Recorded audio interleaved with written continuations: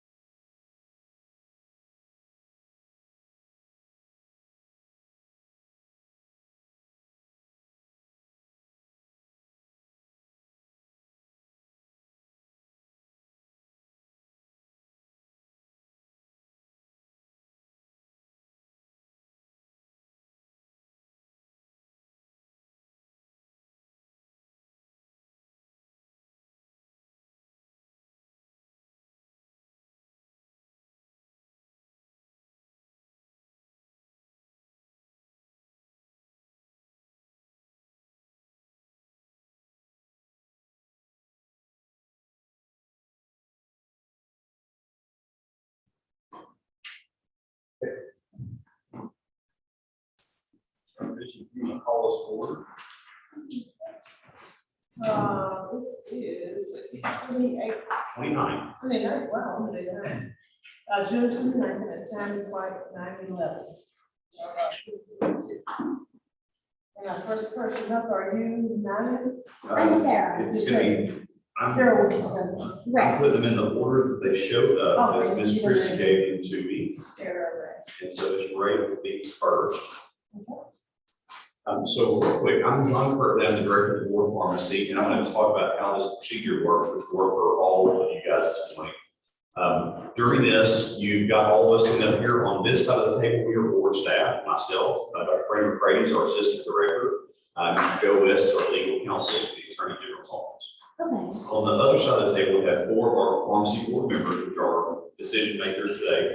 Dr. Brian Jolly, Dr. Lenore Newsom, who's the chair of this informal committee, Dr. Debbie Mack, and Dr. Rodney Richardson. This morning, I believe all of you are here for pharmacy technician applications. And in this process, many times something will come back on the background check, and it's something that the staff cannot approve it. So it's a discussion we have to have with the board members. In a moment, when we call you up, I'll turn over generally to Dr. McCready to give us a brief overview of what is in the application packet. It's the same packet that you have, board members have on their little iPads to look at this morning. We call this an informal conference because it's basically a discussion back and forth across the table. At the end of the discussion, the board members will make some decision or some suggested action. The important thing is whatever they suggest, you can either agree or disagree with it. If you agree with it, we go forward to staff with whatever it is they tell us to do. If you disagree with it, it does not have to be right here today. You have some time to think about that. It is a chance for you to either say, forget this and walk away from the process, or request a hearing before the full board later to further consider your application. The full board is all 8 members of the board. That process is a little bit more formal because we have a hearing officer or court reporter who would swear everyone in as witnesses, and it would look much more like actually going to court. So I'll ask you individually as you come up, but Ms. Ray, do you have any questions about why you're here today? No, sir. Okay, and during this process, for you or for anyone else when you're in front of the board, if you don't understand something's going on, or you have a procedural question or anything, raise your hand, get our attention, we want to help answer any questions that you've got. Okay. I'll turn it over to Dr. McCready. Before we get started, can I ask one clarifying question? Absolutely. I think this young lady is potential applicant is hard. Okay. So for conflict of interest, because we obviously want to attract students, that's probably what you. That will be fine. Okay. There we go. All right. Yep. Ms. Gray is a pharmaceutical technician applicant. When we ran her criminal background check, we did get it. February 2020, she was arrested for domestic battery. She and her mother were involved in physical altercation after her mother found marijuana and alcohol in her room. She hit her mother and her brother who was autistic. The case was passed to dismiss after 6 months if there were other issues, and it was dismissed after the 6 months passed. Okay. You want to tell us all the words from that? Yeah, so I got home from class one night, and my mom found that in my room, and we just started kind of arguing, and then I was gonna pack my bag to go spend it at my brother's house. And then I remember that she grabbed my laundry basket and threw all my stuff out of it. And we just kind of started getting in a fight, and she pushed me against the wall, so I ducked. And then I got up, and then I was trying to get out of the room, so I pushed her to the side. And then I think she grabbed my hair, and then I pushed her off of me. And then my brother came in, and he tried to separate us. And I don't remember hitting him. I might have shoved him to the side, and then I think he got nervous and called the cops. And so the police came out, and they were talking to us, and they said they didn't want to take us in, but they legally had to in the state of Arkansas. So we both went in, and then we got out that next morning, I believe it was, and I thought it was all going to be dropped, and I didn't know that it would still be there, so that's why I couldn't know, or else I would have put yes, but they said that it was going to be sealed, so I guess I was just and then they said that if we did not get in any trouble for 6 months, it would all be dropped, and I haven't been in trouble since, and my mom and I are also getting along really well.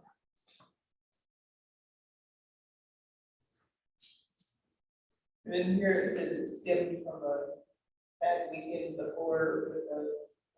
Yes, I was dating this guy in Denver, to go back. So my mom and my brother moved out to Arkansas from Colorado 4 years ago, maybe 5 now. And him and I moved out with her, and they have never gotten along. He wasn't the best guy. So he ended up going back to Denver, and I was like, I'm gonna go back to Denver too. So I went, and I was out there for about 1.5 years, and then it was just not a good situation. So then I came home. And I was home for a couple months, and then I was like, yeah, you can come see me. So he came down, and she was not very happy about that. And that's kind of where it was all stemming from. And then after that whole situation, I ended up just walking him and not talking to him again. So it was just not nice. And the marijuana she found where. What about now? No. So you see your mom had a reason to be upset with you. Yes, of course. That's the thing where you really shouldn't have been there. No.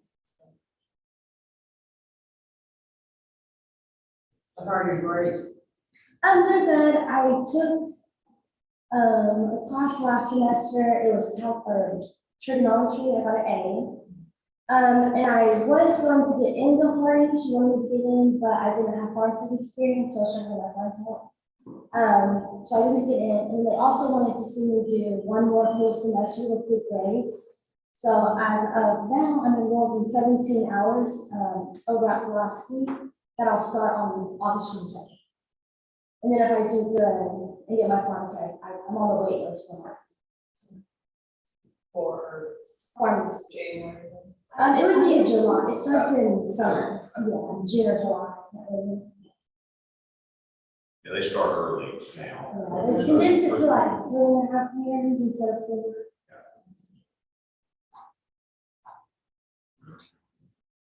You don't have a medical marijuana use card, do you? No, sir.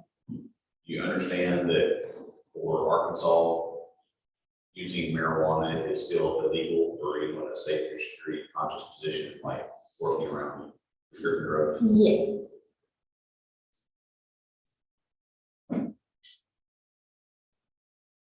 So, I have another question for this schedule. Should we discuss CBD more?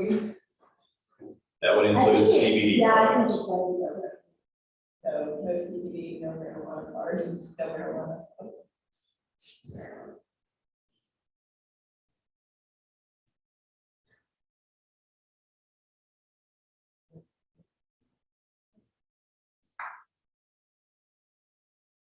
Well, I'll make a motion on Melissa Ray. Now, we don't want you to have arguments with your mother. What was that? We don't want you to be having arguments with your mother. No, we don't even really fight anymore. I think we start like getting upset with each other. We'll just walk away. So that was an interesting chance for me.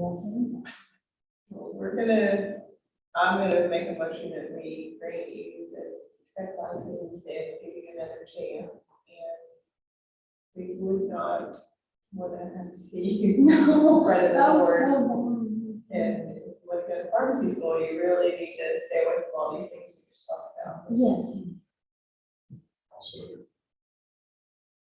Okay, we have a motion and a second. Any further discussion? All in favor, signify by saying aye. Aye. Any nays? And Dr. Richmond, a second from voting. Thank you. Thank you. Next up will be Sean Watson.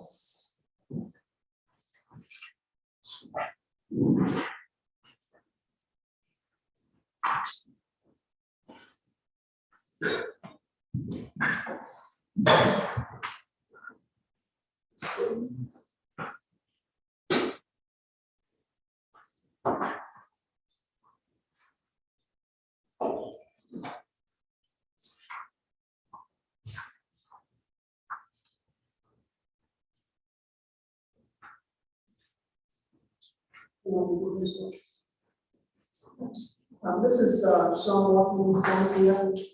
technician applicant, we ran his criminal background check, came back with a possession of marijuana charge in September of 2016. He and people were in a vehicle, the vehicle smelled of marijuana. Several separate containers of bags were found that contained marijuana.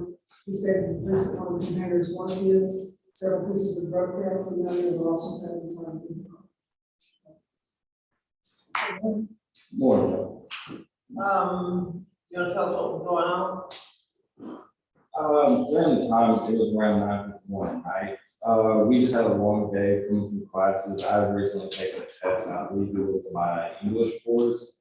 So being that it was also during college, and it happened like when I was 18, young, and we just were like, let's go relax, and that was our form of relaxing at the time. So during the time, we were just going around, and then I received a phone call from my then girlfriend in regards to a personal matter that was happening between her and her family. So I like asked the driver to stop the vehicle.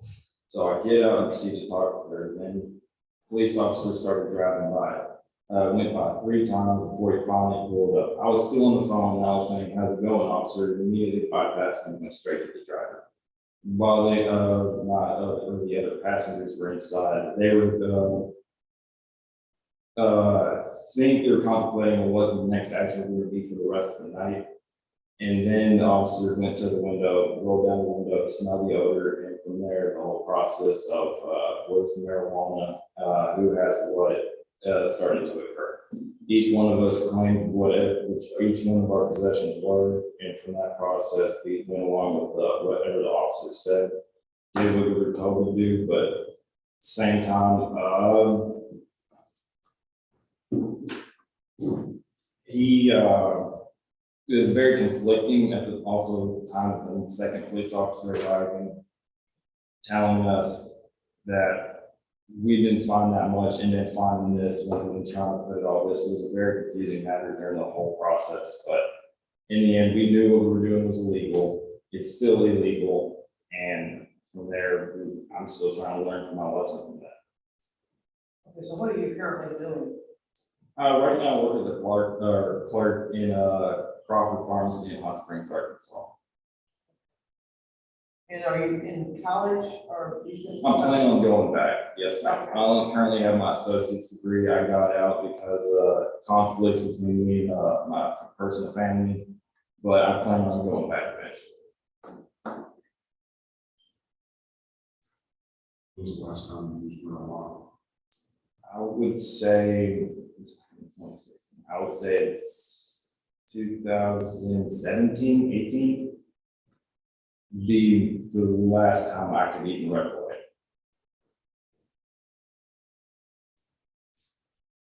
So if I call Susan and ask her how you are at work, what's she gonna tell me? Well, Susan loves me. If she were, or you were to have a conversation with her, she'd say I'm very diligent at my job, I'm very good at what I do, and she tells me quite often how much of like a support I've been to be at Crawford and help everyone out there.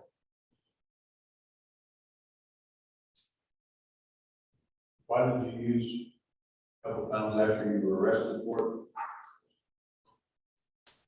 Same time, one of my friends lost a father, and he was depressed. At the same time, it was just like if he was doing it, and I felt so bad, and he was like, "Man, just do it with me." And I felt awful. I was like, "He got us in trouble," but at the same time, it was like, "This is a friend in need," and at the time, like, I can't let him just think his own shit. I'll just be there with him, like even if it was wrong. I know it's still wrong, but at the same time, it's like he's going through that. I'm just gonna relax with him in a sense. That's what my thinking was.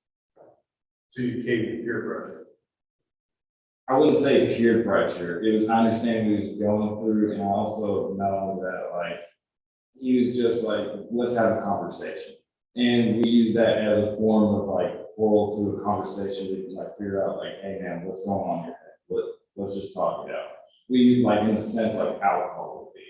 Just use that as a medium to help loosen them up. And so we actually like delve deep into the problems that are going on with this life. One big difference, alcohol is legal. Yeah, right. Yes, sir. You know, medical marijuana person. Oh, no, sir. So what makes you decide to quit in 2017? My answer would be as simple as too old for it. Simple as that. It's a young game. That's what it is, and in my opinion. And besides, it's a foolish one. I mean, if it's illegal, don't do it. I should have known that then, but now knowing what it can do, like especially if convicted for like being on record, never even touched it in the first place. So am I hearing you definitively you have no use for marijuana? Me personally, no. That was the answer to my question. Was you with me or you not? I agree with you.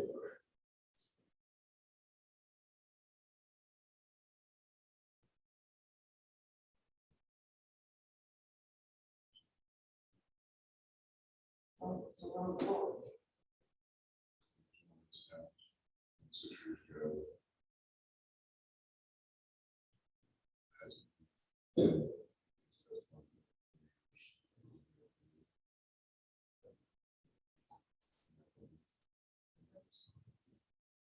So, motion on the second. Any further discussion? All in favor of the motion, signify by saying aye. Any nays? The motion passes. Okay, you've been given a chance here, but you are very, intelligent and articulate young man. I want you to go back to school. Now, you don't need to be hanging around, technician is great, go ahead and further your education. Yes, sir. Because, you're showing me that you are able to help people, to talk to people.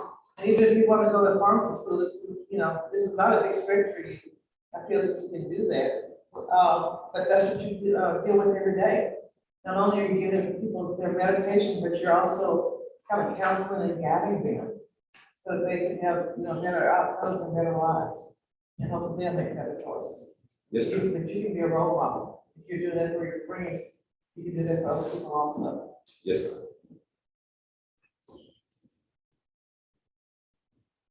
Notice you were born in Fort Knox, Kentucky. Yes, sir. On a military base. I can't remember what army camp it was, but yeah, for some reason I get told that by my parents, like, that was the greatest day of my life, right at Fort Knox, Kentucky. I'm like, no, I don't even remember it.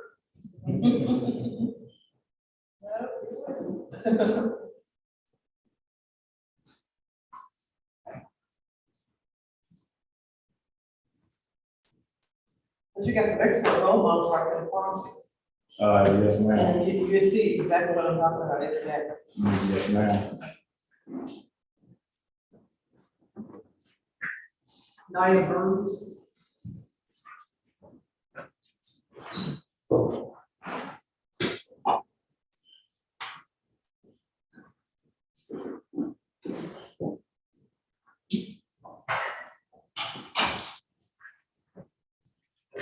Good morning. How are you all doing today?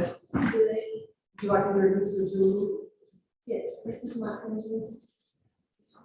I think it's really hit some relative, and mostly here from Walls.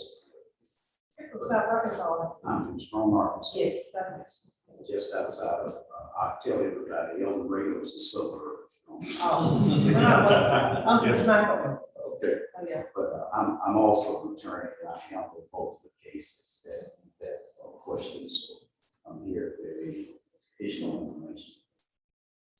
Ms. Burns is a pharmacy technician applicant. We had a September 2018 domestic battery, misdemeanor battery. She was involved in physical altercation with a female at New State University. She admitted to the place that she struck the other female in the face, and she entered a guilty plea to misdemeanor battery. In July of 2019, she had a traffic stop. The vehicle smelled like marijuana. Police found a marijuana vaping device and it had THC vaping oil in it. She entered a guilty plea to misdemeanor charge of the possession of marijuana. Okay. You want to tell us in your own words Yes. what happened here? Should I start with the incident at Henderson first? So I had left my dorm room, but I had returned to my roommate and my suite mate having a discussion in our room.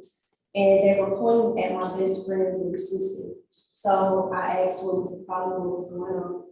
And the initial problem is that my suite mate had misplaced something that she later found, but she was in my room talking to my roommate because she was accusing me of taking her things. And she said that or whatever, she was like, my stuff is missing, and I told her I don't have her stuff, I don't use her type of stuff because it was hair products, and, you know, I can't use her type. But, she got upset about it or whatever, and I guess my roommate was upset as well. And she started cornering me into the room, and she was 2 times my size, so I felt threatened. And she had walked up on me at least twice, and she had her fingers all in my face, she was yelling at me, she was calling me out my name, and I just felt threatened because she was cornering me in the room. And I just felt like I had no choice, and she was all on me. I didn't know what to do. But I understand that it's a way to handle every situation, and I did not have to hit her, even though I felt threatened. And I'm still learning how to deal with those type of situations better, taking a better approach to them to get a solution. All right, the second incident. And the second is, okay, so I was dating a guy at the time, and we would share my vehicle, and he used my vehicle to go a few places that day, and I guess he was still bleeding, which is why the odor was in the car. And I was driving home later, and I got pulled over, and of course the smell was still there, so they wanted to search, and they searched, and they found a THC vape cartridge in my car. And it was mine, he had gave it to me, it was almost empty, but, at the time I did use, but I don't use anymore, and I understand that it's not okay because it's not legal, and I wouldn't jeopardize anything that I have going on now with doing that. The district court says they found it vape in your purse. Yes, sir. So it wasn't just in the car, but in your purse. Sorry? Did they find 2 places? Oh, no, sir, it was in my purse, One was in your purse, one in your purse. because he had just gave it to me, it was almost empty, so I just put it in my purse. So do you ever use marijuana? I did, but I don't. When was the last time you used So, it? Around this time? Around the time of the incident? oh, yes,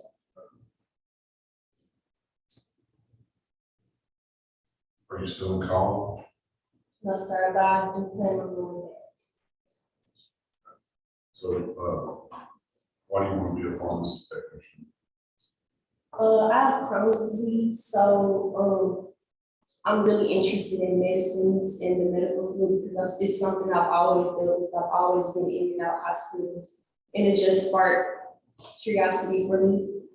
And I like helping people. I like learning, and ultimately I want to be a pharmacist, which is why I want to go back to college. So this is kind of like a stepping stone to get to that position. What do you have where you work at now? I work at the Illinois Golf and Country Club. And those, do you have a job offer with Walgreens? I did have a job at Yeah. yes, sir. It's not Not yet. the reason you don't. No, sir.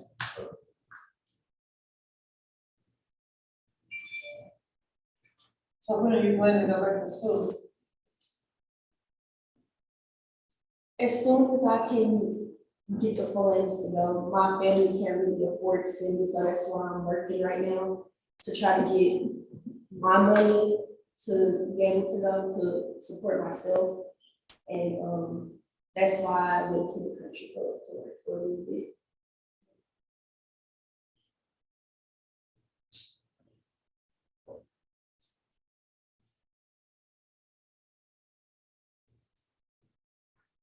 Your purpose of this coming. What is the will of the board?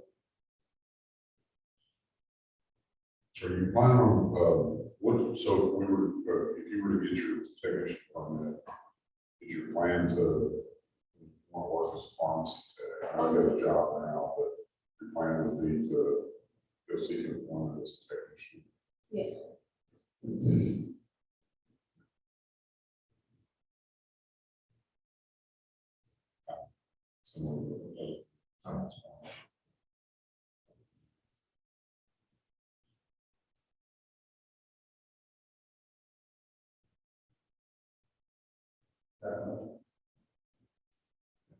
I'll say.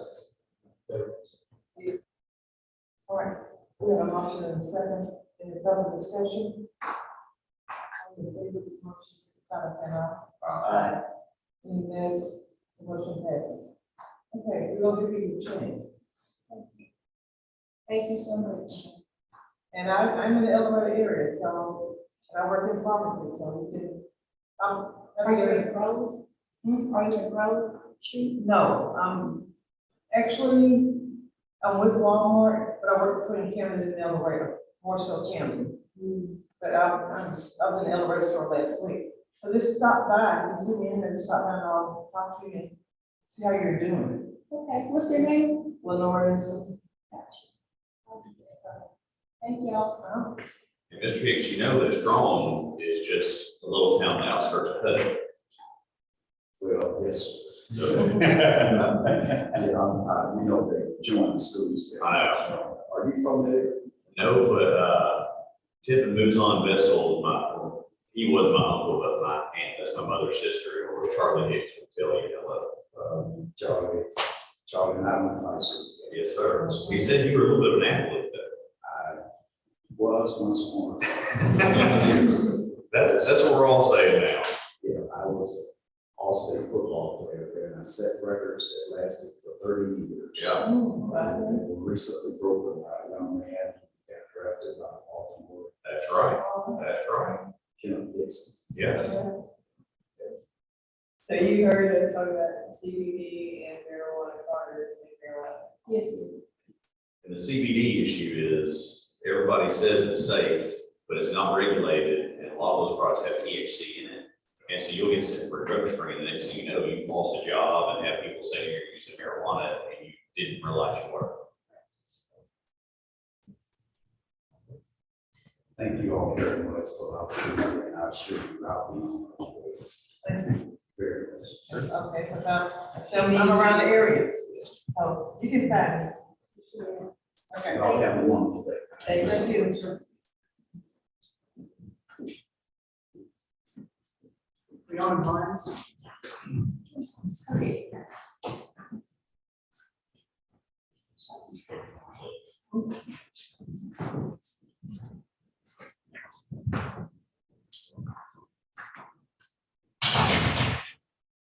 Sir. Ms. Grimes is a pharmacy technician applicant. Her criminal background to June of 2020, a possession of a controlled substance, methamphetamine.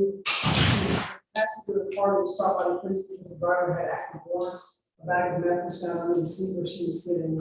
The driver and co-defendant was her boyfriend. He pled guilty to the charge and was dismissed to this charge. Okay, good morning, how are you? Yes. All right. You want to be a pharmacy technician? Okay, why do you want to be a pharmacy technician? I've done it since 2017. I currently work at hematology, oncology, and pharmacy there. And I like to keep that job. Okay, all right. What do you do there? I mainly process insurance claims and get grants for patients who can't afford their chemo meds. If I could get my tech license, then I could start helping the doctor dispense medicine.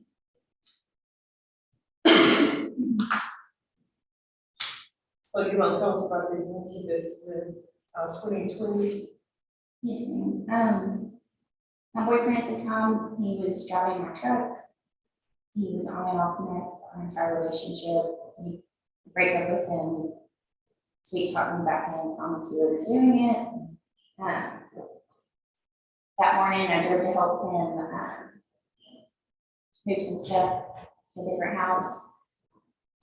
We got pulled over. I guess the cop recognized me in multiple warrants. pulled us over, immediately took him out of the truck.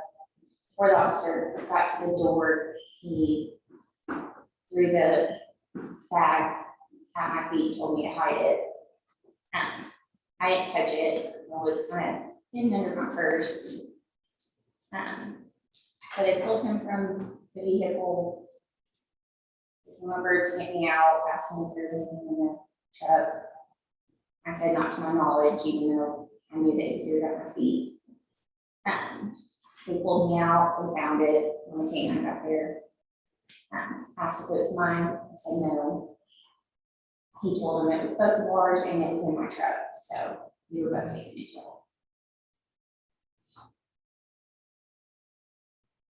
So are you, this guy still together? Absolutely not. I quit talking to him the second I got out of jail and he's in prison now. Oh, that doesn't close, he's in prison? Oh, yeah. That's all you need to do, you're right. So you're honest on your application, based on being honest.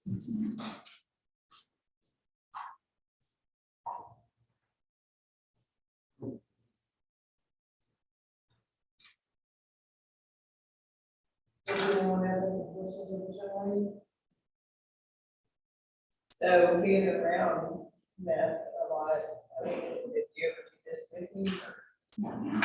And I found out he was doing it for the first like 3 or 4 months he hit it. He progressively got absolutely worse. I knew the signs of it. So I call him out, I break up with him, he swear he would stop, I get back with him, and it's just a never ending cycle with him. And I've always had a job that I've loved and cared about and haven't jeopardized it for drugs and failing a drug test. So you heard us talking about CBD, can you do positive drug tests and you cannot have marijuana card and working pharmacies.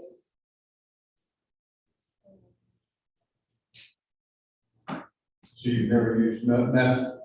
You ever used any other drugs?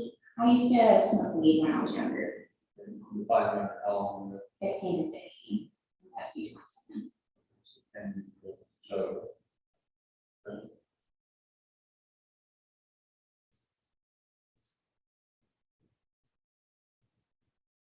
I apologize, I missed it, but you want to be a pharmacy technician because you work at a medical clinic. So I work in a cancer clinic, but we have an in-clinic pharmacy where the doctor dispenses specialty drugs. And I work in the pharmacy, it's just a little office, it's not really like a, That's not actually a pharmacy. yeah, they call it a pharmacy. But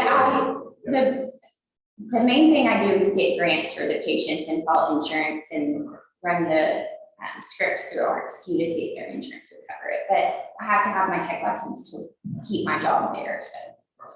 So I know there are rules going through the medical board now to allow people to help fill prescriptions in clinics, but they have not passed those rules as of yet. And even once they do, the prescriber still has to do final checks and give Yes, patients and everything else.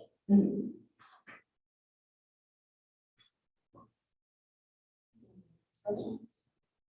I'll make a motion regarding drugs that we allow our check vaccines. There's no motion in second. Any further discussion? All in favor, signify by saying aye. Aye. Any nays? The motion passes. You don't need to change your license, but This is called a second chance.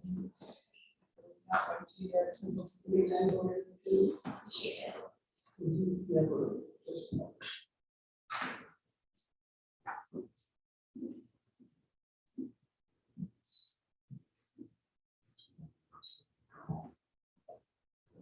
So you got two that withdrew their application. That's correct. From Wyatt Terry and Tremaine Bowman, who both withdrawn their application.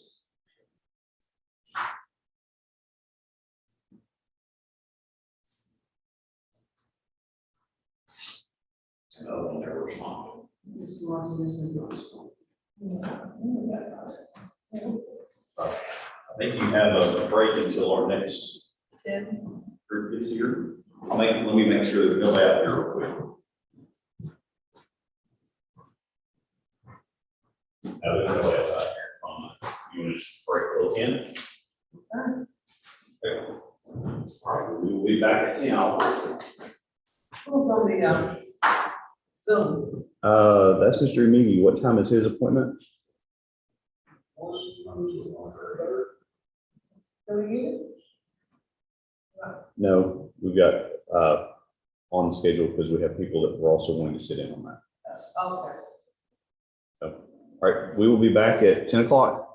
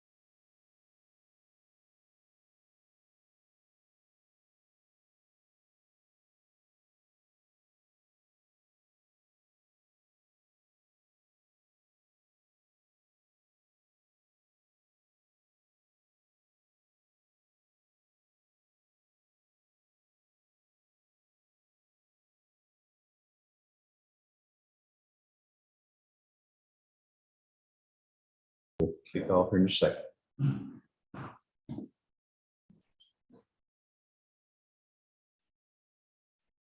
All right, if you want to tell us who you are, I'll introduce and tell you who is at this table and a little bit about this process.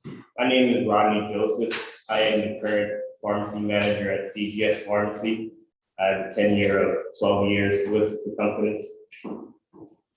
I'm John Curtin. I'm the Director of Board of Pharmacy, and on this side of the table, we're board staff here in the office.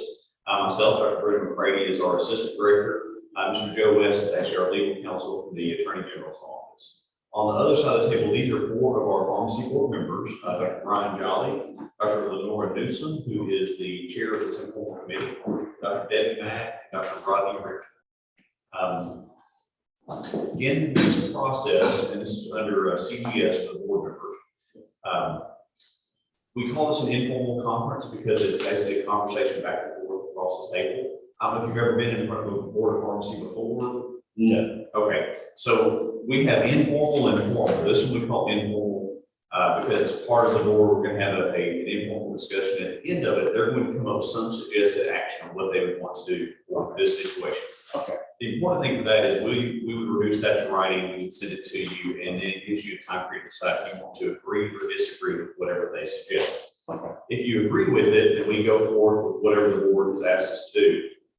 If you disagree with it, it would be your chance to appeal to a full board meeting at a later date. Full board is all 8 members of the board, hearing officer, court reporter, we swear everybody in, and we introduce them. It's much like going to court. It looks much more official than this one. In just a moment, I'm going to turn over to Dr. McCready just to describe why we're here today. But first, do you have any questions about how this process works? No. Hey, if at any point during this discussion, if you have a question about something that's going on procedurally or otherwise, by all means, get our attention, ask us any questions we have. I realize you have never been in this situation, and while we do this all the time, we want to be sure you have any information you Okay, thank you. need. So after she introduces, I'm sure that the board is going to have some questions. Okay. Great. Good morning. CGS Pharmacy is licensed OS 02730. Arkansas law requires that they have an Arkansas license pick on staff 20 hours per week. In 2020, they did have an Arkansas license pick. He passed away. The pharmacy never notified the board that the PIC had passed, and the board was only made aware of the situation after noticing the PIC did not renew his license in 2021. The pharmacy had the deceased PIC listed as the pharmacy's PIC from April 2017 until the board held in May 2022. The pharmacy did renew its permit in 2021 and listed the deceased PIC as the PIC at the facility at that time. The board contacted this corporation 3 times via phone. We never received a response from the messages that we left. We finally sent them a letter, a certified letter on April 18, 2022, which is resulting in this.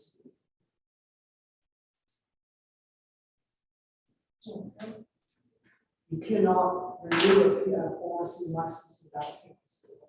If the internet. It has to have a license PIC on Attached to it. attached to it in order to renew it. So, he took action as soon as he found out or was notified, or we still don't have a PIC for it? Right, to the best of my knowledge, we still don't have a PIC, but I'll.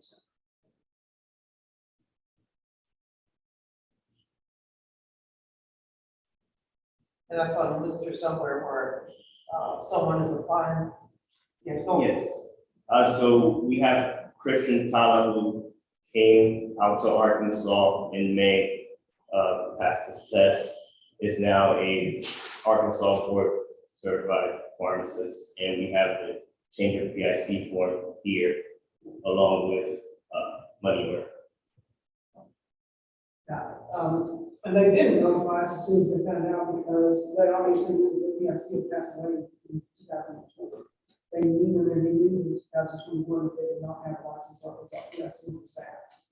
And we, like as I said, we tried to contact them 3 times, got the message 3 times that they called the board without a PIC. So the concern goes back to point 1. Yes, And they do not have Arkansas pick listed as a city stuff. They did not have an Arkansas PIC from 2020 until now. So they did establish one, and they have reciprocated as of this month. So how many months was it? How much time?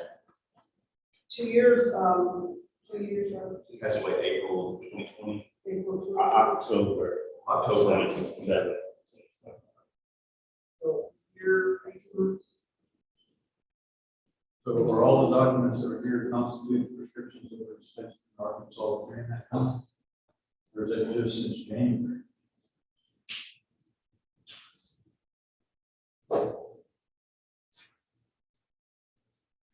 I think the subpoena was for just since January. I think we just looked at this year because of the renewal itself, Since January. because we weren't aware at that time when the individual passed away. We saw that he did not have a license. And so we sent, well, if he did not renew, and he did not have a license after January 1st, it was active, and we found out, well, actually, it does go back further. We did not issue a second subpoena for that. So is that where the burden starts? Is it on us to recognize it, or is it on them? On them to tell us within 14 days when they, That's what I thought. yes, and that is reflected in the letter that the previous council sent to. So anything they shipped out in 14 days actually was, they shipped without the license. Correct. Per Arkansas. So is that what we're considering is? Is what do you want to do as suggested action? If it was just a change of ownership or something, it will be a standard $2,500 processing fee. We've had one or two instances before where this has happened, and that action is largely dependent on the explanation of the corporation of how y'all want to handle it. So you probably ask him what Yeah, I happened think and we why. need to hear, but. So unfortunately, in the midst of the pandemic, 2 days prior to his birthday, Roshan passed away on October 27th, 2020. It shocked the entire pharmacy. To this day, I am the only standing employee of the pharmacy. After he passed away, all my technicians quit or left to other endeavors. We had staffing issues. We wanted to keep the pharmacy afloat and still serve our patients. So we went to temporary pharmacists to be able to serve our patients. We hired one PIC. He only lasted a week. Then we hired two more, and they did not work out as well until we landed on Christian.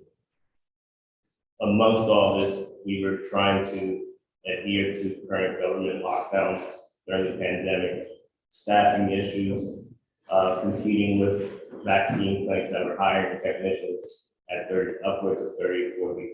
That was an hour that we could not compete with. We take this very seriously. It was a complete oversight. We have implemented procedures so that this does not ever happen again. Because this is a serious matter. We hired an expert pharmacy consulting company that their expertise is licensing, and they have a software that if there's anything like that, any instance like this that happens, it is called right away in the system and addressed. Are you a pharmacist? I am not a pharmacist. I have a tenure of 12 years as a pharmacy technician. I became a pharmacy technician supervisor in 2017, and then as Roshan passed away, the pharmacy didn't have anywhere else to go, so they asked me to step up, and I stepped up. What's your current role with the company? I am currently a pharmacy manager. What is CGS pharmacy? Yeah. 'Cause having not seen it, CGS Pharmacy, we're a mail order pharmacy. We serve Persona Doctors, which is a medical weight loss company, and B12 RX, which is we just ship B12 products. what compounds do they do We do, mainly just B12 shots, and then for persona doctors, which is just DC, Maryland, and Virginia, we do, testosterone cream. So everything shipped out of state is all commercial product? Or It's all commercial product, not one control. okay. And mainly just B12 injection? Yes, B12. Who owns it? The farm.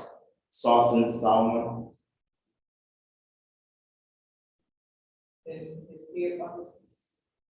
no, The doctor? yes,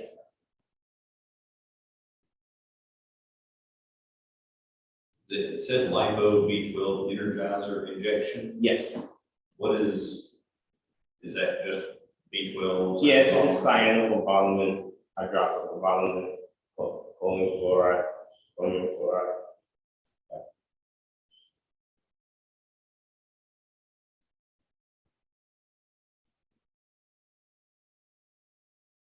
Yeah, each one's, B2, B4, they've got different names. for the Yes. Chemical.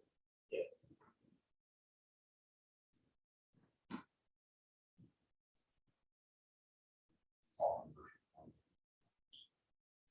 You said all commercial product, Compounded in-house.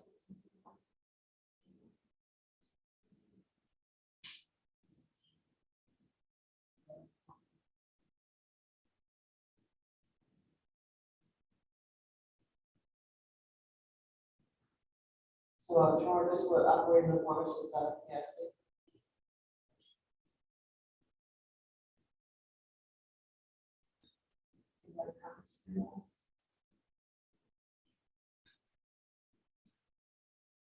So this new individual, he's actually hired, Yes, he will be a full-time. he will be a full-time pharmacist with the company.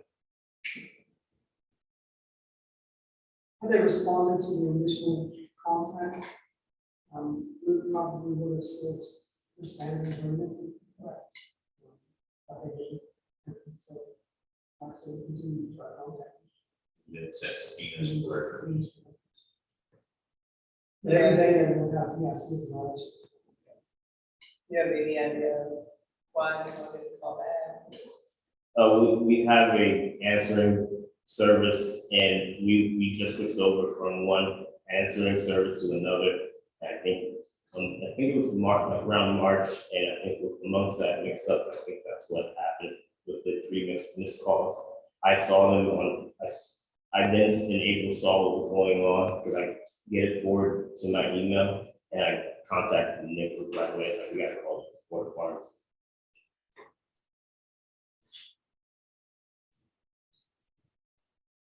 where you said the standard, what would that?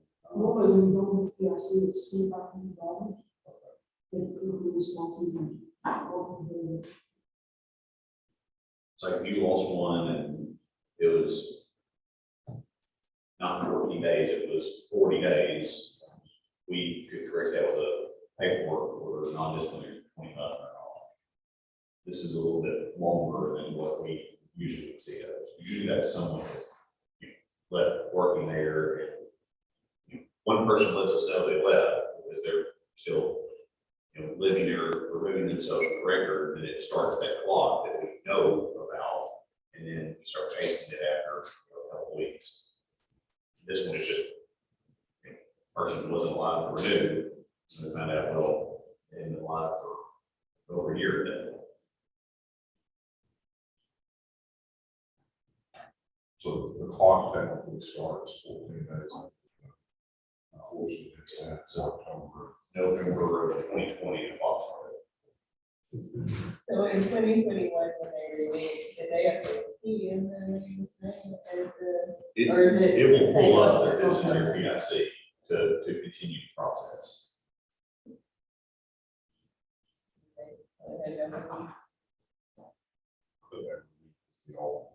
Yes, and that still. Well, and have they contacted the board? As Dr. Curtis said, we allow them, if it's an out-of-state pharmacy, they have until the next board meeting, as long as they're in the process of getting a PIC. I mean, we try to work with them because they have to have a pharmacist. participates and takes the law exam and follows through on that process. If they're in the process of doing that, we will give them from when the pharmacist left until the next board meeting. Now, if it's a week or two before the board meeting, we will give them to the next board. So we give them, you know, around 60 to 90 days, depending on when the accident is. Given the length of time that this has occurred, is the pharmacy licensed in other states other than Maryland? Yes, I mean, 17. did you encounter the same problem given that longevity of time that happened here, did it happen other places? It did, we informed the boards. Once we put this, we had a prior pharmacy consulting company that did inform the other boards. In April, it just so happened it coincided with the renewal of cards. And did you change your PIC in Maryland? Yes, of course, So you're at least aware that you needed to change the PIC somewhere? yes.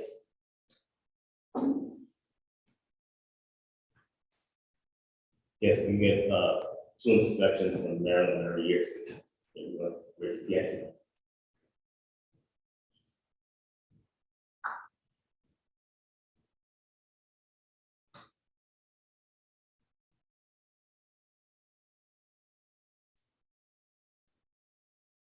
Then make it rise. How inspired.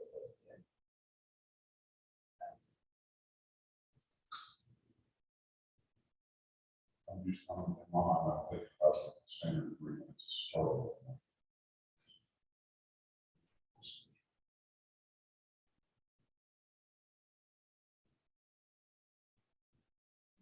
It's not like we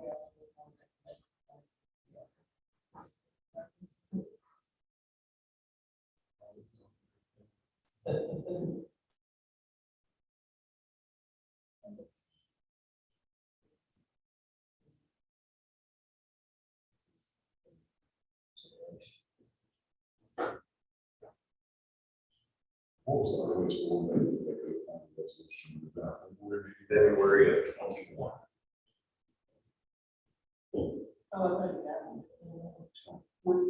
He passed away in October 27th. So that there were more. So we would ask them within, have to let us know in 14 days, the name of who would within 30 to start the process, and there would be plenty of time to get in and reciprocate February 21, which would have been virtual at that time. They'd have to come here to take the law test, but it would have been a virtual form.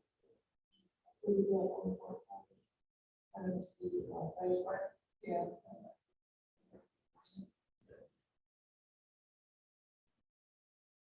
What we need to do.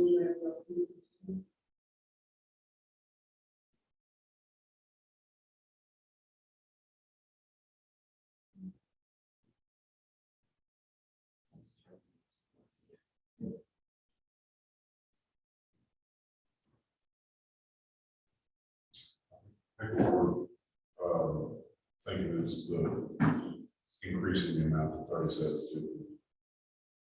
Be a year and a half. Of the things.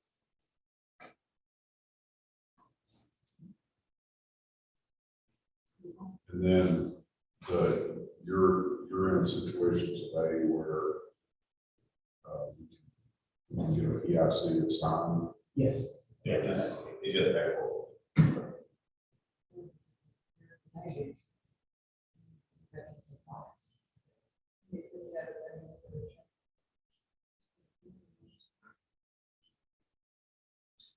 We want this to be a non-disciplinary order as paperwork that we would do formally or as many times at this point.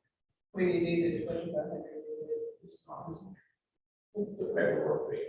I'll say they have a training. And then also stated that everyone that will, you're a related person, related stuff.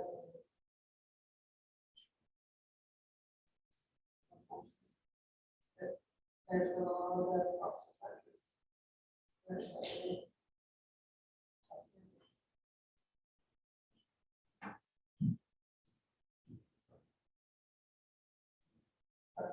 I mean, I think, you know, with the volume they're doing, it's like 2%. Like, it's not a huge volume, so you're probably talking 36 scripts. That would probably line up with some of the fine amounts even per script you look at. If it was 5,000 descriptions, that's a whole different issue. That, you know, That's a lot. I think pretty close.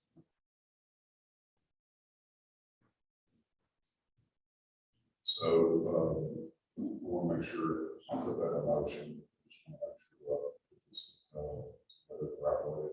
So this would be a consent agreement with a non-disciplinary,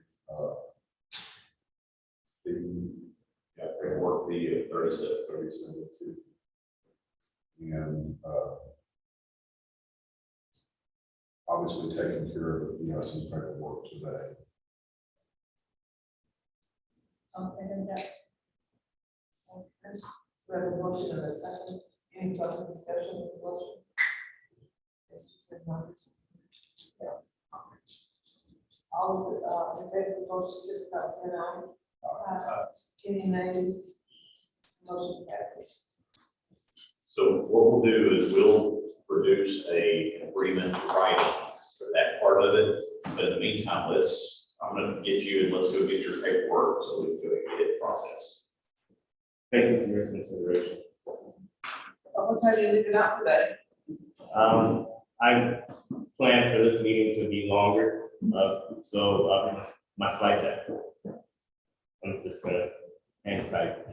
Oh, you can just hang around downtown, we work out big Yeah. places to go, but you're not that far from the airport. Yeah, Nice little eating places around here. yeah. Yeah, I just mostly sat in my hotel room yesterday. Oh, okay. Oh, you did, you were worried. Yeah. Okay. Oh, you gotta just, yesterday was a beautiful day for Arkansas. The humidity was down. Yeah. It was hot, but it wasn't the kind of heat we normally have. And I think we're getting a little bit of that today. Okay. And if you have enough time, we've got a presidential library here. Oh, It really? is, it technically, actually, if it wasn't too hot, it's walking distance from downtown. Which hotel did you stay? The Marriott. But just call it river. There's a show. Yeah. And go, and there's a restaurant in the base of it, so you can go do the library and, eat lunch there too. I believe the restaurant open right now or not. I checked that first. just in Okay. case. All right, call me. Thank you again. I'll get back to that. Oh, I didn't know that. Was- You're done with them. Safe travel. Like I said, thank you.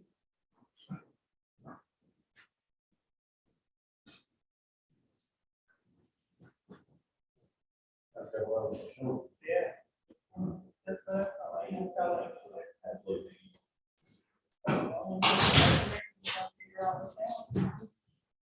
Nobody else here?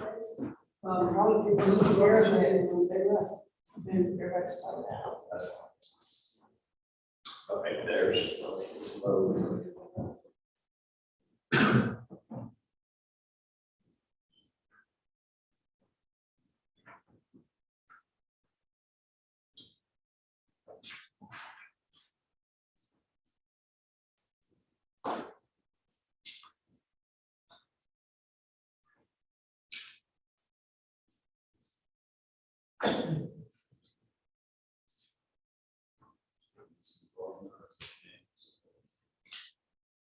Is there anyone up there?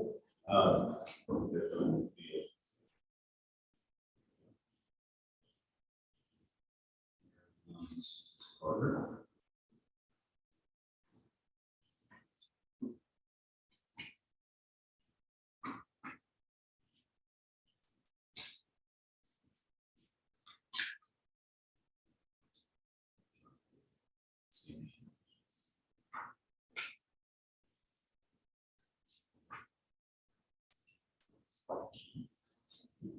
Ms. Gardner, can you hear us?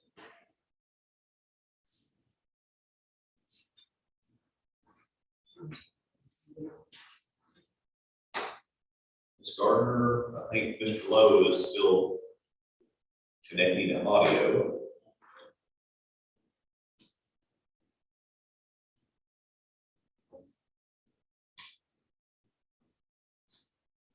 I'm trying to see if you guys can hear us, because we do not have any sound back from either one of you.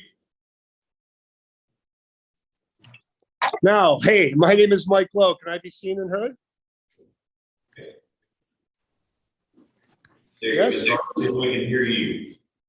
Can you hear me? I just unmuted myself, I think. There we go. So I'm going to kick this off. First of all, I'm going to remind our board members here at the board meeting that we have to speak up, because the only way they can hear us is if it gets to the microphone in the camera over there. So, Ms. Gardner, Mr. Lowe, my name is John Kirkley. I'm the director of the board of pharmacy. I'm going to tell you who you're speaking with today and just explain a couple of things about this process before we get started. For myself, the other members that you see on the left-hand side view of this table, we also have Dr. Brenda McCready, who's our assistant director, and then right off screen we have our legal counsel, who is Mr. Joe West from the Attorney General's office. And then we have 4 pharmacy board members who are decision makers here today. We have Dr. Brian Jolly, Dr. Lenore Newsom, who's the chair of this informal committee. We have Dr. Debbie Mack, Dr. Rodney Richard. Now, we call this an informal conference because it is an informal conversation back and forth across the table, so to speak. And generally, after we have a discussion, the board members will come up with some sort of suggested action or some suggestion for us to take. The thing with this being informal, you would have the opportunity, after we produce that in writing and send it to you or to your legal counsel, to consider if you would want to agree or not agree with that. In this case, we just have to see what they come up with to kind of figure out how that goes in today's discussion. I would also ask, right before I kick it over to Dr. McCready to give us a brief overview, do you guys have any questions about how this procedure works or the process? No, but I would say that there seems to be kind of a reverb, maybe because of the size of the room that you all are in. I don't hear you terribly well. I mean, audibly, volume-wise, it's fine, but it's a bit, it's kind of a bit muffled. So that would be my only admonition. Other than that, what is the file or case number for Ms. Gardner, if you could refresh me?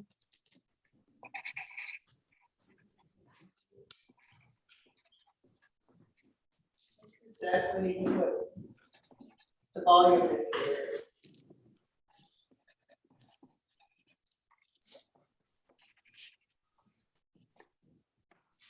Dr. McCready's pulling that number. I was checking to make sure we did not have any other microphones on the room, which we do not.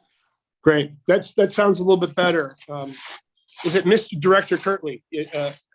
Kirtley. Thank you very much.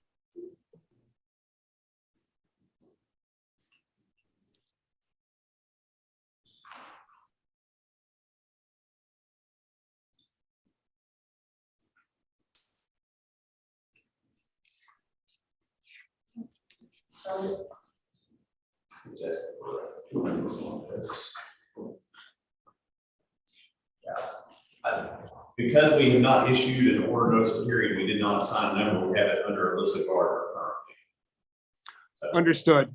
okay. So, Dr. McCready? Oh, actually, may I have one more question? Are there going to be minutes generated from this hearing? No, sir, we do not generate minutes from this. We go with whatever the board members ask us. This is live streamed on YouTube. That YouTube video will be available for you at a later date via our YouTube channel. So will this YouTube video be available for public consumption after today's date? It is, all of our meetings are streamed to the public. We also, by state law, have to record them, so we just leave it out there on our YouTube channel. Just for perpetuity? Yes, sir. Okay.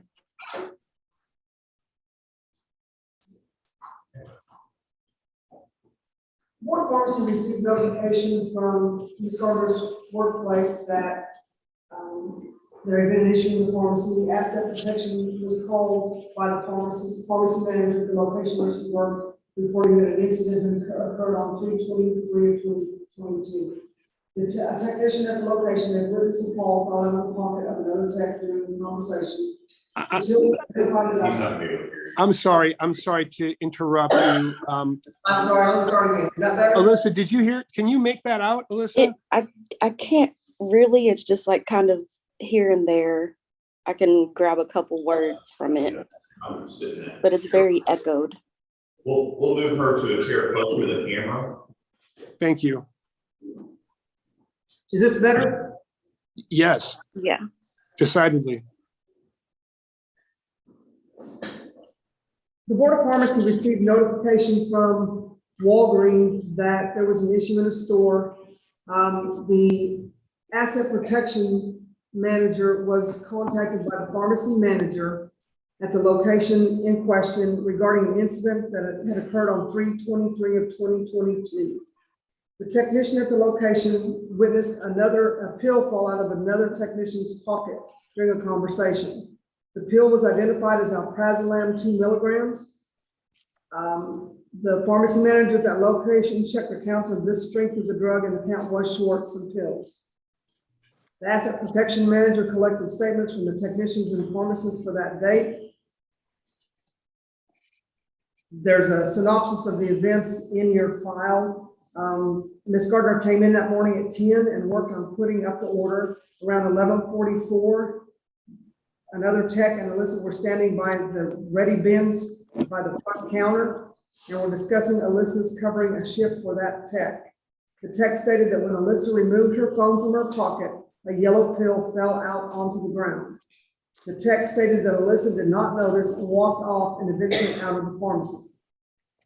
The technician notified the pharmacist of the pill, and it was collected and put in a bottle as waste until the pharmacist was notified that it had fallen out of possession of Alyssa. Alyssa was talked to by the pharmacy manager and store manager in reference to the pill and was eventually sent home until she could be interviewed by the pharmacy manager or asset protection manager. During the discussion, Ms. Gardner advised she did not know why the pill would be in her pocket. She offered reasons of the possibility that it fell in there while putting up the order and straightening shelves, or it could be her sister's. Alyssa advised them that she did not have a prescription for that medication, but advised that her sister did take a similar medication. The pharmacy manager advised that Alyssa had not been at the fill station prior to the incident and had been working on putting up stock truck in the area of the alprazolam 2 milligram. The pharmacy manager advised that they did not fill that medication very much and checked and the count was short. Speaking with the pharmacy manager, they did contact the pharmacy where her sister gets the medication. It is a different brand than the brand that fell out of her pocket or is alleged to have fallen out of her pocket. The brand that is alleged to have fallen out of her pocket is the same brand that the pharmacy carries. There's numerous statements in the packet for the board members to read, and I will turn it over to Dr. Newsom. Okay. Can you tell us in your own word, what has happened with this incident? Take this technician. What's his name? Garner? It's Garner. I'm sorry. What was the question? I couldn't really hear you. Hear me okay? It sounds a little far away. I can't really hear.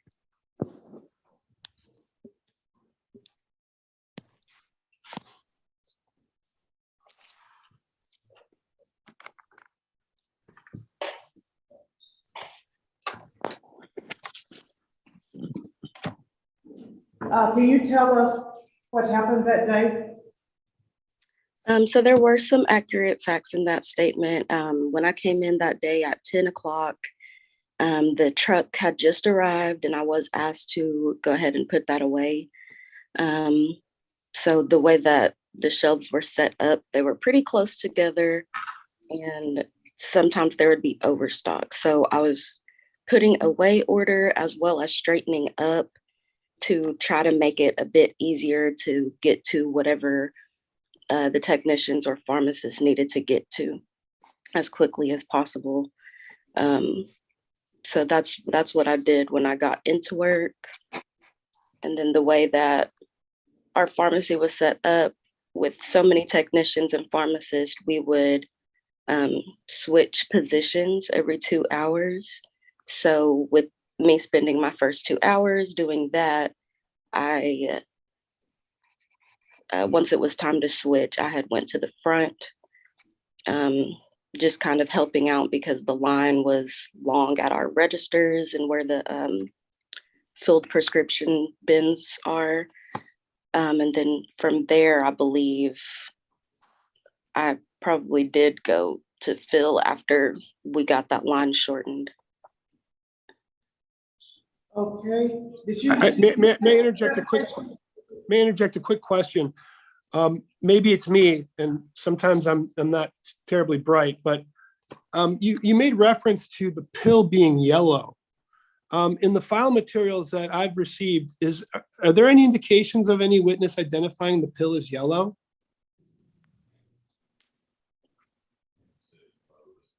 I can't hear you if you're talking, whomever that is.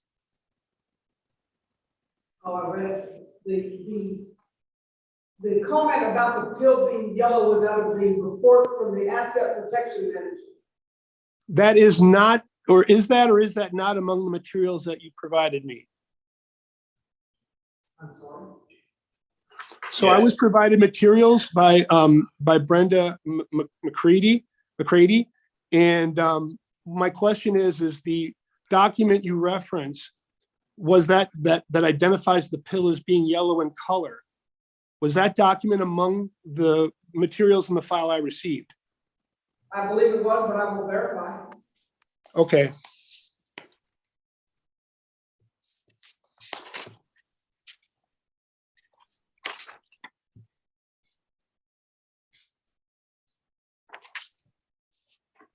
Like specifically identified as Sandoz. Like I said, it's obviously plausible that it's in here. I just didn't see that. If you could direct me to that, that would be great.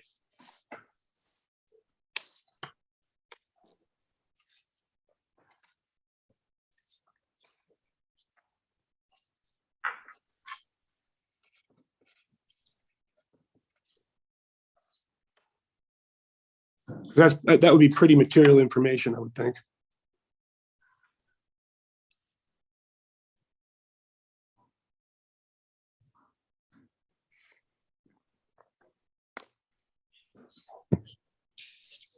I mean, I can tell you what I received if that makes it easier.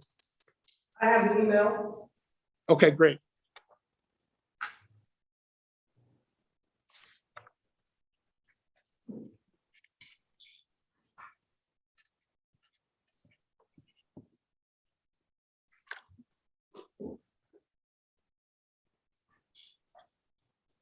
It was attached to the email that was sent to you on 5/27/2022 under case 189178.pdf. Can you tell me what the document is entitled and what the date of the document is? The document on your email, and it's a Walgreens case number 189178. Okay, great. And then, and I do have that document, so this could be on me. You're saying within the four corners of this 3-page document, it indicates the color of the pill? It is in the third paragraph of the synopsis. I see it here. Thank you very much. You're quite welcome. Okay, Ms. Garner. Can you hear me? Yes. Okay, have you taken alprazolam or on alprazolam? No, I've never been prescribed that medication. And just so we're clear, there are going to be a couple of HIPAA and Privacy Act of 1979 kind of things going on here. Obviously, in her own defense to these allegations, I shouldn't say that. Ms. Garner divulged some information to a person that she believed was a friend or a colleague, and that was used to try to implicate her in this. So we understand that that's going to be an angle here. But in terms of really exploring her medical health history or her mental health history, I just would say maybe we can proceed with caution on that because that's kind of a touchy area. I think that specific question that Dr. Newsom was asking was basically just if Ms. Gardner had legal possession of her own medication in this instance. But If she did not have a prescription for it, then it was not her actual medication. Sure. I mean, I just think there's a better way of asking that question than asking about what kind of, did you have any of your own pills of any kind there that day? That kind of covers everything, I think. Well, it's up to Dr. Newsom how she wants to ask that question. It's up to Ms. Gardner if she wants to answer. Okay, I understand. I might lodge an objection here or there then. Okay, and remember, this is an informal hearing. We can go to a full board hearing if you wish to. Well, this is going to be live streamed and it's going to be on YouTube for perpetuity. I don't think it's really fair for her to be talking about her medical health history and have it out there on the internet. If I could ask a follow-up question, in fact, I don't think she answered Dr. Newsom's question at all. Dr. Newsom's question is, have you taken it? And Ms. Gardner said I was not prescribed the drug. That's not the same thing. She asked if she had taken the drug.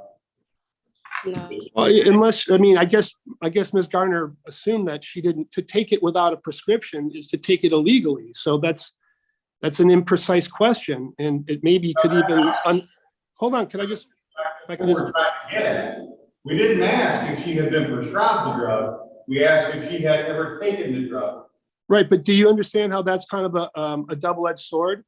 If she says yes to that question, either she has a prescription or she's taking it illegally. Either way, I want to know because she had the drug in her pocket. Well, that's in dispute, sir. We wholeheartedly refute that. So, I'm not trying to be difficult, but I am here to advocate and to protect her interests, which include her health interests and her privacy interests. So, Make a motion that we move this to our formal hearing for the October board meeting. Second. I have a motion and a second on the floor. Any further discussion? if I may very briefly interject, we will proceed with this informal hearing, and we don't have a problem with that. I just want to try to be protective of my client. Health information, especially in this day and age, with identity theft, with all kinds of other malicious types of acts, and the fact that this is going to be on YouTube forever, I'm just trying to guard against any ill effects for my client. So if I'm being overly legal, or if I'm being, in your mind, combative, I apologize. We would like to proceed with the informal hearing. I'm just trying to protect my client, that's all. Okay, I have a motion on the floor. And did you say also in person? In person. In person, all right. All in favor of the motion, signify by saying aye. Aye. Any nays? The motion passes. Okay, Mr. Lowe, we will form an order notice and give you a time for October meeting. I'm sorry, I can't quite hear you very well. We will send you a letter. Yes. Thank you. You'll send me a letter that, I'm sorry? We will send you a letter with a hearing notice. So am I correct that because of my concern, right after I voiced my concerns about these privacy issues, you all decided to cancel this hearing and then move to a formal motion or to a formal hearing?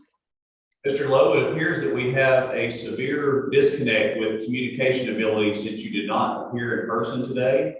And I don't know that we're going to be able to get past that. It's obvious even now that we're having trouble communicating with you. I can't tell you why the board members did or did not decide to do that, but apparently they want to see you at an in-person hearing, which should help with any of those communication issues. Well, are you talking about the audible issues? Because those were cured. We heard everything that was asked of us. I'm sorry? Chairperson Newsom, do you have anything else to discuss with Mr. Lowe or Ms. No, Gardner today? no. Okay, thank you. We're going to move on to our next case. Well, thank you. Have a hallway. I can check. Okay.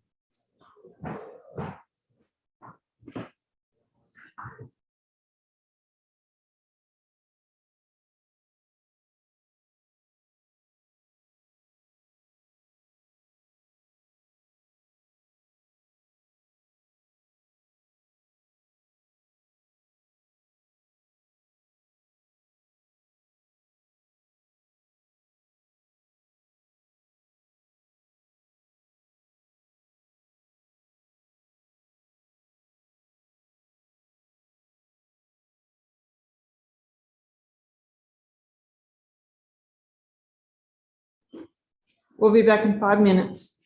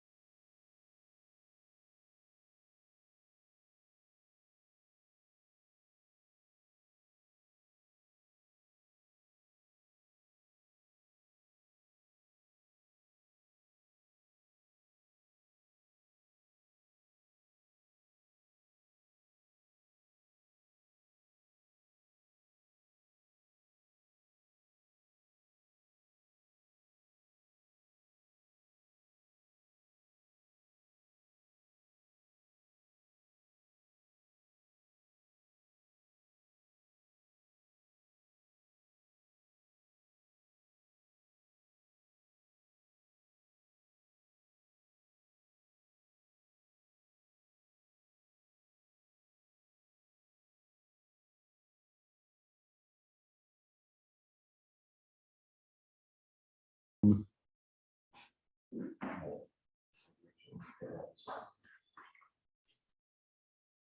was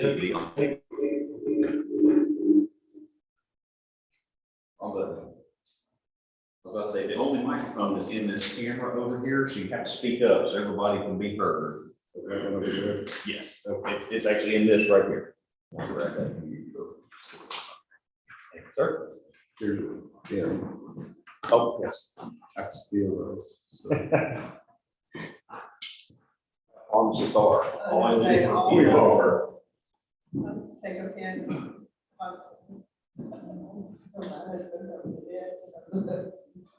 Right. We should be back. And if you guys want to tell us who we are talking to, I'm going to tell you who's at this table and how this process works for everybody. I'll start. I'm Kent Abbott, President of Farm Care USA. Rod Nixon, General Counsel of Farm Care. I'm Ben Hosmer, I'm the PIC at the Memphis, Mississippi location. I'm John Kirkland, the Director of the Board of Pharmacy. On this side of the table, we are board staff members, myself, Dr. Brenda McCray, who is our Assistant Director, and Mr. Joe West, who is our Legal Counsel for the AG's office. On the other side of the table, we have 4 of our pharmacy board members who are decision makers here today. We have Dr. Brian Jolly, Dr. Lenore Newsom, who's the chair of our informal conference, Dr. Betty Mack, and Dr. Rodney Richard. In these cases, these issues that we see today, we call this an informal conference because we treat it as a conversation back and forth across the table. If I point out this a couple of different ways, but it's different than a typical board hearing because we don't have a hearing officer in the middle of the table, we don't have a court reporter, we don't have all 8 board members or a larger portion of the board, and we treat it as an informal discussion, much like many attorneys would think of as mediation. At the end of our discussion, the board members will suggest some sort of action that they think would be appropriate, and it's something that we would give a reduced writing if needed, send it to you guys, and it gives you a chance to decide if you want to enter into that agreement with the board, or if you prefer to punt and have a full hearing with the board at a later date. Our next board meeting is October. That would generally be the time for that. In this process, what we generally do is we will have staff kick off with, here is kind of why we're here today, for board members to give a brief outline, and then generally the board members want to have discussion with you about what's going on, what's happened, what's changed, or anything else. So generally my last kind of follow-up question is, do you guys have any questions about how this process works? No. Okay. If you have a question in the middle of this, if you guys need to put your heads together for a second or anything else, just wave your hand, get our attention, ask any questions you've got. We realize that if you haven't been in this situation while we do this all the time, we want to be sure that you have any answers that you need. Okay. With that, I will kick it over to Dr. Craig. Good morning. Farm Care's license number is OS 01023. On May 4th, 2022, Tanisha Burnett contacted the board of their employment information. At that time, she was also listed as the PIC at Farm Care. The board asked if she was still the PIC at Farm Care, and she said that she had never been a PIC at this pharmacy. There was an email to that effect further into the documents. The pharmacy had her listed as the PIC from 4/7/2021 until 7/11/2021. Dr. Burnett stated she only worked there briefly from 2019 to 2020, but never served as the PIC. The pharmacy submitted a change of PIC form on May 13th, 2022, and listed Burnett as exiting PIC. The pharmacy submitted a change of ownership application on April 1, 2021, and Burnett was listed as the PIC then also. So the board felt like we had some untrue information listed on this applicant's file and or this pharmacy's file, and felt that they needed to come in to discuss the discrepancies. Okay. Well, what happened here? I'm sorry, What happened here? great question. So we acquired this location in March of 2021. It was a full stock purchase.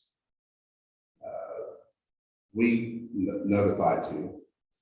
We have a compliance department and all these departments, and they identified that the gentleman that was listed as the PIC was deceased. We knew that couldn't work. So she was under our employ. She was under our employ, and we asked her if she would sign kind of as a placeholder for our license until we got the right person in there. And she agreed to do it. I know what she says, but she did agree to do it. We have her signature. No one forged her signature at all. All during this time, we're not billing into Arkansas. We don't have any business in Arkansas at that during this time frame. This night, was it 2019, 2020, she was working for the previous ownership. She was not working for us because, in fact, I didn't even know that until I read this morning. So we, in this whole process, we were looking for our pharmacy director and our PIC. Ben was the successful, I'll call it successful candidate, although he may wonder about that today. He was successful and became our PIC. Where we failed, very honestly, is we didn't follow up and update because he'd been working since actually you came to work in April, May, June, somewhere around there of 2021. We failed administratively in documenting to update you guys. Still not billing scripts. And even as we sit here today, not billing scripts. So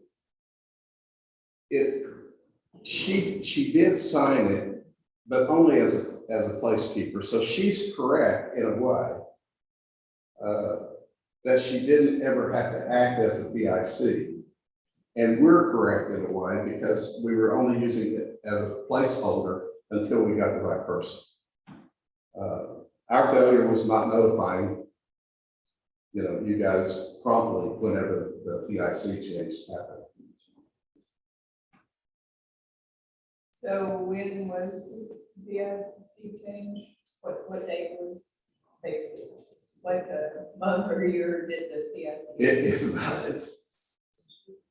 This was also a failure, management's failure, compliance's failure. He actually didn't, we put the application in May of this year. And we should have followed up. I would love to blame the departments for not doing this, but at the end of the day, it still stops with me. And so I didn't check to make sure they did it either. So May of this year, 2020. It's when we finally notified him. Oh, but when did he really become a On July. Yes, July 12th of 2021. So when you're referring to the May document, you're talking about the change in form. Submitted. Right. And then your original request to be permitted in Arkansas, so this was after the acquisition. Yeah, it would have been like within a month after the acquisition. I think we took over March 1st. Okay, so is that in the packet, I'm assuming you guys have a copy. Is that the application to permit operate as an out-of-state pharmacy around April of 2021?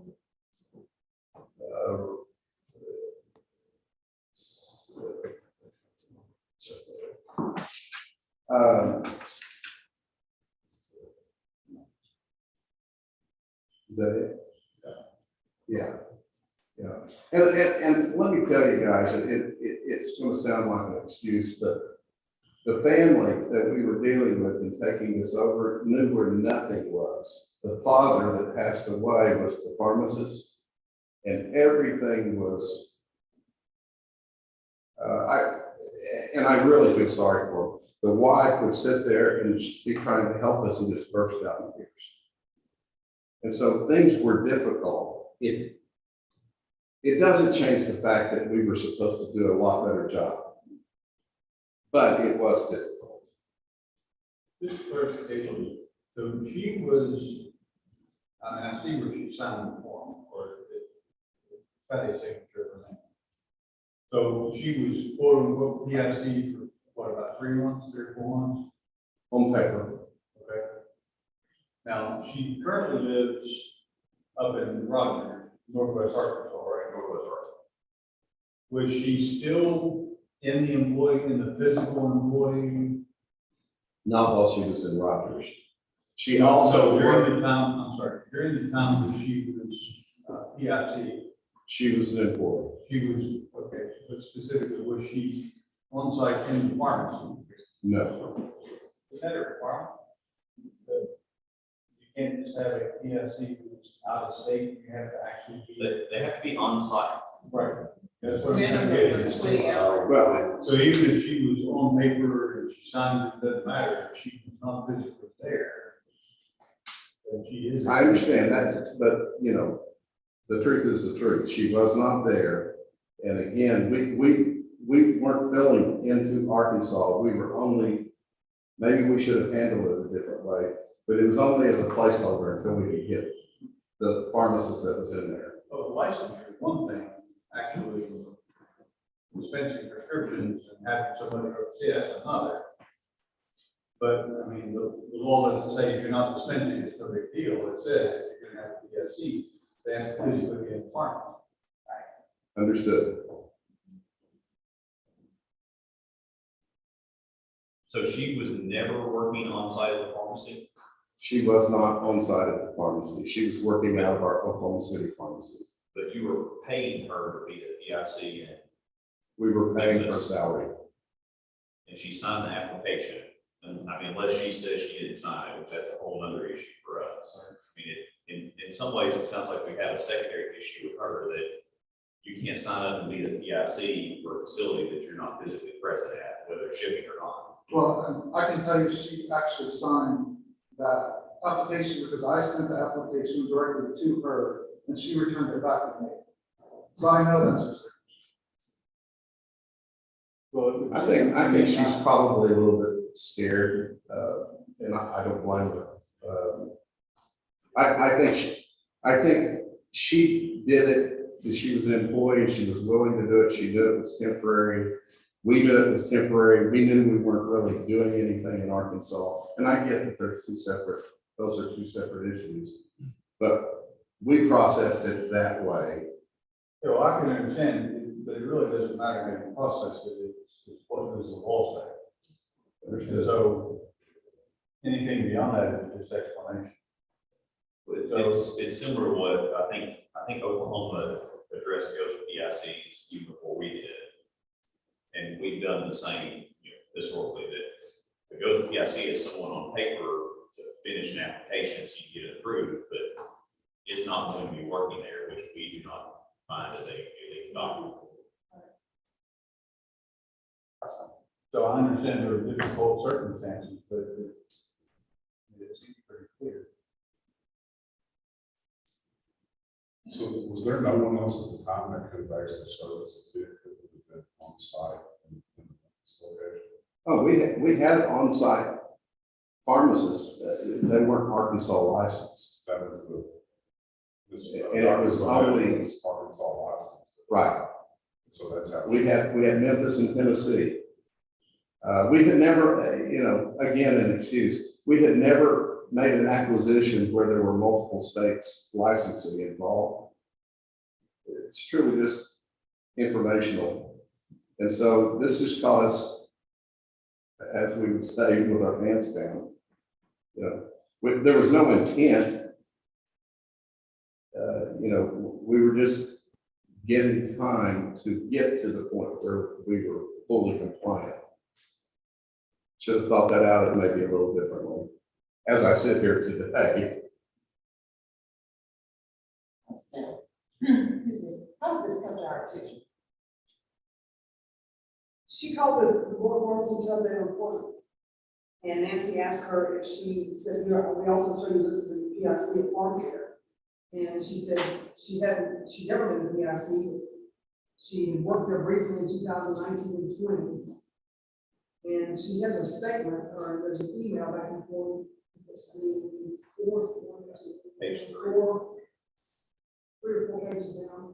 On not tell it's page 3. And it says that she worked briefly from 2019 to 20, the staff offices, but not as PIC. What did she do between 20 and 22? Well, she lives she lived in Springdale and then Northwest Arkansas.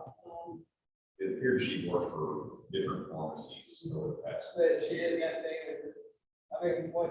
Oh, she has her, She was, looked like she was updating her employment. And to us, it appeared that she did not realize or said that she was not the PIC, even though she signed a form for them, survey. she was listed as PIC at another pharmacy from 11/23/2015 to 7/27/2020. She's listed at other pharmacies, I think part of our concern here is now is they're saying, yes, she was the PIC and they're validating, yes, she signed this form. We probably need to have her back to explain to the board, even though she served as a PIC, she would, act as one on paper without fulfilling the time requirements necessary. yeah, she's updated the board as to her employment.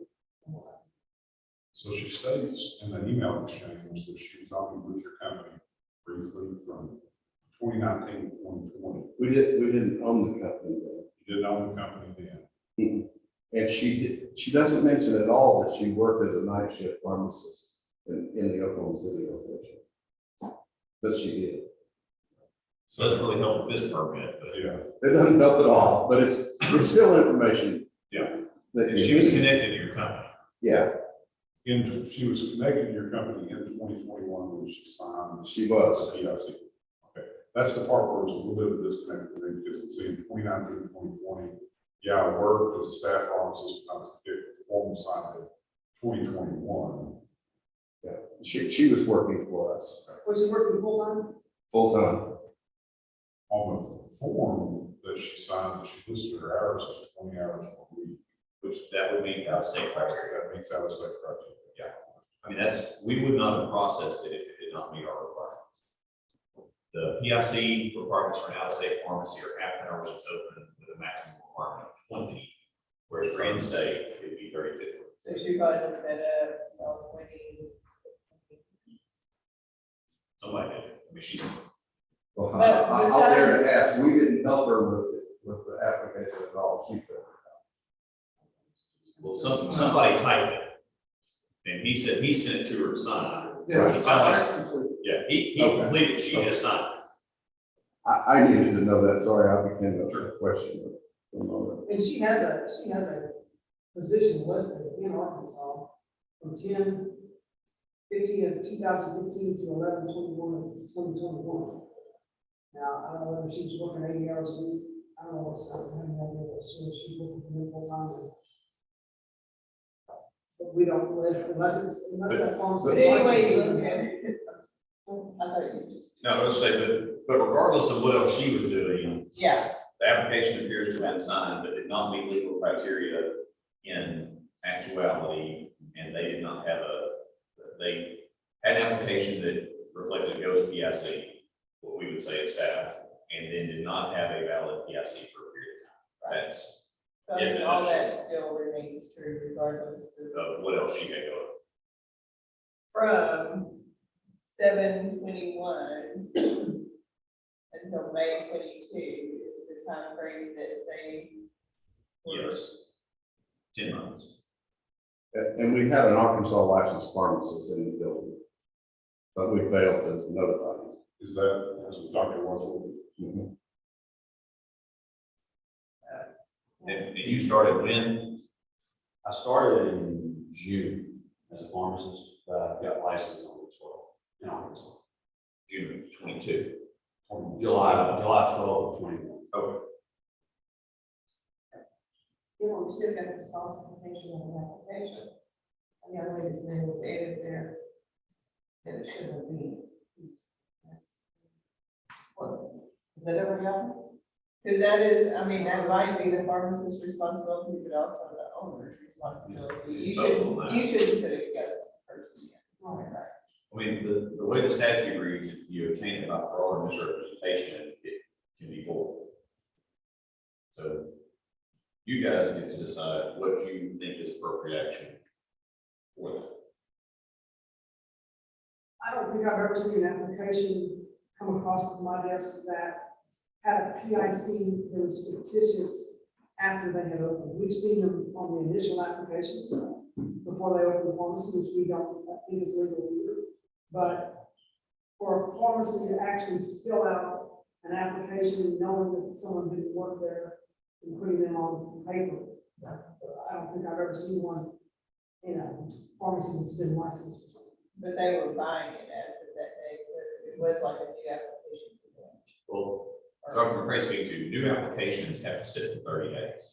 And so we've had people that they have to name a PIC, but at times there becomes a conflict where, well, I'm gonna hire Dr. Jolly, but he's already a PIC somewhere else, or I'm waiting on, Dr. Smith to pass the NAPLEX, and so I can't name them even on Planet Open Store after they pass NAPLEX.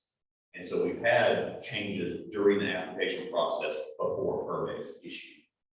And which is difficult, but it's not an operational permit. This one was an operational permit. And this isn't one like a long-term care pharmacy that has what they call it, the partnerships, where if you enter the partnership or have partial ownership and you help drive business to a nursing home that you have profit sharing. No, we're not a joint venture. Okay, so no joint ventures in any of your. There's no joint venture. We hear rumors about those pharmacies every once in a while, but.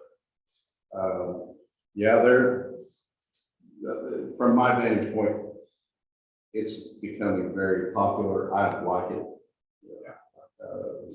I'm old and I like the old way. That helps any at all. It looks to us well, it looks like you're locking up these beds, but is it necessarily the right way to do that? Well, it looks like a legal way or a quasi-legal way to kickback.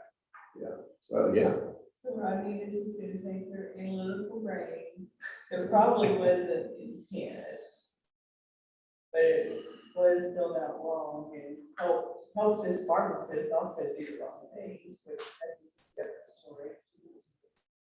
They didn't ship into Arkansas, so that makes it real different than what we see. And what is Well, the other thing. I was These are gonna point out, so when they filled out the initial application, they had a family, yes.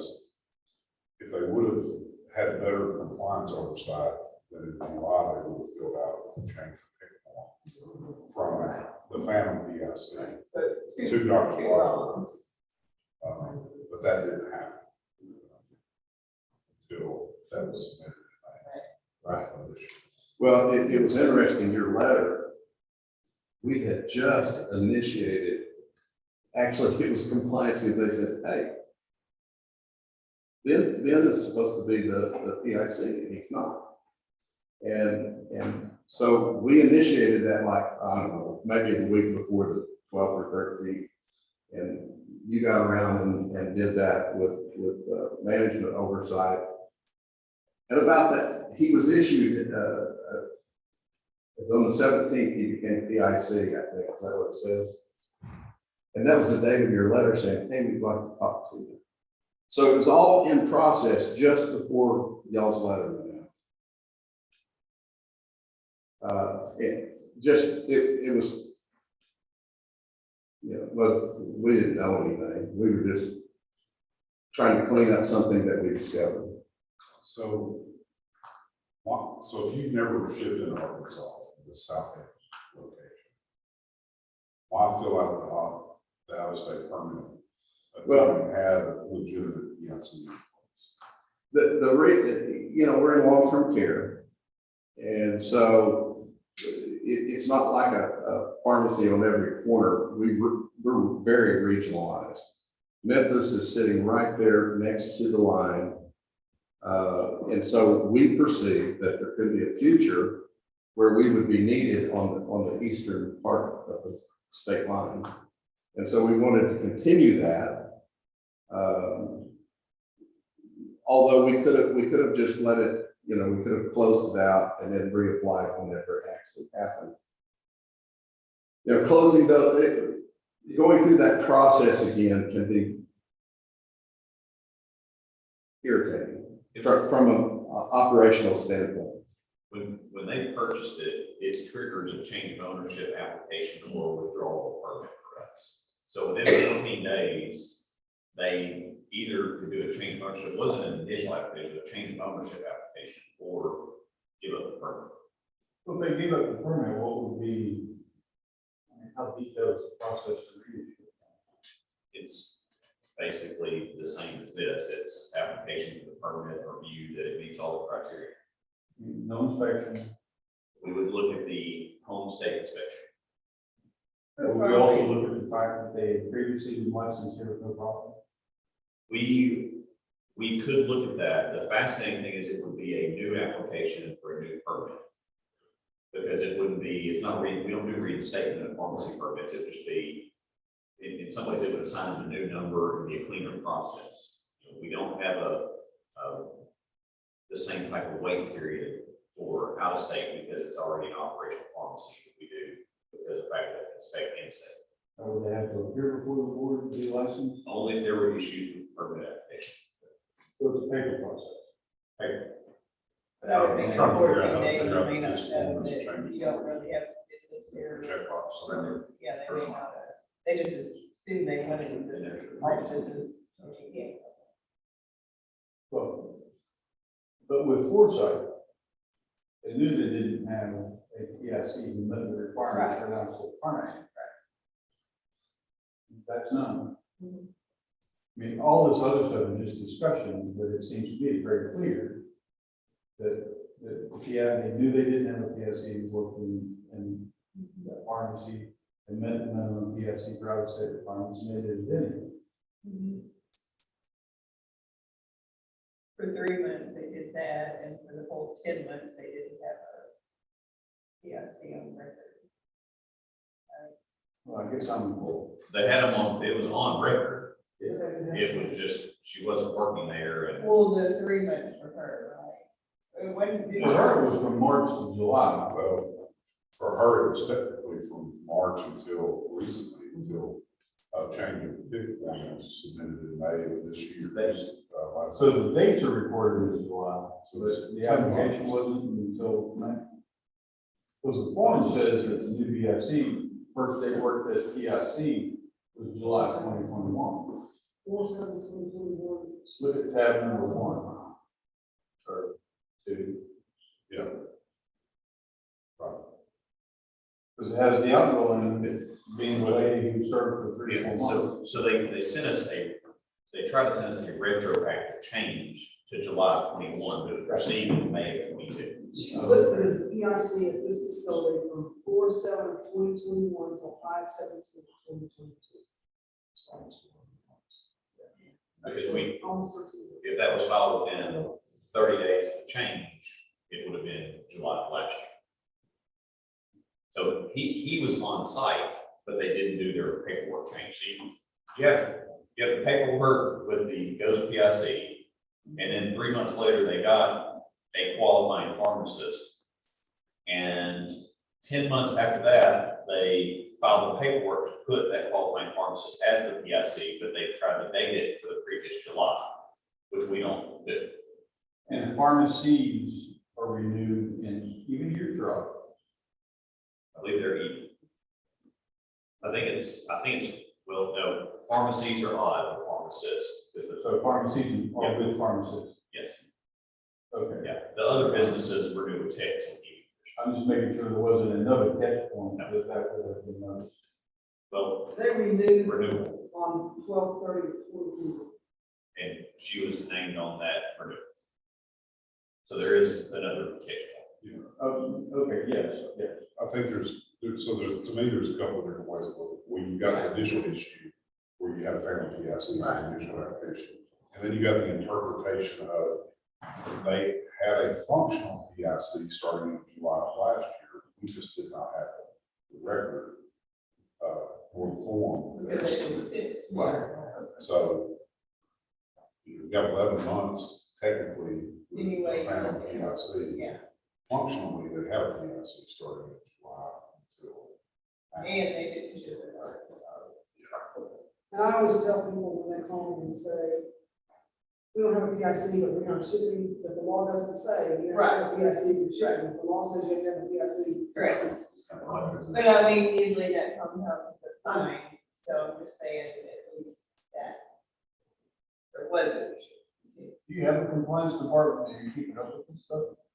We do have a compliance department, and a legal department, and and management oversight. This, you know, they are, we have 22 sites that are everywhere. And by the way, we're accredited, not at this location, but we go through accreditation too, just to make sure everything is so. This is a site that has been a calamity of events.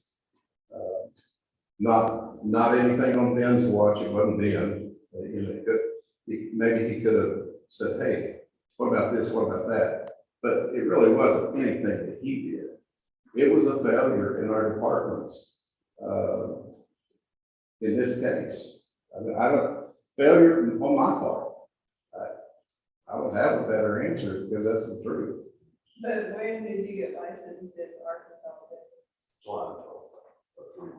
So, not to blame it on him, I mean, I think there's a calamity of things, but when he got licensed, if he knew he was gonna be picked. He should have said, hey, don't we need to turn this Yes. in? I agree with you. But we also, I don't want to throw him under the bus. We should have, as management, said, hey, Ben, we've got to get this in. Right, I agree. And we didn't do that either. Right. So I just want to think it's, I mean, all said, it's both parties. And really legal for sending her an application to sign that she's still be there 20 hours a week. Legal should have said That part, perhaps, I would admit that part got away from me, that they needed to be in the building. Because, and it's what Ms. McCready said, you know, we factored it as, well, we're not filling in Arkansas anyway, so this is no big deal. And assuredly, I approve that. So that's why I keep telling you, like, the buck stops here. Which So I appreciate you accepting the responsibility and not trying to put it off on everybody else, but there's like 3 or 4 things going on here. Yeah. So what do y'all want to do? Yeah. back to that. Well, let's enumerate these practices. So one, there is in fact a abandonment PIC. Right. It is, and all the issues, now, those aren't separate issues, they all define Right. that is a abandonment PIC. 2 is that they didn't name PIC at the point in time that they were ready to do so. And then, did they also on their application? They renewed it with the Phantom PS. Yeah, so it was renewed, okay. So to me, those are the 3 issues. That's to me as well. That's why I was kind of segregating them. Now, we went back to this paperwork, I mean, is that what we're looking at in terms of level? That's up to you. I mean, but you could justify that because the application was false when it was sent. You could suggest them surrendering their license or punt it to a full board to ask for revocation because the law says it is full. I mean, they still have the permit now, but if you want to go that far, that's the limit. But if you were talking about paperwork, any of those 3 things would have been a $2,500 paperwork issue. Well, the phantom thing, it boils down to 2 what are the motivations. One, were they purposeful in trying to pull off a ruse, or did they think they were doing okay, and rather there was ignorance of the law? Not that either one is okay, but the intent is very different. I get the sense that it was they just regular the law. I do too. So there are 3 different things. I want to pick up one by one.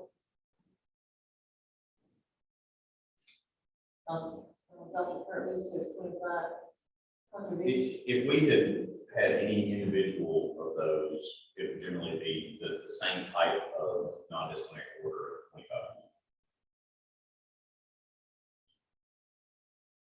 So not changing your PIC in a timely manner, 2,500.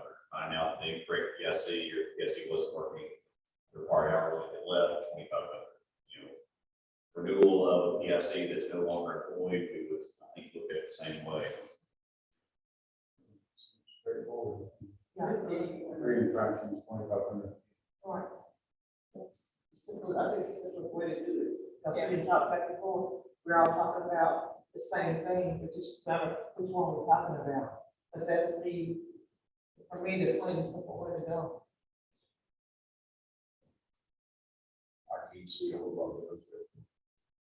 Unless someone else has other thoughts or something, I'm not thinking of making surrender than we. No, I don't think so. We don't see it there.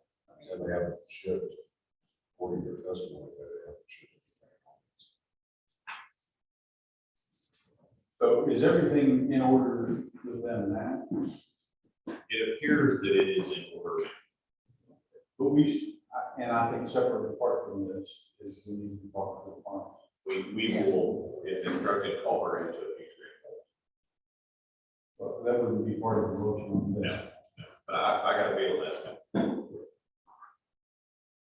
I would just make the request, and I don't know how you need to do that. We'll do it. Yeah. That's a motion. That's me. Okay, second. Any other discussion? All those in favor of the motion, signify by saying aye. Any nays? Motion passes.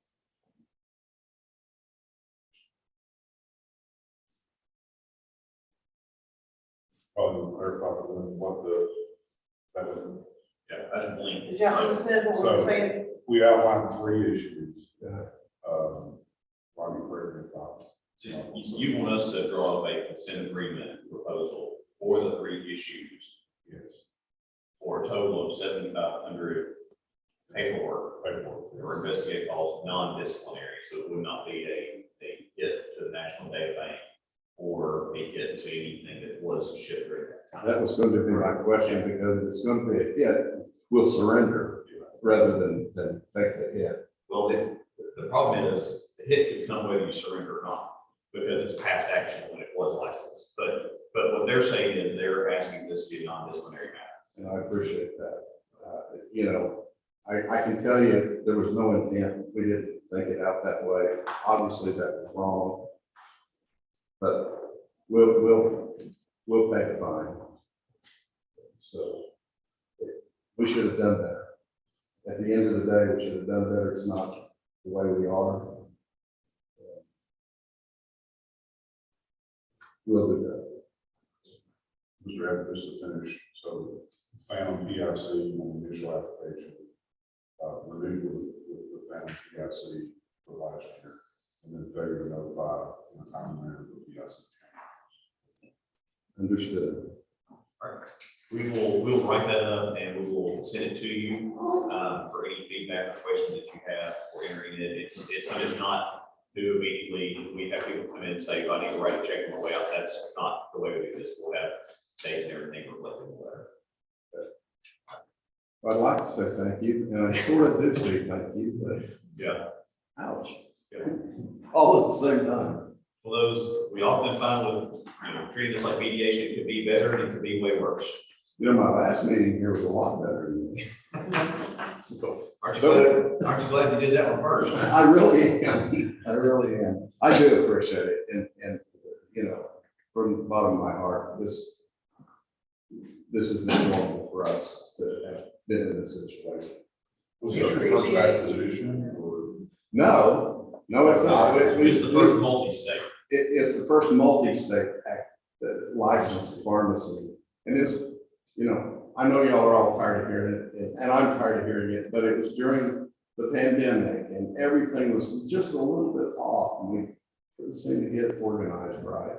And obviously, you can tell we didn't get organized right. So We appreciate you owning it and being honest and you. you bet. But that's the best way, then you can sleep at night and you don't have to wonder what the night's like. Because this is what happened. Thanks again. Safe travels. Thank you, guys. Yeah. Y'all should eat lunch downstairs at Samantha's. It's good. There. Is that what smoke's coming out of the? Yes. Yeah, they will Yes. fire for real. We ate there last, 2 or 3 Oh, weeks yeah. back. So you don't. Walk through the smoke, you know, and it must be good, it smells good. Thanks, guys. Thank you.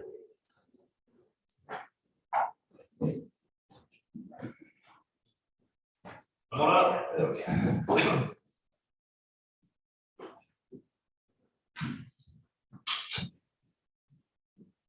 Let their coffee. Yeah, don't drink that coffee. So if you want to tell us who you are, and I'll make sure that you heard everything earlier for the orientation. Okay, all right. Scott Hope, pharmacist in England. And Scott, I'll ask you to speak up because the only microphone in the whole place is that little camera right there. When I speak up, we have Brandon Holland who's out of the office, but was just zooming in. Brandon, can you hear me okay? Okay, and Brandon, let us know if you can't hear other people because I know I'm like the loudest person around. Scott, you heard earlier how the process worked and you've been able to see it a little bit briefly this morning. Do you have any questions about how this process works? Not really. Okay. Can I like read a statement first or? If you don't mind, we'll have Dr. Brady or Dr. Holland kick off while we're here today. And then I know the board should have some questions of you and you'll absolutely have time for that statement. Okay. Okay. Brandon, you ready? I'll say that briefly, this was the result of an inspection that Dr. Holland had done on Hope Pharmacy. You will see in your documents the notes that Dr. Holland had as allegations, page 3 and 4, and charges. We did go ahead and put together a order notice of this, but we thought with Dr. Holt, he wanted to try to see if we could resolve this in an informal manner rather than a full hearing. So Brandon, you want to go through real quick what you had seen? Sure, let me get that started for you. Good morning, everybody. Can you hear me okay? Yes, sir.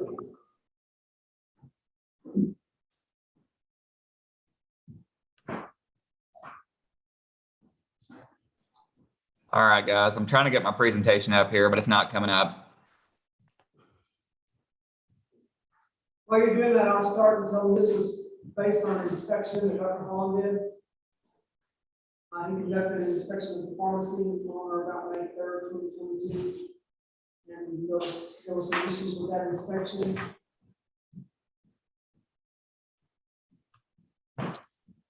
All right, guys, so I inspected Dr. Polk there at his Polk Pharmacy in England on 5/3/22. So during that inspection, there were several findings that I'm going to go through here. I'm going to summarize them to begin with and just kind of go into each one moving forward. So one of the first things I encountered were in reviewing his controlled substance inventory, there were some testosterone and lorazepam bulk powders, as well as some testosterone containing batch creams that were not included in the controlled substance inventory. Those products always need to be included in the inventory, whether they're pre-made or whether they're bulk powders. It was noted that compounded preparations that contain controlled substances were not being reported to the PDMP. There was also a lack of compounding records for all compounded preparations for the last several years. A BUD was not, so a beyond use date, so essentially an expiration date to the patient, was not included on the patient prescription label or bottle. There were expired bulk powders and compounds made in anticipation that were not kept separate from active inventory. There were compounded preparations made with expired components. And there were also items compounded with items that did not meet USP or NF standards. So, hey guys, is there any way, so for some of these pictures, Brenda, is there any way I can get some of these up or? Are they in our share file? They are, They are in a share. They are, yes. Let us pull them up and I'll get a connection to our screen. So Brandon, you listed several different things and I tried to jot them down. Was that 7 different things you listed? I know they're each are a little different. Yes, yes, ma'am. That's correct. Trying to get analytical. And sorry, I was trying to share that presentation. That would have had that information there for you. I apologize.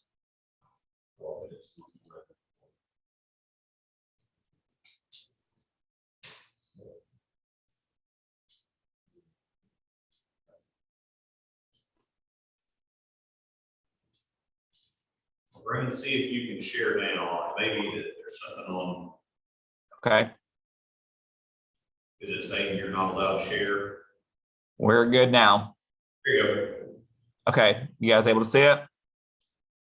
Yes. Okay, guys. So, all right, Dr. Mack, here are those. Again, if you want to take a second to look at those. If not, I can go ahead and move forward.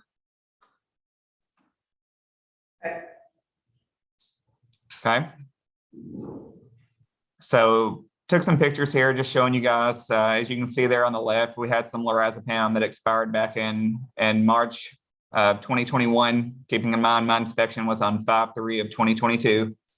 In reviewing records, I didn't see that he was compounding with that at all. But also there were several batch testosterone containing creams. And I'll show you some more pictures of these as well here in just a moment. So regarding the prescriptions not being properly reported to the Arkansas PDMP, I reviewed a total of 227 prescriptions, and that was from March the 2nd of 21 through May the 3rd of 2022. So the significance of March the 2nd of 21 is actually the date that Dr. Fain was there last inspecting. And of the 227 prescription records that I looked at, 10 of those were controlled substance containing compounds that were not reported. So Dr. Polk and I had a little talk about that to find out, where was the breakdown.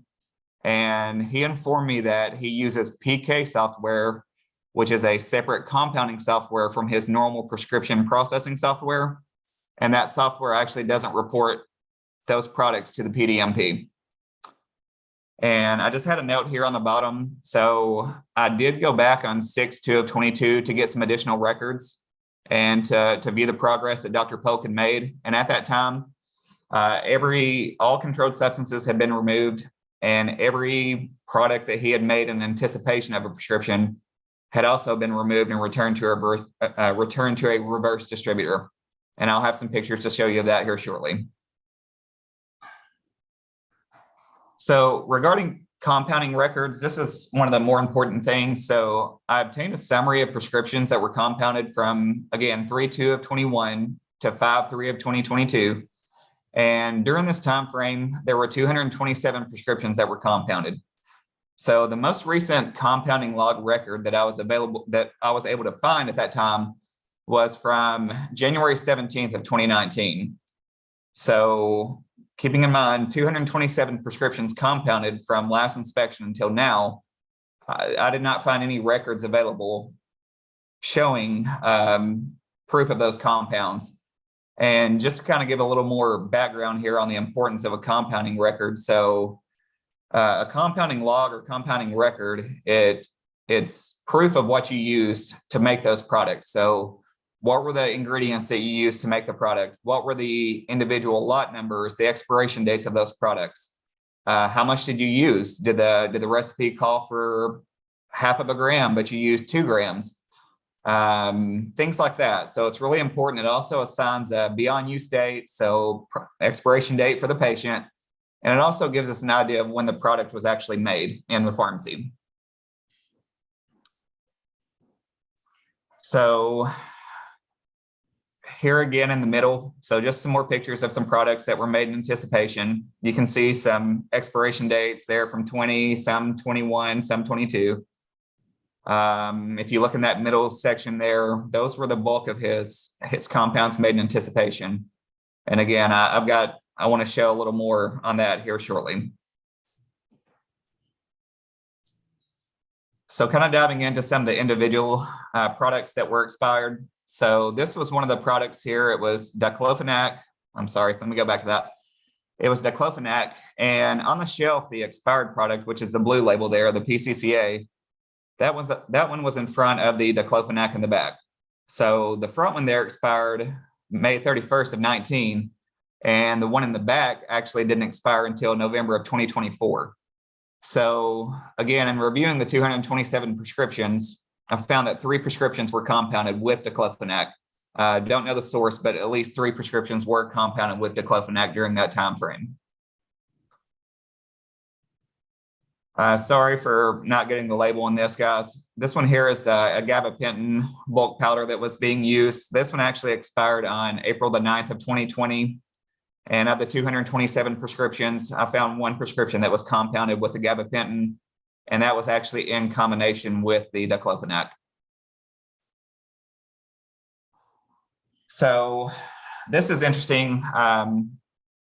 This bottle here on the left, the Spectrum Chemical Promethazine, this also was another API that was in front of this sealed bottle you see here on the right from PCCA. So I was doing my research, trying to find an expiration date for the product here for Spectrum, and I was unable to find an expiration date. So I reached out to the manufacturer. I actually tried to find it on their website as well, and it kept giving me an error. So I reached out to the company and asked for some guidance on what would be the product expiration date for this. And based on the lot number that was on the bottle and that I was able to provide, they estimated that this product was produced sometime in 2004. So the unopened bottle had an expiration date of December of 2022, and invoice records showing he received that in January of 2022. And of the 227 prescriptions that I reviewed, I found that there were 17 prescriptions compounded with promethazine in that time frame. So this was a progesterone prescription that was actually on the pharmacist's, I would say the workbench in there in the compounding room. And this was a prescription that was to be filled. And if you take a look at the bottle there, this was how it was set up when I arrived. The bottle was sitting on top of it, and it says made, it looks like 4/15 of 20 with an expiration of 10/15 of 20. And when Dr. Polk and I talked about that, he said, maybe he forgot to update the made and expires date. He said he normally tries to do that each time, but maybe he forgot. Judging from the script there of 100, there were definitely not enough to do that. So he was going to have to make up some more. But I was a little confused. I had a question about this, and maybe Dr. Polk could help us on this. So the date there for the receipt said 8/31 of 21, which I was there on May 3rd, 22. So not really sure why that was out there printed, almost, I guess that would be 9 months later, nearly eight months later. And from what I could see, it also showed that this prescription was filled back in May of 2021, as well as 8/31 of 21, and possibly, 5/3 of 2022, since that's the date I was there. So compounding with products that did not meet USP or NF standards. So one of the main ingredients, or one of the main products that Dr. Polk was compounding, was a sodium alginate containing product. And this ingredient was actually a food grade product that did not meet USP or NF standards for pharmaceutical grade. And of the 227 prescriptions that I reviewed, I found that 77 of those prescriptions were compounded with sodium alginate. So here's just an invoice here to show you guys for the sodium alginate. Didn't come with a COA or anything like that, verifying the product that was there. So a little background on sodium alginate. It's actually something that's used in patients with GERD that aren't very well controlled with other treatments. So maybe they're on a PPI, maybe they're on an H2 blocker, but it's just not working very well. And the sodium alginate, that name may look a little familiar. And the reason being, it's actually very similar to the active ingredient that's in Gaviscon. So along with that sodium alginate was also sodium bicarb and calcium carbonate as well. So I did a little more digging, and in taking a look at the invoice records that I have before me, that I retrieved from Dr. Polk on 6/2 of 22, I found that found a gap there from December 7th of 2020 to August of 2021, where I didn't see a product that would have been in date.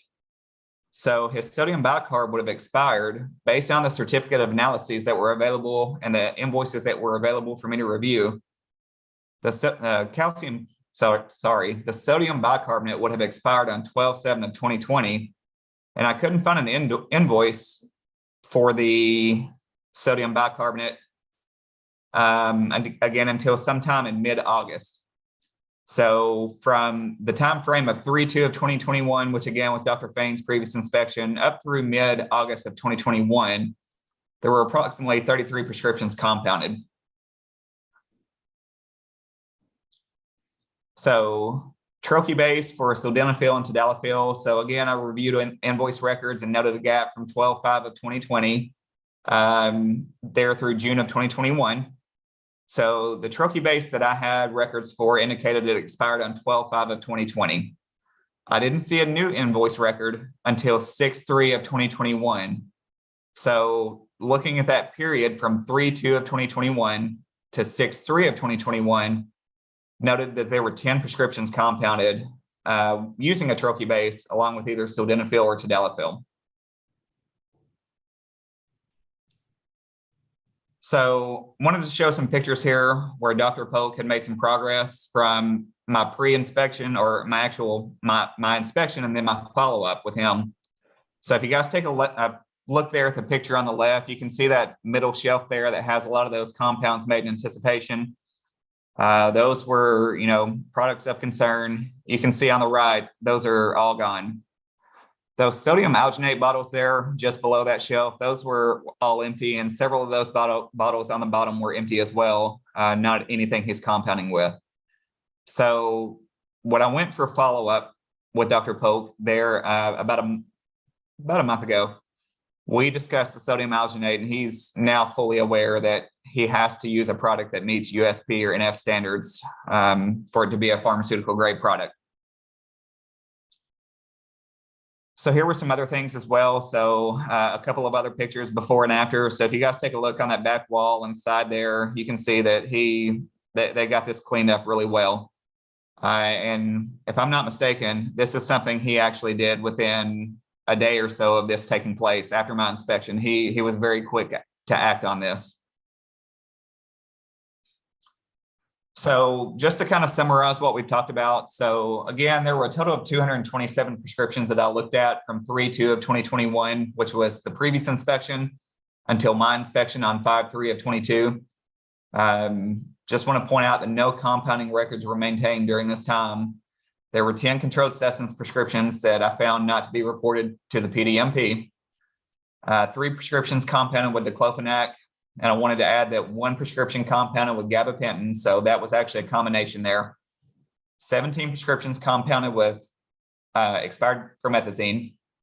77 prescriptions compounded with sodium alginate that did not meet a USP or NF standard. And 33 of those were compounded with expired sodium bicarbonate between 3/2 of 21 to 8/18 of 21. And then 10 prescriptions compounded with an expired troche base. So if you guys have any kind of questions, I'll be glad to answer those for y'all at this time.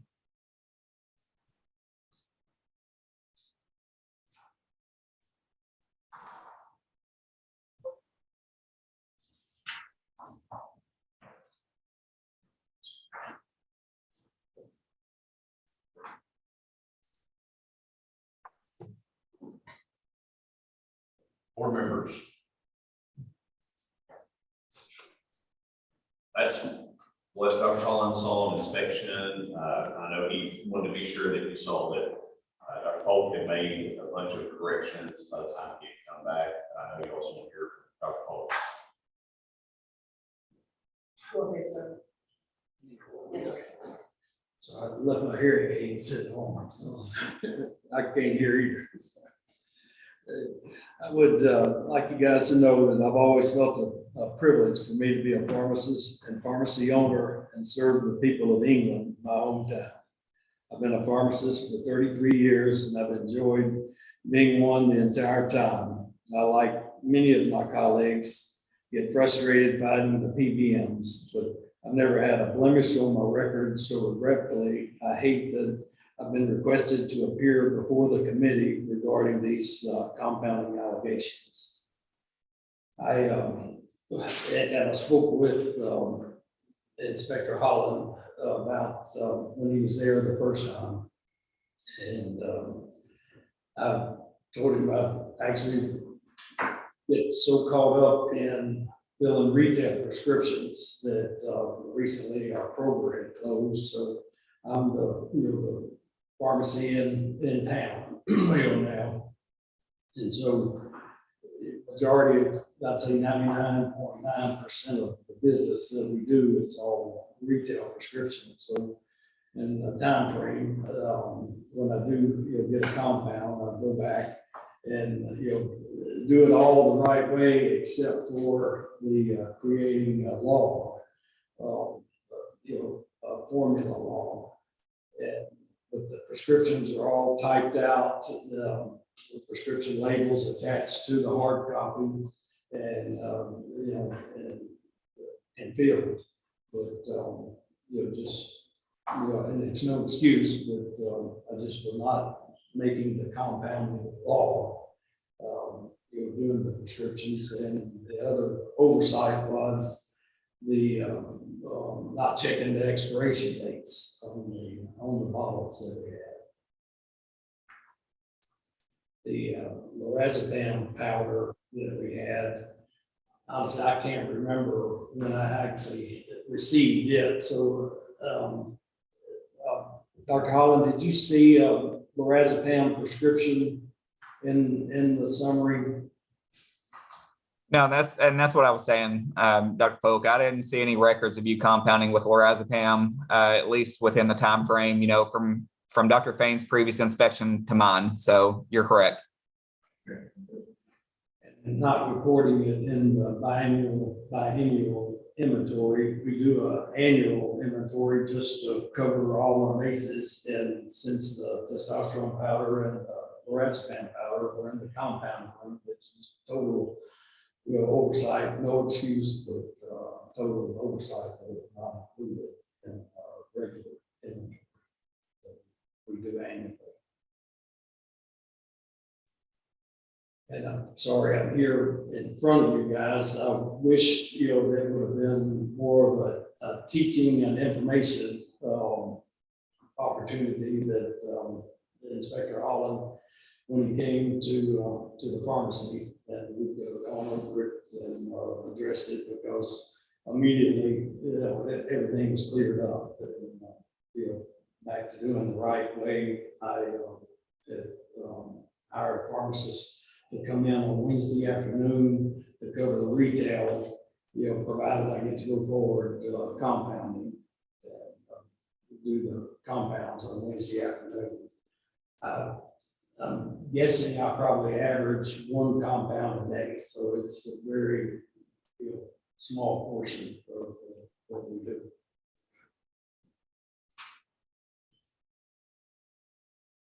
So, have you always taken up compounding, or this is something new, so like program was? They just recently compounded. No, I've been a PCCA member since like 2002. Okay, so you've done compounding all along? Yes. Did your volume just increase? Did your volume increase for some reason? No. Okay. No, it's Yeah. We didn't go back a full 2 years or further on it. We just looked from inspection to inspection. Gotcha. I thought I understood that this was something new since the last inspection, but it sounds like he's been doing it for 20 years. Now, he's been doing this all along, but when Dr. Holland looked, not knowing what conversation or anything else happened in the last inspection, he just went back to that date to review records. says, board inspector of pharmacy compounding medication and activity not known with the previous inspection. The previous inspection did not notate the compound. I noticed that the cease and desist letter, mentioned OTC compounding. I mean, that's not a thing. I didn't hear anything about that. Dr. Polk, were you doing some OTC compounds as well? Yeah, and the OTC ingredients that we're doing is the alginate, the sodium bicarb, and the calcium carbonate. And I actually looked on a label just to see on Bisacodil, and it's got all three of those ingredients listed as inactive ingredients. You know, so I don't know, you know, are they active or are they inactive? But So the question I would have is, are you selling them without a prescription or pursuant to a prescription? pursuant to a prescription. Okay, so you're not doing OTC compound. Right.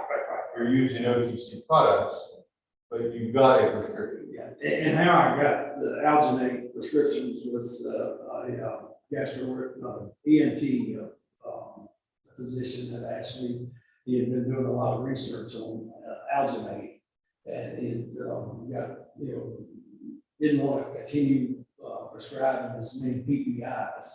And he said, can you do this alginate? So we worked up a formula together, and we've got the alginate, the calcium carbonate, and sodium bicarbonate. How did you find this food grade alginate rather than just getting it from one of your chemical wholesalers? Yeah, honestly, I never even looked for, you know, one of the pharmaceutical wholesalers to see if they had, you know, sodium alginate, because I've always, you know, been told it was a food, like a gelling substance that chefs use in preparing, you know, food. It was about, like a better word. It's kind of like there's salt for food, but you can't make IV bags with that kind of salt. Right. I mean, it just, you know, it gets weird on that, you know, that wasn't an approved, you know, wholesaler or anything else, but they weren't selling it for medical use. And I didn't catch it, just maybe, the summary thing said there were 3 diclofenac prescriptions compounded. The others say expired, that one doesn't say, is the diclofenac expired? Yes. There are 3 diclofenac, one also had gabapentin. Hey, Dr. Richmond. Diclofenac didn't say that. Hey, Dr. Richmond, good point out. So, you know, there were 2 different diclofenacs on the shelf, if you recall in that picture. So there was definitely one that was expired and one that was not expired. So again, without a compounding record to indicate what product was used, you know, it could be reasonably assumed that that was used, but I can't, without any kind of record to indicate, that's why that's kind of left open. Okay, gotcha. Thank you. And Brandon, or Inspector Holland, on the diclofenac, were they 1% the prescriptions? Because I'm thinking that I'm actually using the generic Botar and gel, you know, as the that, and then just adding the gabapentin and lidocaine. I think it may have been, Scott. I'd have to go back and look at the records, but I believe it was a 1% concentration along with, I believe, a gabapentin. I would have to look at the records. When you put other stuff in it. But you wrote up the order, that if we wanted to You settle without the order, Yes. is what we're Yeah, you- attempting to do today.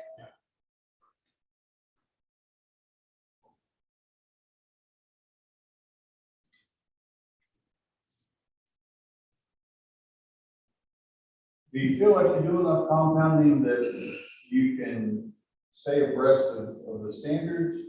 Did you, I mean, I would like to continue, because, I mean, getting calls, you know, from the alginate, you know, it's really real rewarding when you get the little lady that's calling from Sherwood and saying, I've taken, you know, Nexium, I've taken Carafate, and, you know, this is the only thing that's helping.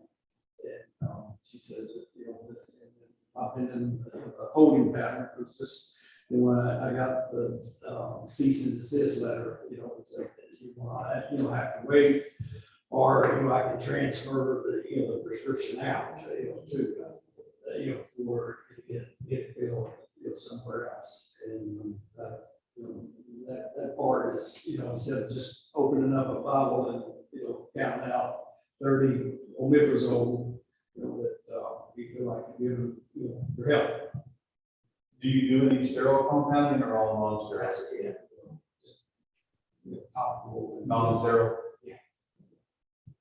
Do you think the expiration date issue was because you just weren't going Yeah, in just that like, area? just going back, grabbing, the bottle and, and doing it. And the promethazine, I looked that thing over and, I believe, Dr. Holland did as well. And you just don't, there's not one on the bottle, anywhere.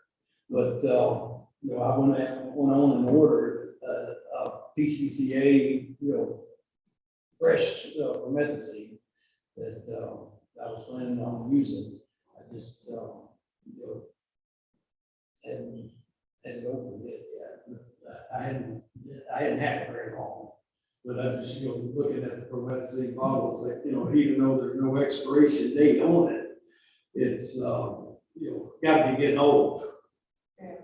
Do you have some kind of process in place, how you check your out of dates for your prescription drug in the retail section? Yes, I used guaranteed returns, and something happened with their whole process, and so they quit sending someone out, and Inmar came by, and he was one that I said, look, I had already talked with him. I said, I've got a room full of compound ingredients that I need to get rid of, and he said, we can do that. And so, I said, next time you run your route, please stop. And he's already been and did the retail and did the compound ingredients.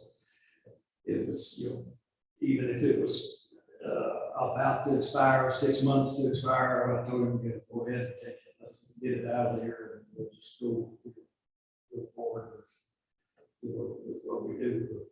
There's not a wide variety. It's not a thing of I'm doing just random omeprazole liquids, that type of thing. It's just a few hormones and the alginate and the topical pain creams.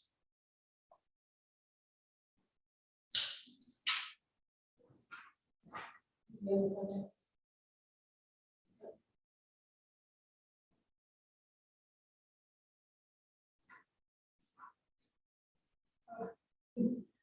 Miscellaneous issues, miscellaneous numbers of prescriptions.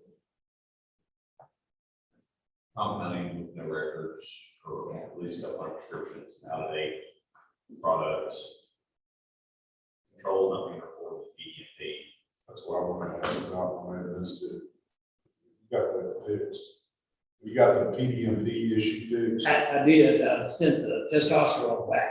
So, we'll be, accidentally compounding or anything, any controls. What about the razor pack? It went as well.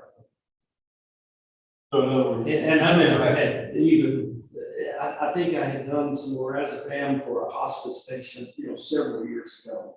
And honestly, I think it was before there was a PMD. So you don't have any controls that would be compounded? No. Okay. The one testosterone, that was like combination that I transferred it to another compound pharmacist. You're a member of PCCA? Yes, yeah, but when PCCA changed, I don't know if any of you guys are members or not, but they changed, how you can talk with their consultants, and they, just out of the blue changed it. And so they started charging and I don't remember how much it was, but no more than I was doing. I ended up not doing that portion where you have a consultant, where you get the formulas and all. And, but I'm still able to order, since I'm a member of BCC, I can get their products, from them, and, I can get them, from Letco, Spectrum, and I believe Meridian is available. So currently, he's not allowed to compound.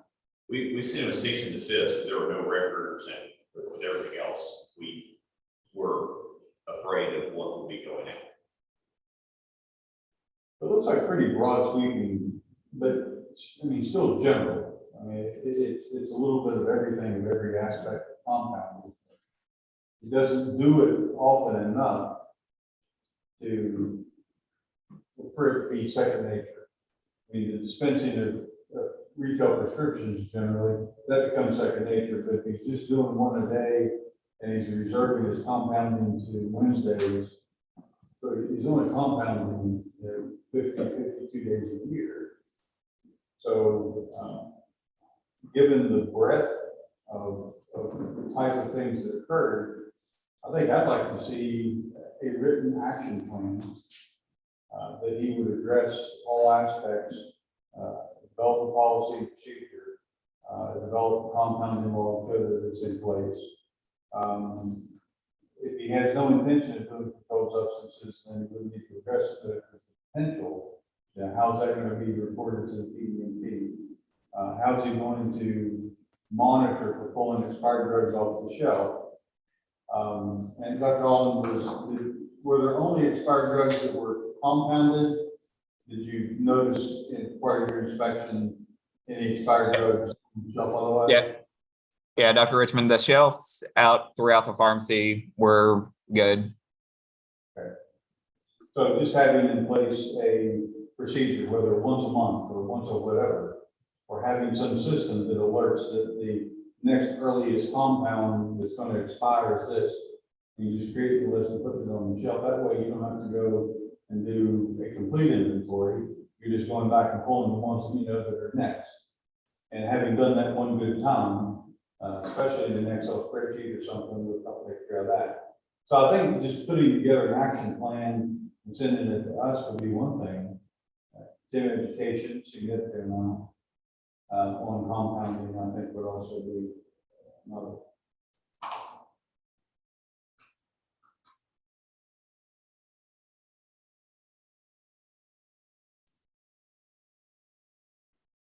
I agree with that. I mean, we could, and if you can't do a full-blown hearing, we can go through each little item that I would like to see us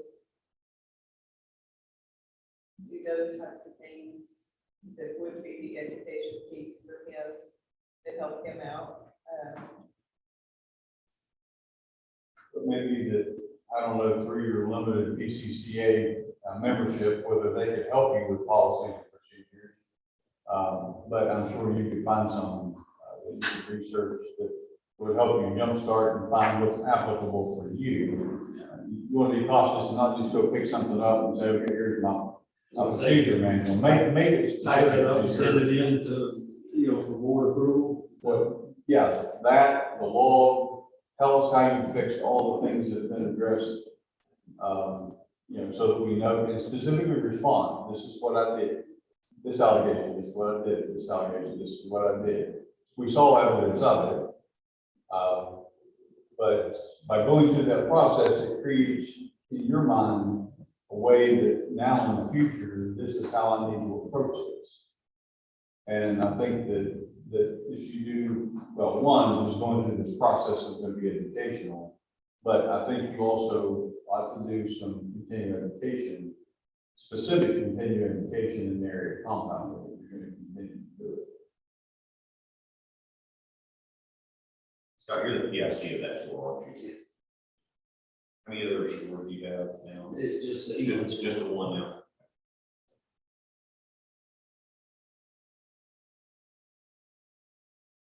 So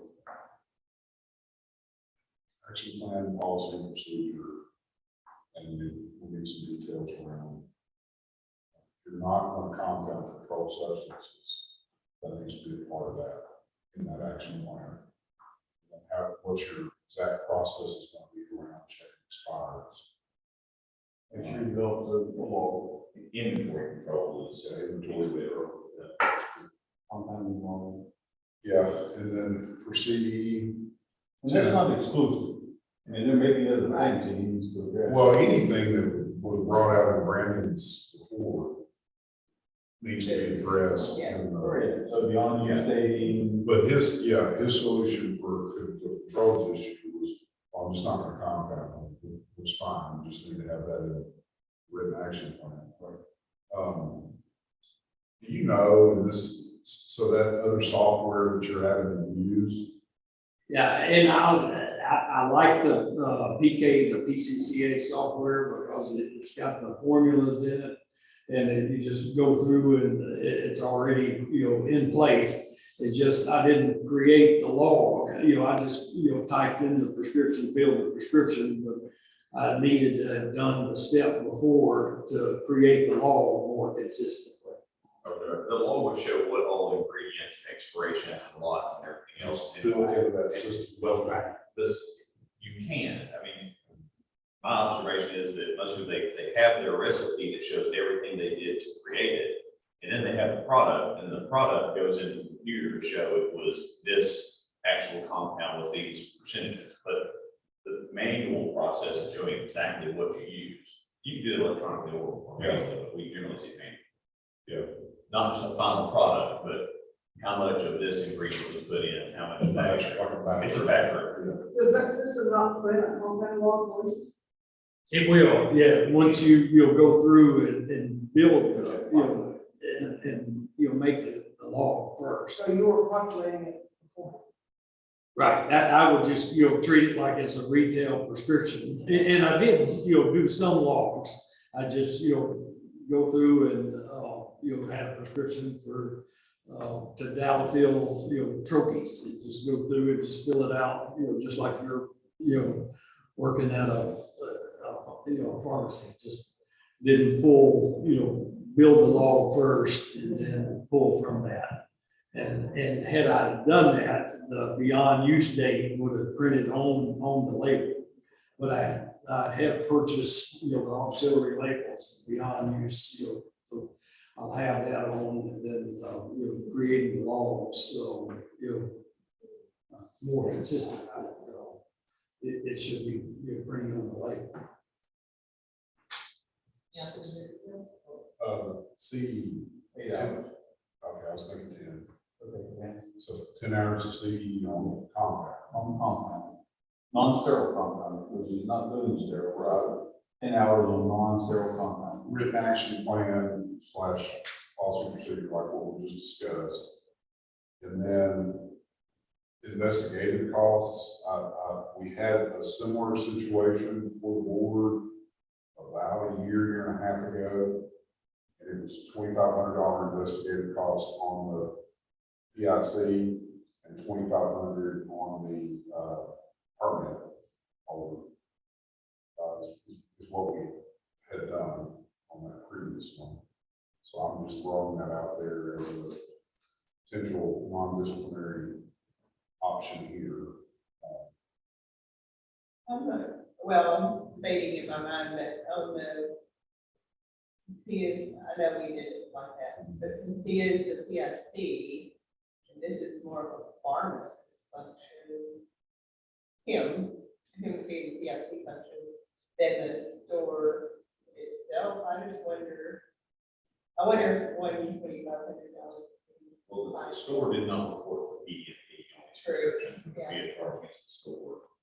The store, whether it's pharmacist or oftentimes if it's a store that the PIC is the owner of the store, where you split out who is responsible for what. So I think in most instances, you would look at what is the dollar amount I want as corrected or as investigative costs on this. And a lot of times it's not that you add it, it's you split it.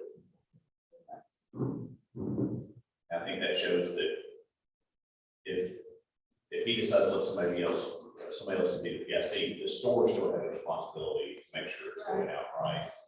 But as PIC, you have an even higher level of expectation that you are the responsible party.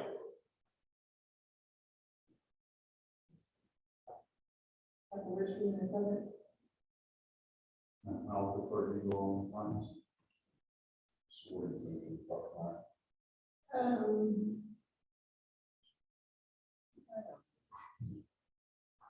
That's putting together, that's, we got a president. Yeah. We're just doing that.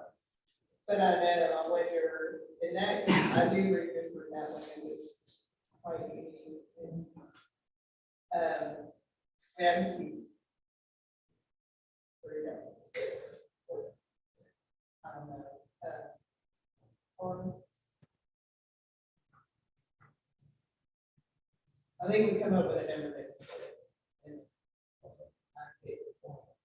It's their own responsibility. It was a lot of stuff.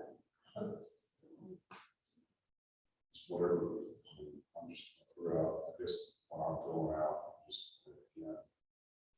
One. I recall, $5,000 split.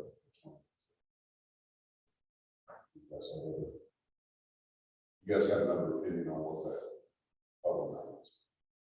Does staff have any, added to that? I said that was consistent with previous. Okay, okay. That was my. Okay. Because if you look at, I understand like for him, it's only a prescription a day, but if you Yeah. started trying to do math on prescriptions for 227 of them, that's not a whole lot per prescription, which could be 1,000 a piece. I mean, just for it, not to scare you, but the block of potential on just the prescriptions that didn't have appropriate records could be $227,000. And so if you start looking at the individual issues with the individual prescriptions, it could be added on top of that. So I think that sounds very. it sounds like a high number, Yeah. but Then it's, he doesn't do yeah, it. and we didn't go back 2 years. We only looked about 14 months between inspections. And Dr. Pope mentioned, education, I think one of the reasons that we did that was Dr. Hall looks at it as, well, I wasn't here. I don't know what was said last time, but what I absolutely know is since last time, this is what's been going on. And now we've got a clean break in time where this education has been done. And I think Dr. Pope took it hard and you started making immediate changes. And then as far as you're currently under a cease and desist right now. Yes, he is. So what, do we go ahead and release that contingent upon within a certain time frame? That is in your purview. I would say that it would be released upon receipt of the action plan. Okay. And I would encourage him that in your action plan, go ahead and put in there the things that you have already done. And you can say, in response to the inspection, I have already done these things. Going forward, here are additional things I'm going to do. And then also share with us policy, procedure, laws, how you handle inventory control, expiration dates, those kind of things. So go ahead and document what we've already done. We've seen pictures of it, just put it on paper. And then once we receive that, staff rescind the. Do you want the CE done also, or the CE? No, the CE, I think just. Let's make this the action plan that you want, Yeah, just the action plan, and then he can go back to, I mean, he can probably do that pretty good. But we know The at least CE, the patient is waiting, so. Yeah, and, I've been to England a few times, and you're the only pharmacy in England now. So the closest one is gonna be, what, Lonoke, No, yeah, everything's about 25 miles. well, that's why I was thinking 20, 25 miles away, so I wanna see you be able to, I think we wanna see you be able to do this. We just want you to do it the right way, moving forward, and get this action plan and turn around as quick. And having the pharmacist come in on Wednesday afternoons, that's going to allow me to go back and, do it. Because it is hard to, in the middle of being the only pharmacy in town, to run back through the compound. and you'll do the retails. It's kind of a good thing too, that you are the only pharmacy in town. Yeah. I'd be okay with the CEO for Yeah. like 3 months or so. Yeah, we'll get a time on that, probably, 90 days. Maybe. Okay, bye. Yeah. Or investigative costs. It's trying to sit down and do 10-hour CEO all the time, you just cram Right, yeah. And you don't learn from it. it. It doesn't get to settle in, so I think spread that out over time. It's a 9:30 September. Yeah. That'd be the 3 months. Not today, just later or whatever. So. We don't have to read, you got all that. I've got all that written down, if you guys. Have a motion, okay, we have a motion and a second. Any further discussion? All in favor of the motion, signify by saying aye. Any nays? The motion passes. So did you get all that? But it's gonna be written down Okay. and given to you. Okay, all right, thank you. We will reduce that to writing as a consent agreement for you, and we will email that to you. When you get it, if you've got any questions about it, before signing it, contact our office, we'd like to talk to you about it. Okay? And do the, action plan and And start compounding again, or? well, we I've got have several to get people the action plan back, and we'll glance at it as staff to make sure you address what the board has asked, and then we can tell you that the cease is lifted. Okay. All right, thanks, sir. Thank you. That is all we have until our scheduled 1 o'clock. Break till 1. All right. Appreciate you guys. Thanks, Brandon. Sorry, couldn't be there. Where is Brandon? Let me turn the speaker off. I'll tell you. Okay.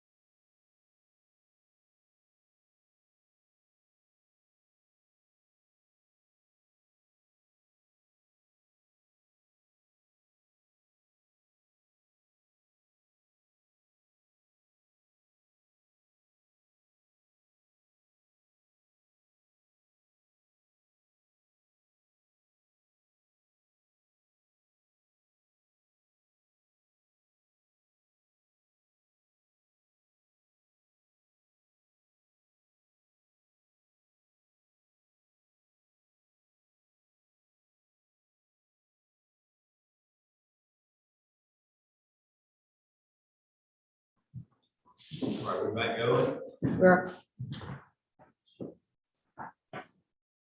All right. If you guys want to tell us who you are, I'll introduce everybody at this table and kind of talk about how this process works. My name is Quentin Whiteside, and I'm representing Dr. Plum. Hi, my name is Ojin Kwan. Mr. Whiteside, Dr. Kwan, I'm John Curtin, I'm the Director of the Board of Pharmacy, and kind of explain who you're talking to and this process as well. On this side of the table, we are board staff members. Myself, Dr. Rick Brady is our Assistant Director. Mr. Joe West is our attorney from the AG's office. On the other side, these are your decision makers today on your application. We've got Dr. Brian Johnley, Dr. Lenore Newsom, who is the chairperson of this informal committee, Dr. Debbie Mack, and Dr. Roger Richard. In this process, we call this an informal conference or informal committee review. For our legal friend, it's much like mediation. We sit around the table and we talk back and forth and see if we can come up with a decision. The important thing for you especially is whatever decision the board members come up with at the end of this, you can either agree or disagree with. If you agree with it, then we go forward with whatever it is they tell us to do. If you disagree, it's your chance to either say, forget this and walk away, or request a hearing before the full board at a later date. The full board hearings are all 8 members of the board, hearing officer, court reporter, everybody gets sworn in like witnesses, and it looks a lot more like actually going forward. In just a second, I'll turn it over to Dr. Brady for a brief overview of this one. Okay, great. And before that, do you guys have any questions about how this process works? Okay, if at any chance during this or any point, if you need to turn and have a sidebar with legal counsel or anything like that, by all means, that's fine. If you guys have a question for us procedurally, wave your hands, get our attention, we want to answer it.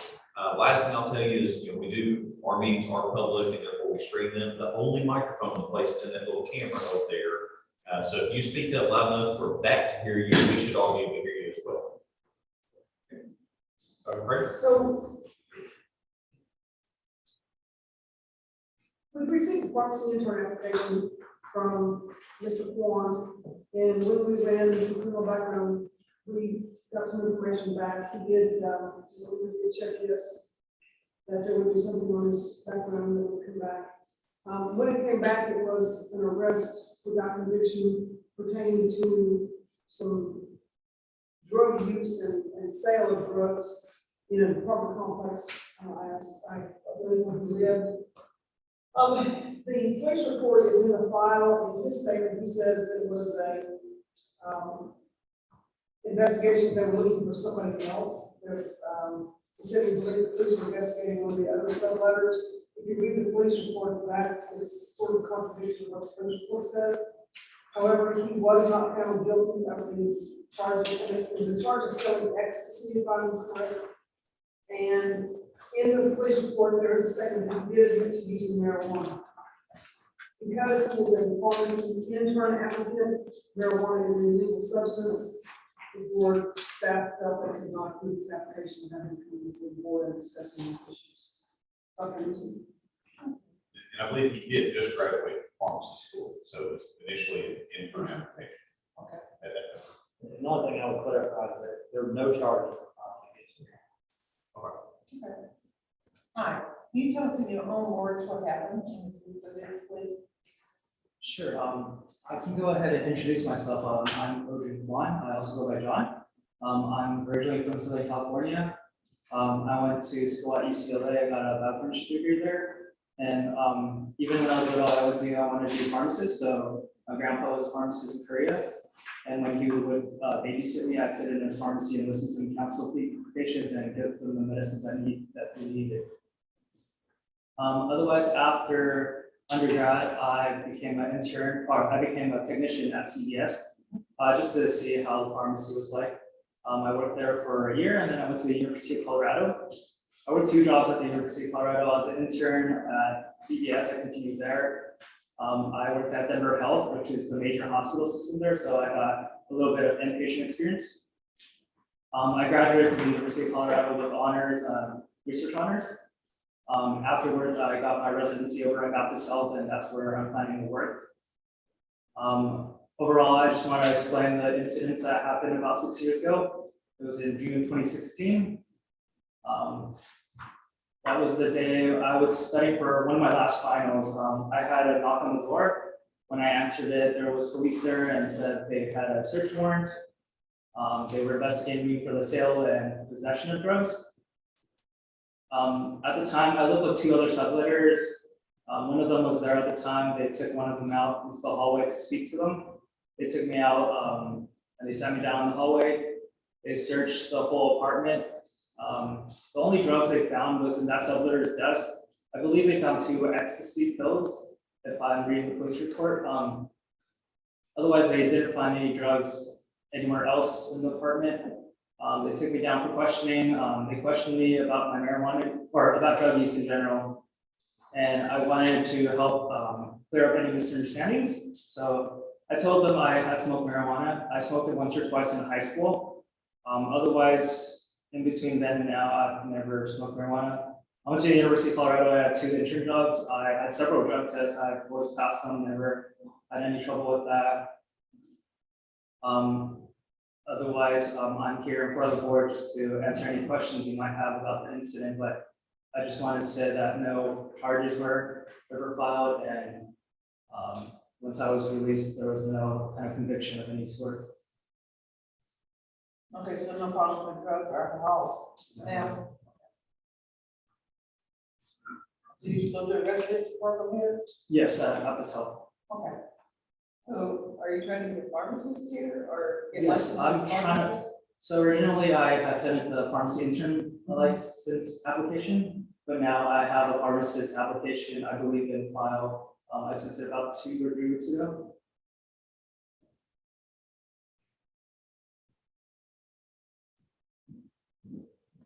I think did you just pass Netflix?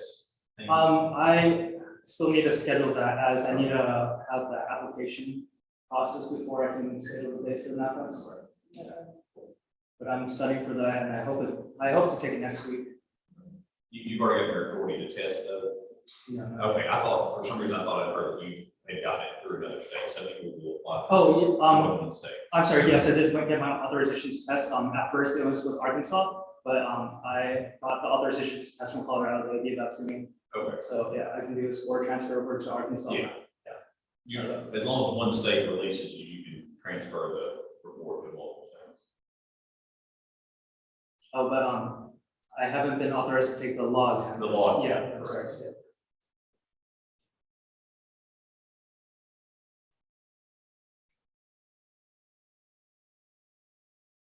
Tell me about the graduating with honors. What was honors? So research honors means I did a research project. I started it kind of late in my 3rd year, but I completed a research project. I presented it in front of the committee, and we're working on publication right now. I think that might take a couple of months, but hopefully I get that into the journal. Otherwise, my other honors was my GPA. I graduated with a 3.85, so that's my other honors part. So University of Colorado doesn't have honors on their pharmacy diploma. Not the cum laude or summa cum laude, but we had a Rokai. I wasn't in Rokai, but I had overall GPA of 3.85.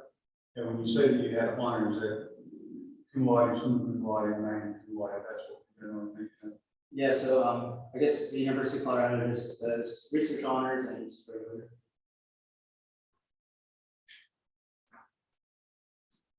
So what are your future practice points? What do you want to end up doing? So when I first got into residency, I had a really strong interest in critical care. I have a lot of rotations planned in critical care, but I also am interested in informatics, so I kind of want to explore that and have some rotations there, and overall just develop my interest throughout residency.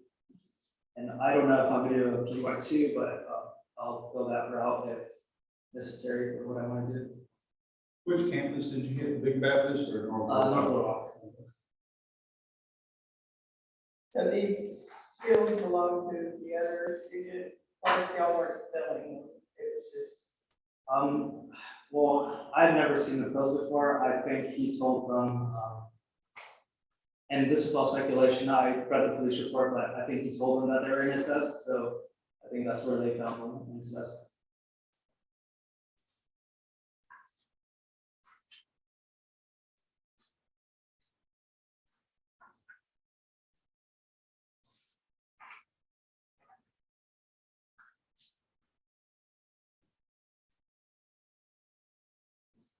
So this probably doesn't really matter, but were they, I know that they shouldn't have arrested you, I get all that, but were they looking at your roommates or they were looking at somebody totally else in the whole department? I was scared. I don't really know. Once again, it'd be speculation, and I don't want to say anything that's not true, but one of my subletters, one of the other subletters wasn't there at the time, so I don't know exactly what happened to him.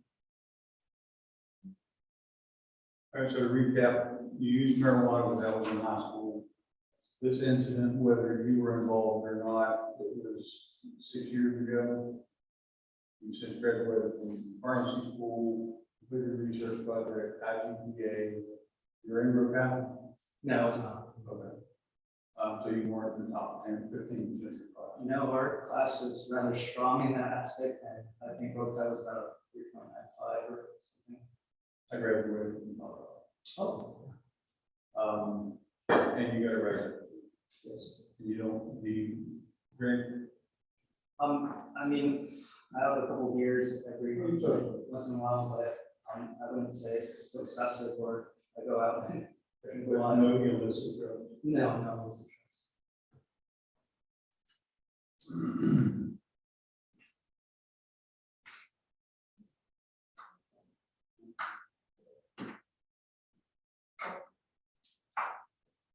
And where should we bring this pharmacy, bring the ability of pharmacist license?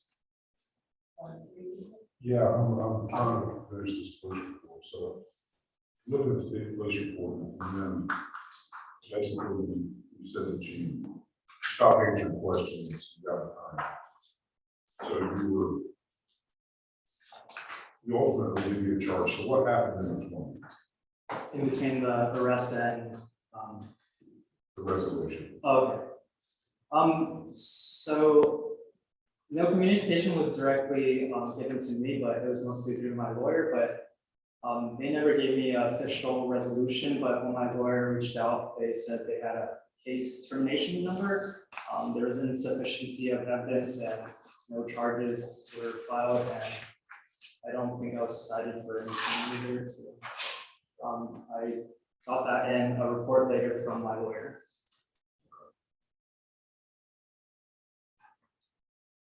I'm sorry, that's exactly. Oh, that's, I was reading. Okay, we have a motion and a second on the floor. Are you in agreement with the motion? Any further discussion? All in favor, signify by saying aye. Any nays? Motion passes. Thank you. So we will process your intern application, and that would also release you to be able to take the law test that you can schedule this week. You're gonna take it right now? Take it right now. You don't have to. When would be the next time I? Yeah, this Okay, week. I'll speak with her, yeah. Let me grab this. I like to take credit for today and. Right. So we've had some people that would tell us, can I just take it right now? And then we're like, sure.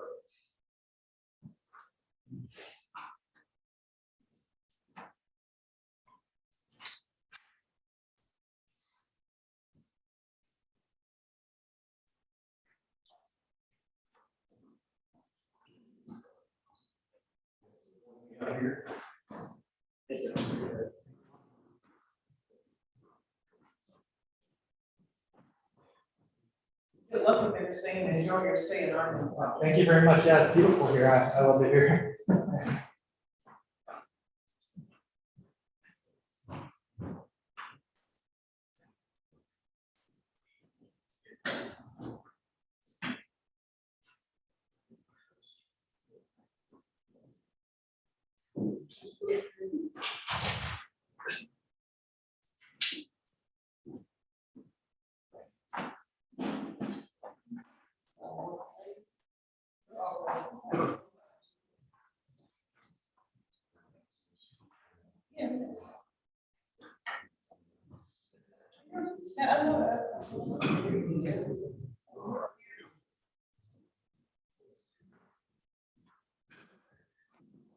Our next up is Mr. George Umidi. I sent him a request to unmute and to turn his camera back on.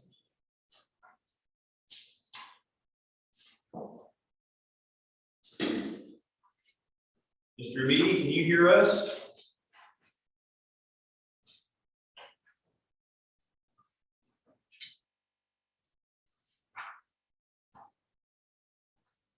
Just a couple minutes early, we'll see if we hear him momentarily, I guess.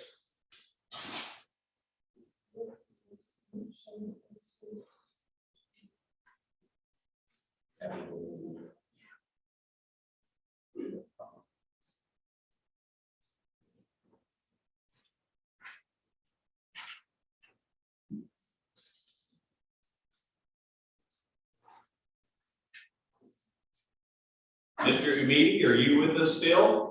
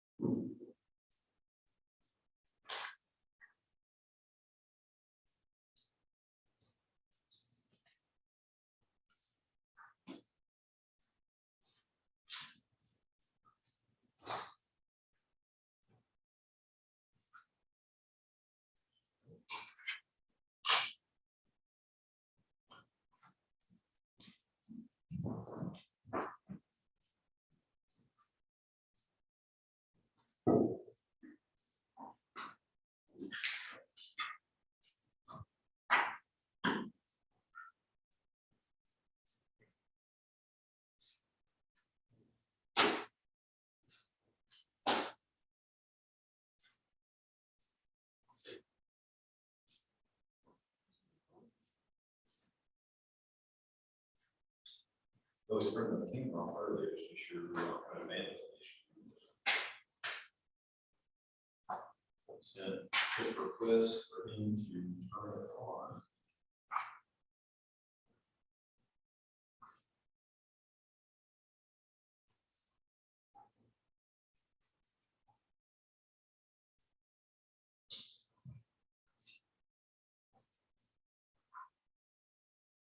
George Umidi, you can get on screen and turn on your microphone as well.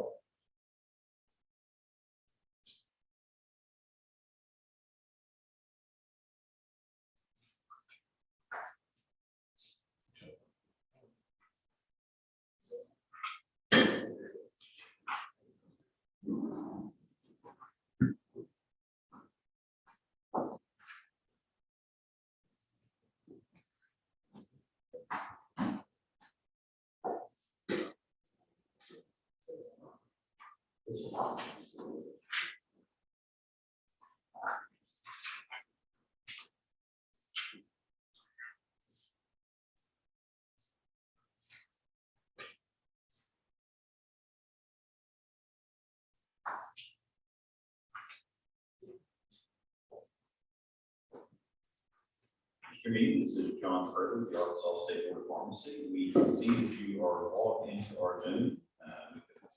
Press the button to ask that you turn on your camera and your microphone. We're trying to make sure you are still with us.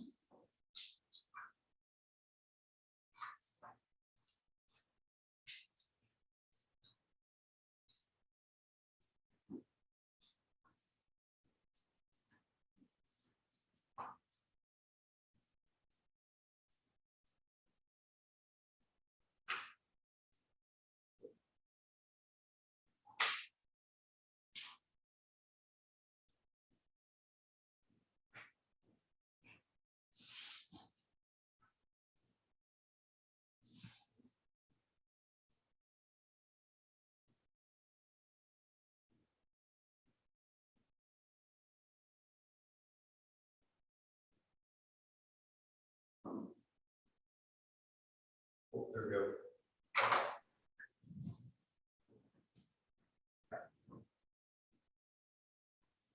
There we go, Mr. Meady, can you hear us now? Yeah. Okay. Mr. Meady, my name is John Kirtley. I'm going to explain to you who all you are talking to today and a little bit about just the procedure that we have. I'll turn the camera during this initial part. So on this side of the table, if you're looking from me and to my left, we are pharmacy staff members here at the Board of Pharmacy. Myself and Dr. Brenda McCready is next to me, who's our assistant director. We also have right off screen our legal counsel, who's Mr. Joe West from the Arkansas Attorney General's office. On the other side of the table, we have 4 of our board members that are decision makers here today. We have Dr. Brian Jolly, we have Dr. Lenore Newsom, who's the chairperson of this committee, Dr. Debbie Mack, and Dr. Rodney Richmond. In this process, we're here today regarding your application to be an intern in the state of Arkansas as you're looking at potentially starting pharmacy school here.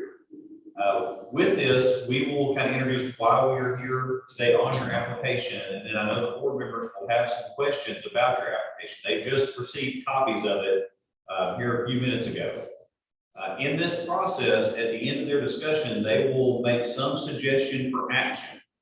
Generally on these, it would either be to approve or to not approve an application at this time. The important thing is whatever they come up with, you have the opportunity to either agree or disagree with it. If you agree to it, then we go forward with what they say. If you disagree, you could basically either say, kind of forget this and walk away, or request a hearing before the full board at a later date. The full board meets 3 times a year, June, October, and then it will be again in February of next year. But it's all 8 board members. Generally, we have a hearing officer and a court reporter and swear everyone in as witnesses. It's a more formal procedure than the discussion that we would have today. So with that, I'll ask, do you have any questions about how this process works? No. Okay. And if you cannot hear us, wave your hands. We're reminding everybody to be sure and speak up because the microphone is on the cameras up at the front of our room. So we'll try to be sure that we speak up so that we can hear you. With that, I will turn it over to Dr. McCray, or actually, I think we both have this one. Yeah, you have. Okay, I have this one. We're here today. You guys have seen there's a pharmacy application for Mr. George Umidi. If you look at it, he did let us know that there would be something that would come back in his criminal background check. As you flip through those pages, there are a few instances where he has had arrests in his past over the years. He has a written statement. From a look, it's right behind the background check. There's an email about this, and there's a detailed statement as requested. I know the issues in this are a little bit odd, as I know part of it on this most recent thing that involved another college or university that goes back before that. But I'll give you guys a couple minutes to read that. So Mr. Meady, they're going to read that statement that's about 1.5 pages that you had sent us. And I think when they get done with that, they're probably going to have some questions for you.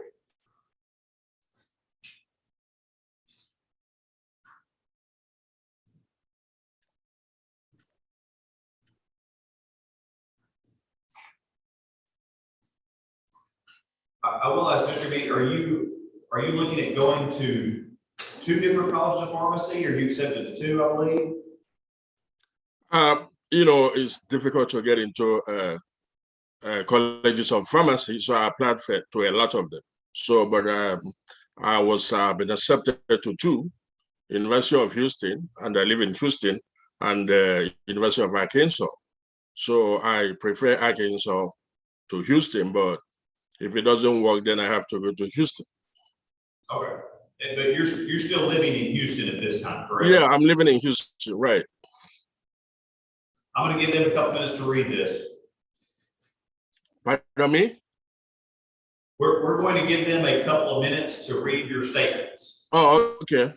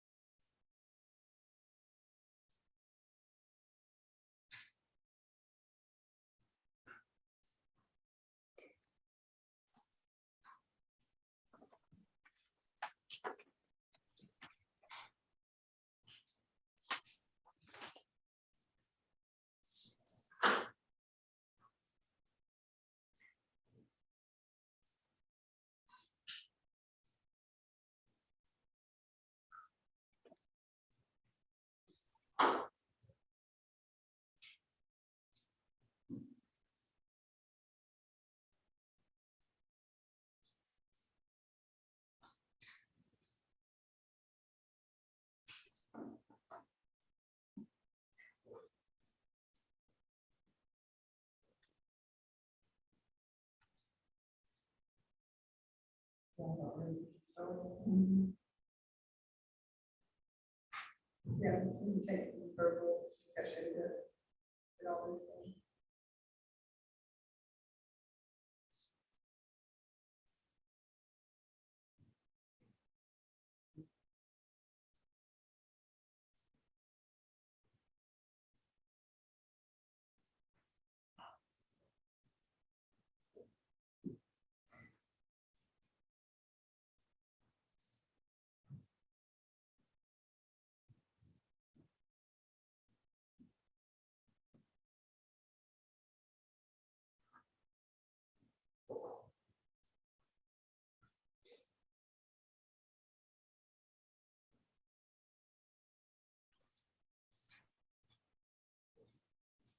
Yeah. What are we trying to do? So this is an application for an intern permit, and Mr. Meany, the board members have just had a chance to look through your packet, read your statements. I'll tell you, I think from the staff side, it's a little bit difficult to use this statement to explain what had happened on all issues. I think just address the most recent stuff. I mean, you guys have some questions about that, but with that, we would not be able to sign off on it as staff, so we are here today.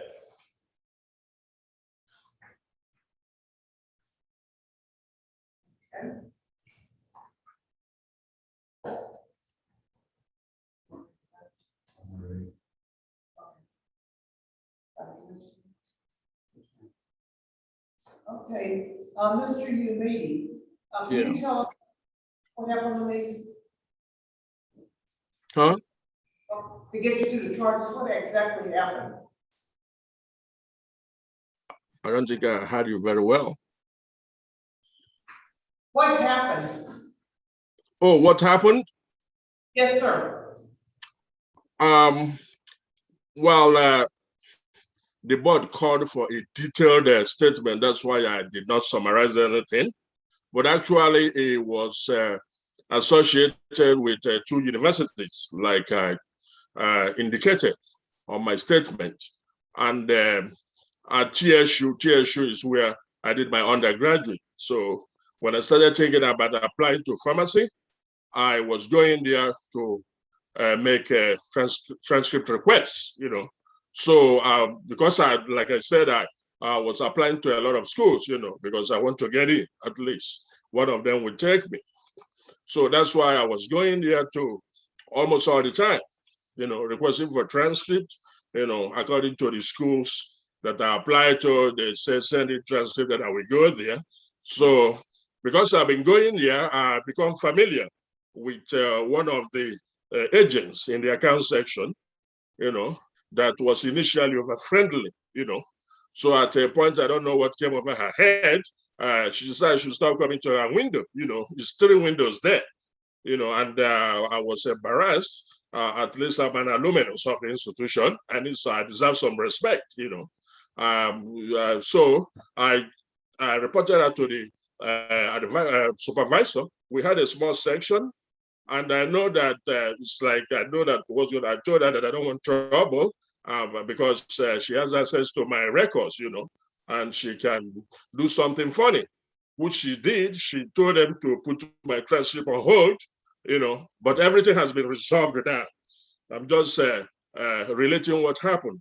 Everything has been cleared, you know, I'm free to go to the university and everything.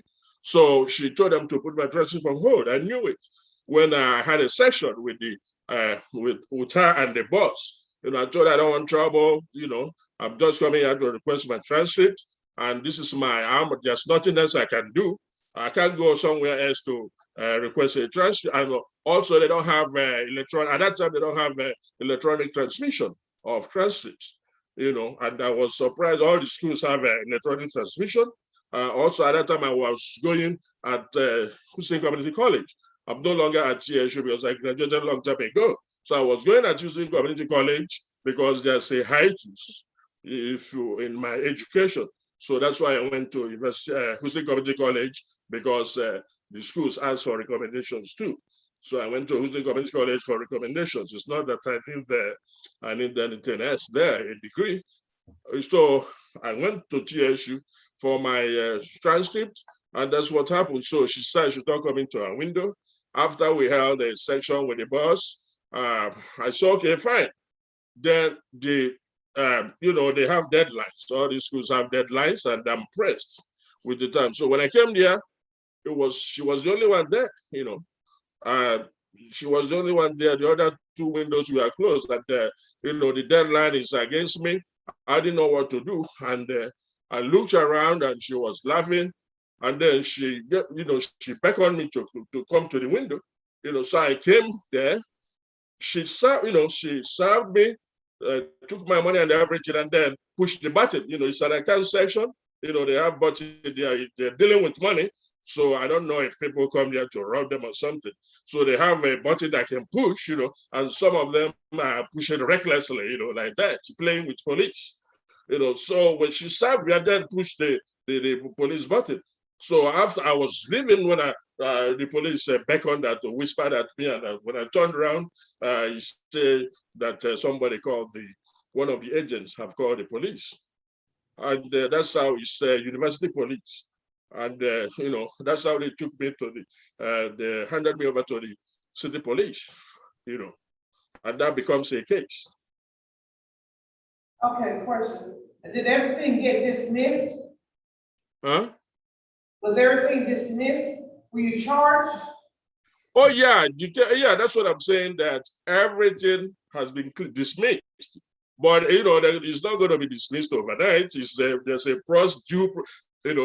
legal procedures. They have to, unfortunately, that's the legal system. There's some protocols they have to take. So they did not dismiss it overnight, but they have to follow, rights report and all that and this and that. And if you don't have a lawyer, they give you a government attorney, so yeah, but it has been dismissed, because it was a frivolous case, frivolous. And they're thinking about rejecting the frivolous cases. Sir, just like, Sir, as well. Did anybody have any questions? Maybe. Right. From staff, just wondering. Well, it looked like, and Mr. B, it looked like you were put on probation for 2 years. And then afterwards, because nothing else happened, they dismissed it after 2 years of probation and a monetary penalty. Is that correct? Yes, that one is a different scenario. So it's one of those, they deferred the official adjudication, but he was found guilty. He pled guilty. And they deferred it. It wasn't just dismissed. He had probation. And that's It's not, they put it guilty. It's not that it was contested. I didn't want to contest it. That's why. If you don't have to, I was working at the time. Some people that don't have time, they go, go for a deal. They call plea bargain and all that. They have it. It's not that you are really guilty. Some people that are innocent just take it to get out, because they have other things to do. They need their preach time is money. They can't be wasting time with the court. The court takes a long time. If you are trying to try a case, for instance, the TSU case took a long time, and it was during the TSU case was during the pandemic. So it was delayed for 2 years, Right. It was showing that it's still active. And I couldn't get a job because it was showing active.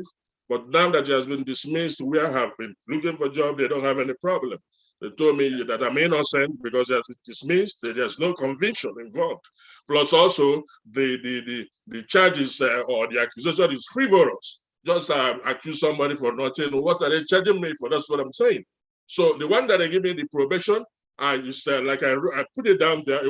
I live in Houston, and it's in Tarrant County, Texas. So it's just a mere email correspondence. I'm not around there to hurt anybody or do something. Just we are writing emails, and the person gets tired, and instead of telling me to stop, she just reported me to the university police. And then the university police threatened me. I told them that I'm surprised that the person should have told me.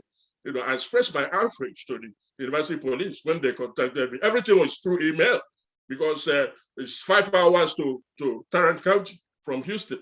So everything is through email correspondence. And that is incredible, you know. Huh? So I think part of the staff's issue is it was deferred and then dismissed, but there was a plea to the offense of guilty. But Yeah, that's what I'm saying. If you look at it carefully, you will see that if you see that it was 2 charges. Yes, sir. Yes, ma'am. Let, Dr. Curtin speak. Huh? So in your statement, you explained the issues with the guilty plea and the deferment and then the future dismissal, but you didn't address anything else. How many other times have you been arrested? What other place was I arrested? How many other times, like what are the other cases that are in your background check? It's just 2 places at TSU that I was physical over there because I live in Houston. TSU is located in Houston. And then University of North Texas is not in Houston. It's 5 hours away from Houston. And they have to come down here, you know. They have to come down here to take me to Fort Worth, you know. And they came while I was with the TSU. Yes, sir. Yes, ma'am. Yeah. Listen to Dr. Curtin. What happened in 1988 in Atlanta? In Atlanta, 1988? Yes, sir. Well, I can't remember none of that. It's too far away. Okay. What happened? Because that was 119 of 88. What happened in March of 1988 in Houston? 1988? Yes, sir. Sir, with all due respect, I can't remember all that. In Texas, they check back your background 7 years back. If you can look at the report I submitted.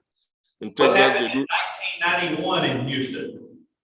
Yeah, what I'm saying is that I can't remember all that because it's too far away. Because I did my memory for something important instead of storing or that kind of information, you know. Can you remember what happened in 2012 in Houston? Sir, again, I can't remember anything that happened earlier, anything that happened earlier than 7 years ago. Okay, so he has not.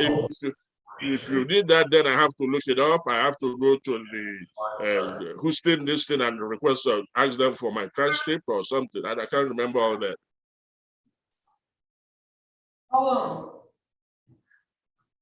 Yeah, because it looked like in 88, he was arrested. I don't know what that abbreviation stands for.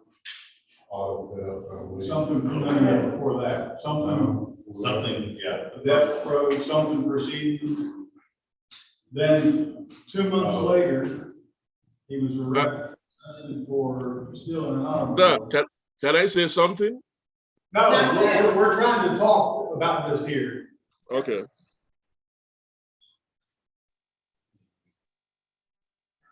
And then he's arrested for evading detention. And then resisting arrest. Right. But he doesn't remember anything about those incidents. And then when you get to the 2 that are more recent, Harris County and Tarrant County, Texas, those are 14 days apart. Yeah. And I don't know what it means by he shot somebody in the head. He allegedly threatened to, but he says he didn't do that, doesn't have a firearm, doesn't know how to use it. But we don't have any records responsive to the whole first part of his history. Part of it looks like a potential deportation proceedings. Right. And then yeah, that's what I was trying to say. Something. I you know that I'm a foreign born. I'm not a native U.S. citizen. Okay, so I just got my citizenship in 2000. Yes, sir. Yes, ma'am. Don't talk All right. I don't know. No. Somebody was talking. So he's been accepted as calling pharmacy and they would know he can be an intern here. He has an intern application with us. But he can't be an intern if he's not in school, right? Well, and it's one of those chicken or egg. A student could start in college pharmacy, but the real litmus test for us, And for them is, if he can't get an intern license here, they would tell him, this isn't going to work, because you can't proceed. Right. But he also has been accepted to a school in Texas. So he's got 2 schools that he's choosing from right now. Well, It helped them with that. yeah.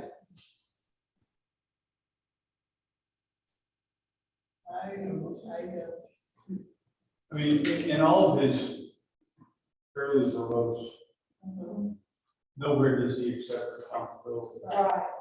And it's all been frivolous. Right. One of the, it looks like one of the issues was there was a pretty serious threat of violence. So, Yes. and that was the one that ended up With the charge. with the charges. And Well, the further. that one was the harassment. The emails that he was sending. Oh, okay, I thought it was the opposite. I Yeah, thought they, once with if you look emails, at the FBI report, Yeah. I matched them up, and charge number 5, which was in Texas Southern, Yes. that's the one in Harris County. Yeah. That's the one that the charge was retaliation. It was dismissed. It was dismissed, that's the one where he allegedly would shoot somebody in the head. okay, so the email, the volume of emails that ended up being a harassment charge. That was a 6th charge. That was the one in And that was- Tarrant County, Texas. In University of Texas, even though he's back distance. Right. And those 2 occurred 14 days apart. Okay. 2 separate instances, 2 separate people. 2 separate universities, 2 separate cities. Okay, that's not good. But it sounds like similar allegations of similar activities in a very concise period of time. Right. That were recent. That's not even counting on the earlier tests. 4 other arrests prior to that. That we've been given no information on as required by our rules. Right.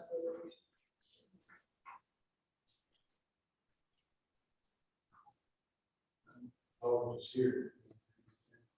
And they're observing.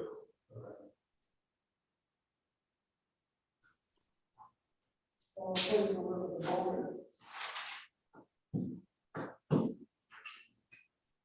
I would make a motion that we find an application for the intern.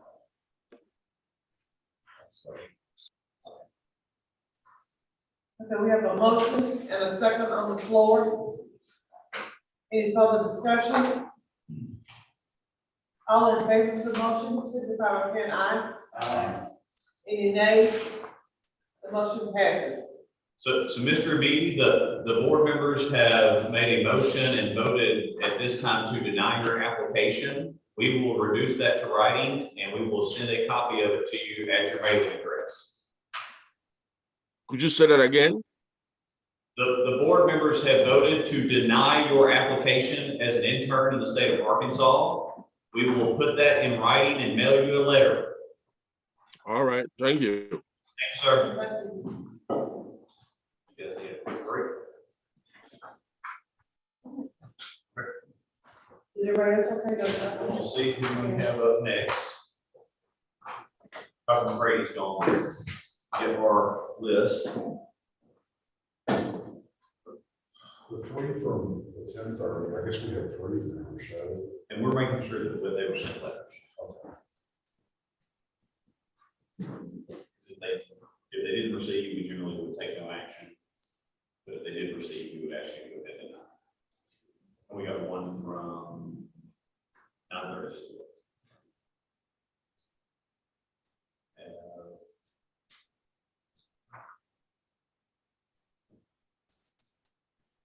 Another question related to our applications. I know we tweaked it. It'd be, an idea to ask the questions, have you ever been arrested? Even if it's sealed, et cetera, We do. all by itself. I wonder if we can ask that question by itself, and then ask the follow-up, all that other stuff.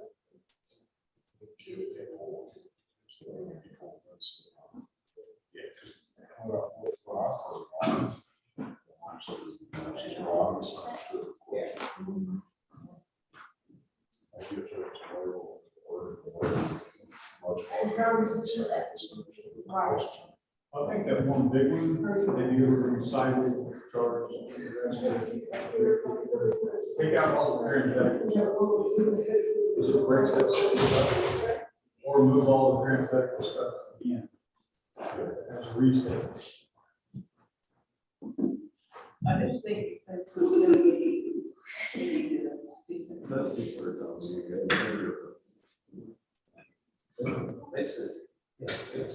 Okay. See, Miss LaForge. Yes. Okay, I'll change your name so the board members knew exactly. I'll take the apostrophe S, so just say Jennifer LaForge and have your name on there. I'm gonna do my best to speak up to make sure that you can hear me. And if you have trouble hearing us, let us know. You might need to turn your volume up as high as you can get it. Okay. So I'm going to say this for your benefit, and there's a couple other people here in the room for theirs as well to discuss how this process works. I'm John Gurley, I'm the director of the board. At this front table, we have other staff members, myself, Dr. Brenda McCready, who's right to my right, your left, who's our assistant director at the Board of Pharmacy, and then right next to her off screen is our legal counsel, Mr. Joe West from the Attorney General's office. Then we have 4 board members here with us today who are all decision makers for your applications today. We have Dr. Brian Jolly, Dr. Lenore Newsom, who's the president or the chairperson of this committee, Dr. Debbie Mack, and Dr. Rodney Richmond. In this process, you have a pharmacy technician application with us, and in it you had some issues that came back on the criminal background check that you did not tell us that the board members are going to want to talk to you about in a moment. In this process, after we talk about the process itself, I'm going to turn it over to Dr. McCready to give us a quick overview of why we're here today or what issues were in your background check. And then I know the board members are going to want to speak to you about that. They have just received a copy of your application on their little electronic devices that we're looking at here. That they'll be looking at as well. In this process, though, at the end of our discussion, they will come up with some proposed action. And it can be anything from grant a permit, deny a permit, table the discussion, or table the decision for some amount of time. But whatever they come up with, you can either agree or disagree with. If you agree with what they say, we go forward with whatever they've instructed us to do. If you disagree, then it would be your chance to either say, forget this and walk away, or to request a hearing before the board at a future meeting. And so I'd ask, do you have any questions about why you're here today? No. Right? Or another speaker somewhere. Yeah, is that a phone and a computer? Are you on a phone and a computer? I am on my phone, yes. Okay. I'll check these. I think it may be one of these. So with that, I'm going to kick it over to Dr. McCready to give us an introduction while we're here. I'm going to check a couple more computers, make sure we don't have any feedback. And actually, Okay. Mr. West and I are both going to kind of cover this one. I'll start with the fact that this is a pharmacy technician application. When we ran the criminal background check, we did get some hits on that. She did give us a statement regarding one of her first arrests, which was she was driving on a suspended driver's license, which is not something we normally look into. But the second arrest was a deprivation of property, and I will let Mr. West explain that and what the charges and conviction were, and then we'll go back into what looks like happened. Right, and as Dr. McCready explained, looks like the second and most important arrest on the record. It was initially arrested charged with a felony. That offense title, which it's an out-of-state offense, I'm not as familiar with the exact title, but it was criminal deprivation of property or motor vehicle was initially an unclassified felony. Eventually, that charge was amended down to a misdemeanor version of the same offense, and that is what the applicant pled guilty to. That looks like more or less a joyriding kind of offense. The statement was that she or her then boyfriend took the vehicle for a test drive while they had the vehicle in their possession. They used it to move a washer dryer, and when they returned, they discovered that they were in trouble, as they say, as for using that vehicle in an unauthorized manner. She was put on probation, here she's completed probation several years ago. Okay. So are you wanting, I'm sorry, I'm having a lot of feedback. Are you just wanting me to explain the two things on my record, or? Well, and the only other issue is, was there a DUI arrest in April of 2022? A DUI arrest? Is that what you're asking? Yes, was there an arrest this year for a DUI? No, I've never had a DUI.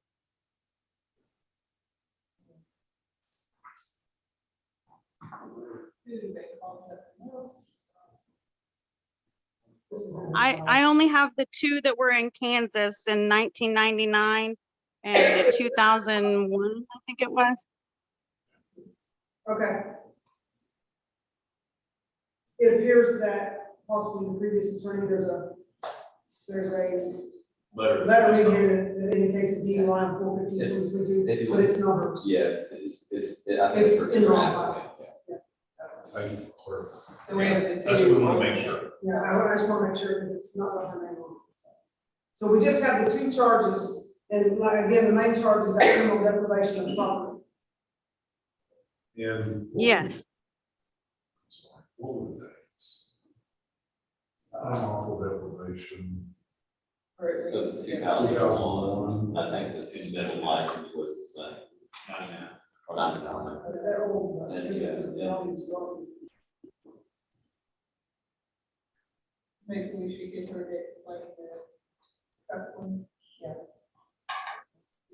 So Ms. LaForte, can you explain to the board members the issue about the deprivation of property?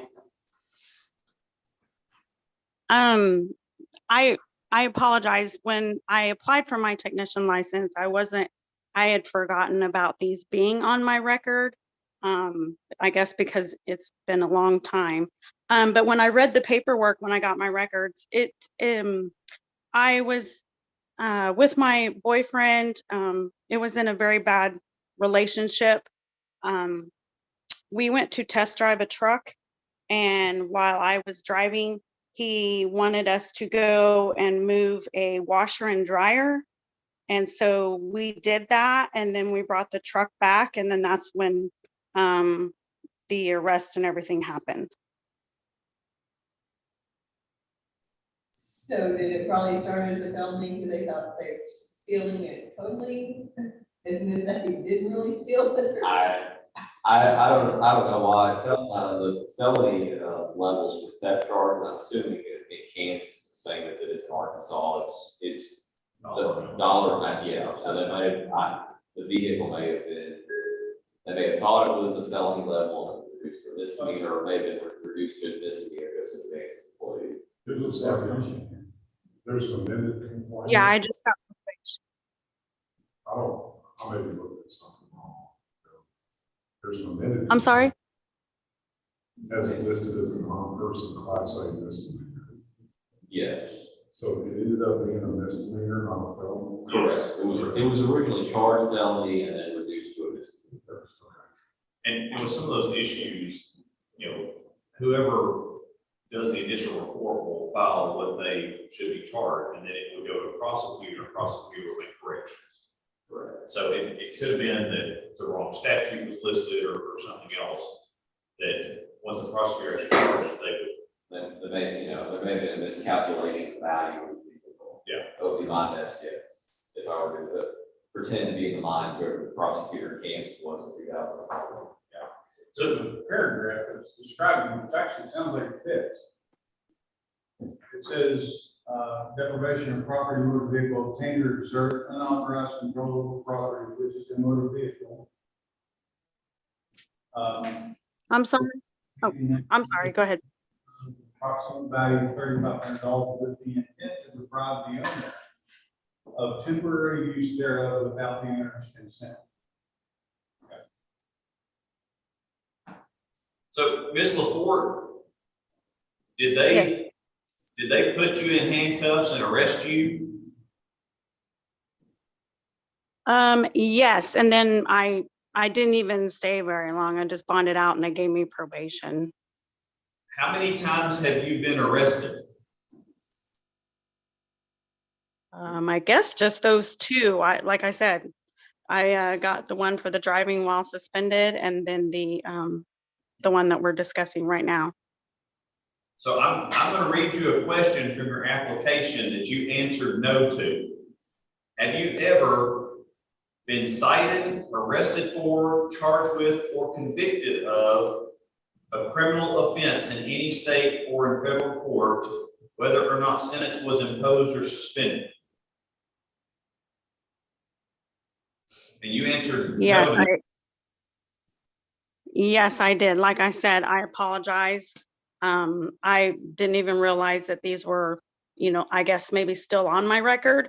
Like I've been a pharmacy technician for 8 years in Missouri, and they never came up. So I apologize for that. Like I said, I didn't even realize they were on there. And that's why I answered no. Did you tell Missouri you had never been arrested?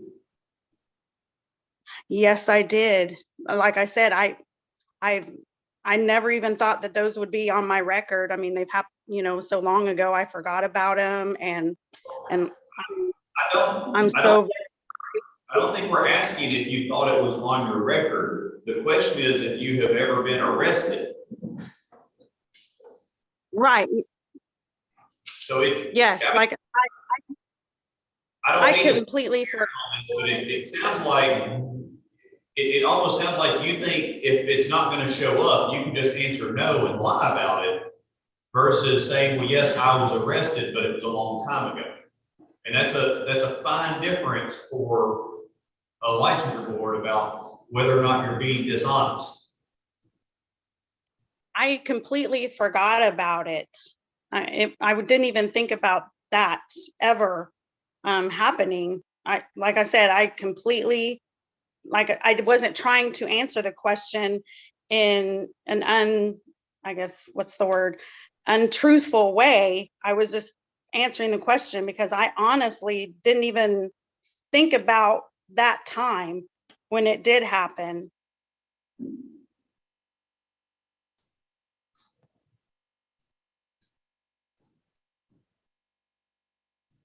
Okay, why do you want to be a pharmacy technician? In Arkansas. I'm sorry? Why do you want to be a pharmacy technician in the state of Arkansas? Well, I had got a job at a pharmacy in Bella Vista as a pharmacy technician, and that's why I applied for one. Okay, where is this job in Bella Vista? I'm sorry? What drugstore in Bella Vista? It was the Cornerstone Pharmacy. And you're working there now? No. Okay. So do you even need the Arkansas license? Are you still? I'm sorry? Are you still trying to obtain an Arkansas license to work in Arkansas? Yes, I would like to. Why? Dr. Mack asked. I'm sorry? Why Arkansas? Like where, why? Well, I live in Pineville, and it's right like by the Arkansas state line. And it's closer, I guess, a little bit for me to go to Arkansas than it is to like go to Joplin or somewhere like that to get a job. So I just thought, maybe if I could get the Arkansas license, then I'd have more of an opportunity to get a job.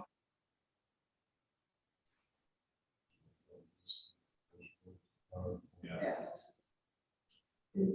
You can't even tell you're out of Arkansas when you get to find it. Well, these were in 1999, 2001.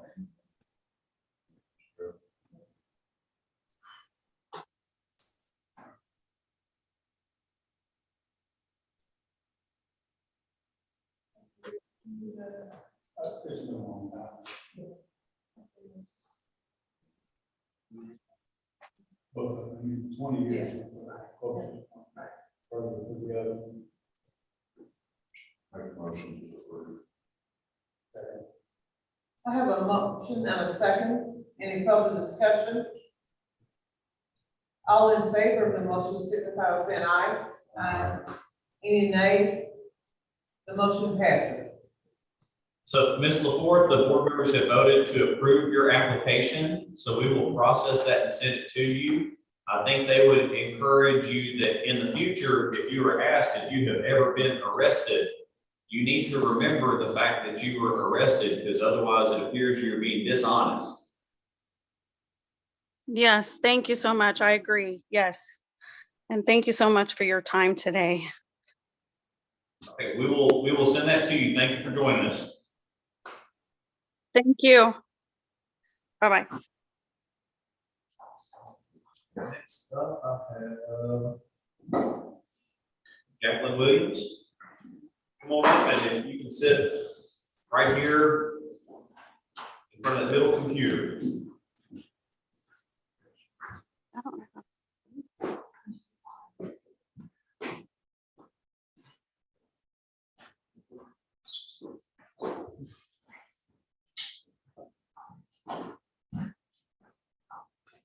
How are you today? I'm good. All right. All right, so Ms. Williams, did you hear the description of how the process works earlier and who everybody is? Yes. All right, that'll speed us up a little bit. Ms. Williams is here with her application to be a pharmacy technician in the state of Arkansas. She did let us know, so thank you for telling us that something was going to come back on that. And with that, you can see her statement on page 5. I think one of the issues was shoplifting, and then maybe there's one other issue which she has described there. And you can see the court documents, page 6 through, it's like about 11, and the incident reports. Very pretty. Thank you.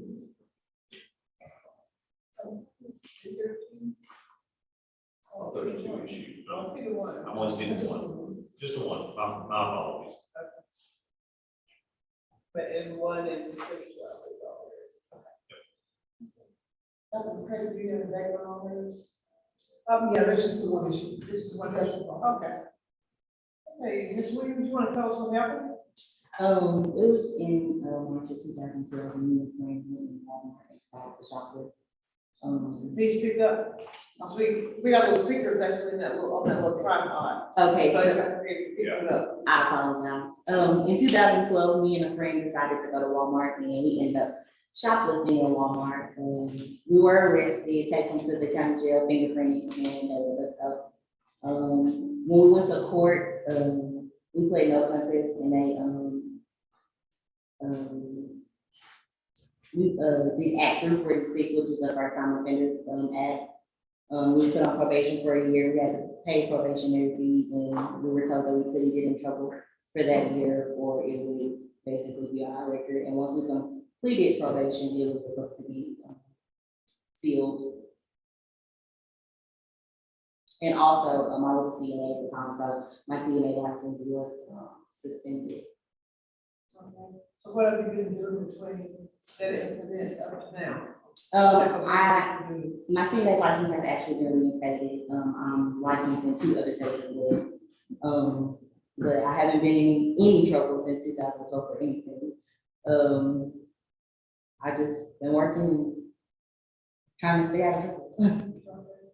And why do you want to be a pharmacy technician? I'm one of those people that's kind of like well-rounded. I like to have many things under my belt. I decided to apply at this company called SCA Pharma, which I did my pharmacy tech application before I applied at SCA Pharmaceutical. But it's just another license that I want to have. The medical field is booming. It's always something for me to be able to fall back on. And then I also think it would be a good thing for me to have since I do work for a pharmaceutical.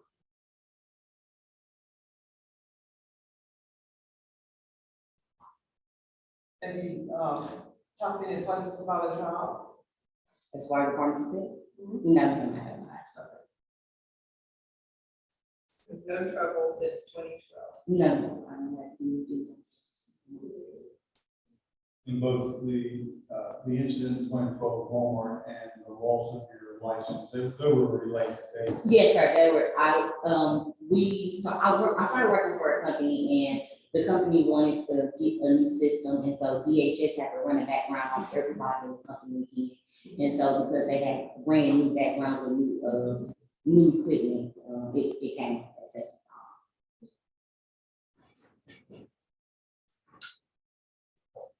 We appreciate you putting that down. I mean, we would find out, so we appreciate you being honest.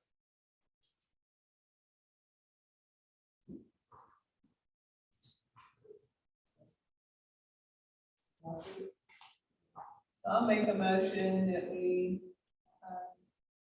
let her have her tech license. Okay, I have a motion and a second. Any further discussion? All in favor, signify by saying aye. Aye. Any nays? The motion passes. You'll get your license.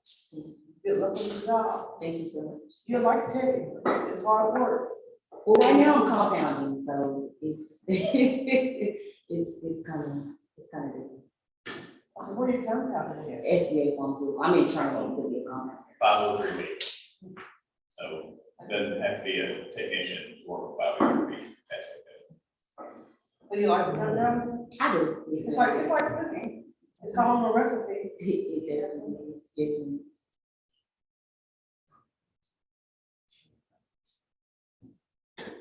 All right. Yeah.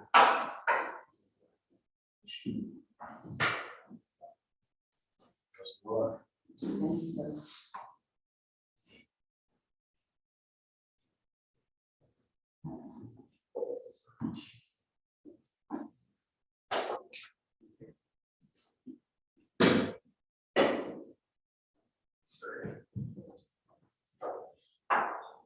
So we'll have this Howard.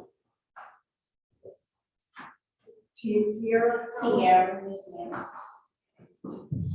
And I'll get you and we'll head out front. Is it here?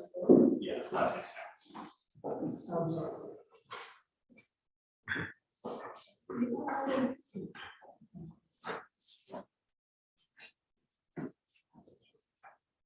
How long is the application?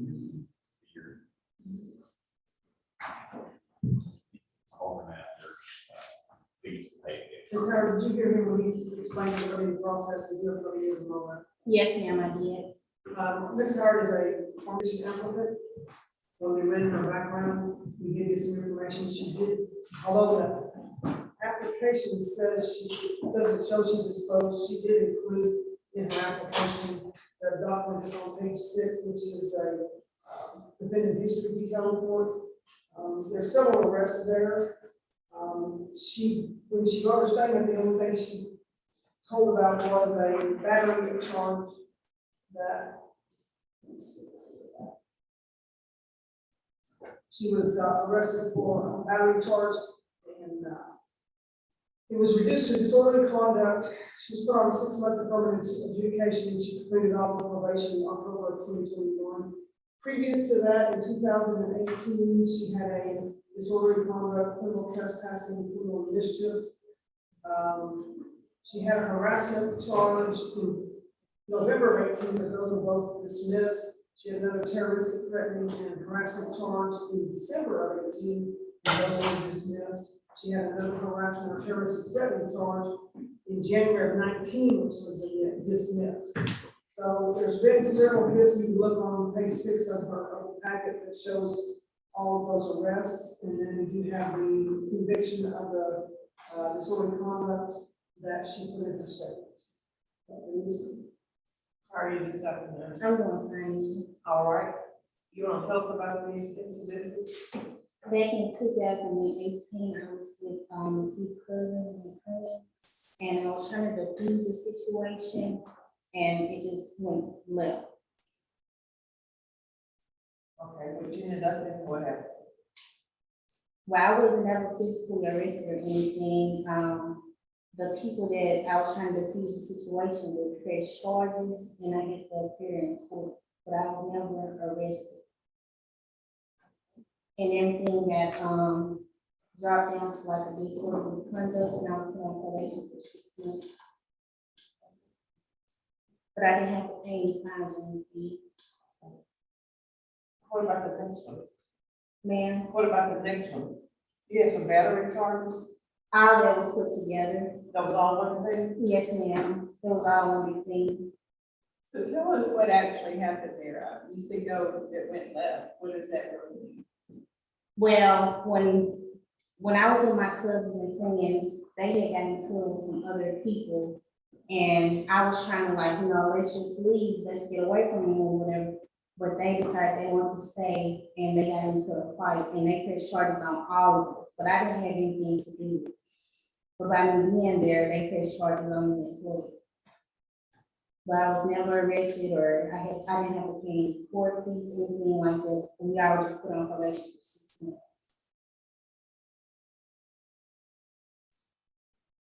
So you pled guilty to disorderly conduct in July, right? Right? Yes, Is that the same thing? everything is the same. So there's One big old thing. Yes, ma'am. Well, that was. And everything was amended down to, disorderly conduct. I had it right here. So that's why you wrote one paragraph about the 6 month. Probation, yes, ma'am. So then, all right, so the non-automobile thing, so there were 4 charges on in July of 18, that's what you just described. And then the harassment in November of 18 was dismissed. Terroristic threatening in December was dismissed. Terroristic threatening in January 19 was dismissed. The incident still occurred. What is it that you seem to understand that while everything happened, that you happen to be there? It was an altercation amongst other people. I was there with my cousins and friends. They were the ones that got into the altercation. I was telling them to leave. So in all of those cases? that was- Yes, everything's the same. Because I had a lawyer, the first appearance on, so I didn't have a lawyer. The second appearance on, so I had a lawyer. But everything is all the same.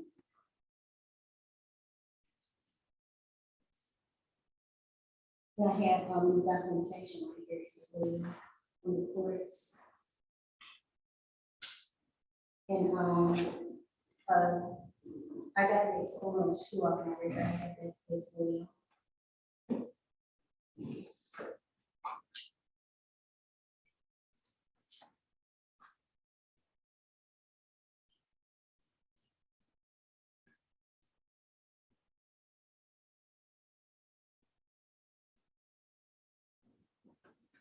So were you fined in any of this stuff? No, I was just put on probation for 6 months. So at least you did send this with your application, but a licensing board can see all this, even if it's expunged, right? So you would always want to answer yes and supply the information. You supplied the information, so I don't think you were trying to mislead us, but I believe there's a lot of confusion on if you're expunged. People think it went away and it really did never go away. Yeah, that is 100% correct.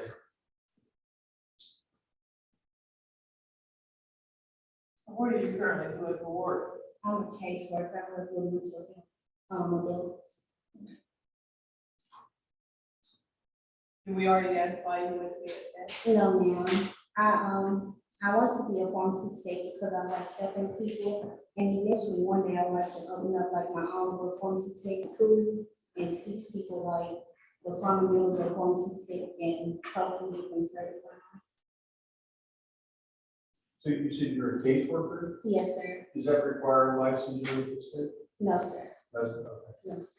But they do work on background checking and everything like this. Okay.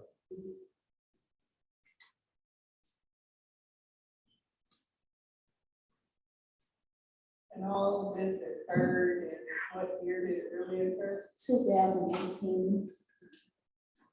Which is not that long ago, but it kind of dragged out a lot. Yes, ma'am. And I haven't been in any trouble since then. Really wasn't in trouble then. I was at the wrong place at the wrong time. Do you have a coping mechanism to not let yourself get into something like that again? What could you have done different I should have been at home. or left Yeah, when it started? yeah, because I told them, let's go, but they just didn't want to listen, so I should have left. But I did learn my lesson, so now I just, at home, I go to school, I have 3 days left of school before I go out on extern, and then I just stay at home with my children. Sounds like a good plan. I know trouble is easy to get in, hard to get out of the home part. And, you know, not too many situations do everybody believe that you didn't have anything to do with it. You may not, but you're telling us that we're believing you, but that doesn't mean a court system is really gonna believe it. You were guilty by association, so you just have to, can't let yourself be in that. Yes, ma'am. But it looks like all of them occurred within about 6 month period of time. July, November, December, January. So it looked like it kind of came as a cluster. Officer Jackson must have got used to seeing me. I think she was saying those were all really the Yeah. same. Yeah, everything, All one all accident. those charges are the same, it's the exact same. Yeah, it's a whole bunch of different. Do we know why they have different dates and different? Some district courts give each individual charge their own case number, even if they arise out of the same incident. It's not a very efficient way to do things, but that's the way some do it. Okay. I am not a fan. Then you have to deal with every one of them. They can get put together for disposition or trial purposes, but for record purposes, I'm not a fan. I can't imagine what the clerk's office thinks about it. Well, I heard you say 2 or 3 times that they were the same, Yeah. then I'm looking at different violations. But everything was the same, Okay. just that one time. So I would like to make a motion that we grant her tech license. Okay, I'll second. Okay, we have a motion and a second. Any further discussion? If not, all in favor of the motion, signify by saying aye. Any nays? The motion carries. Thank you. You'll get your license.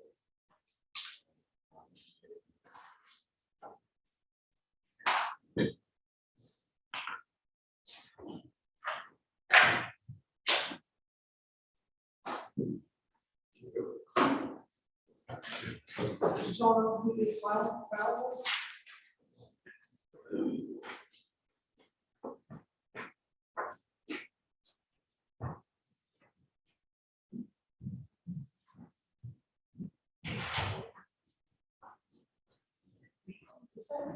We sent a lot of things.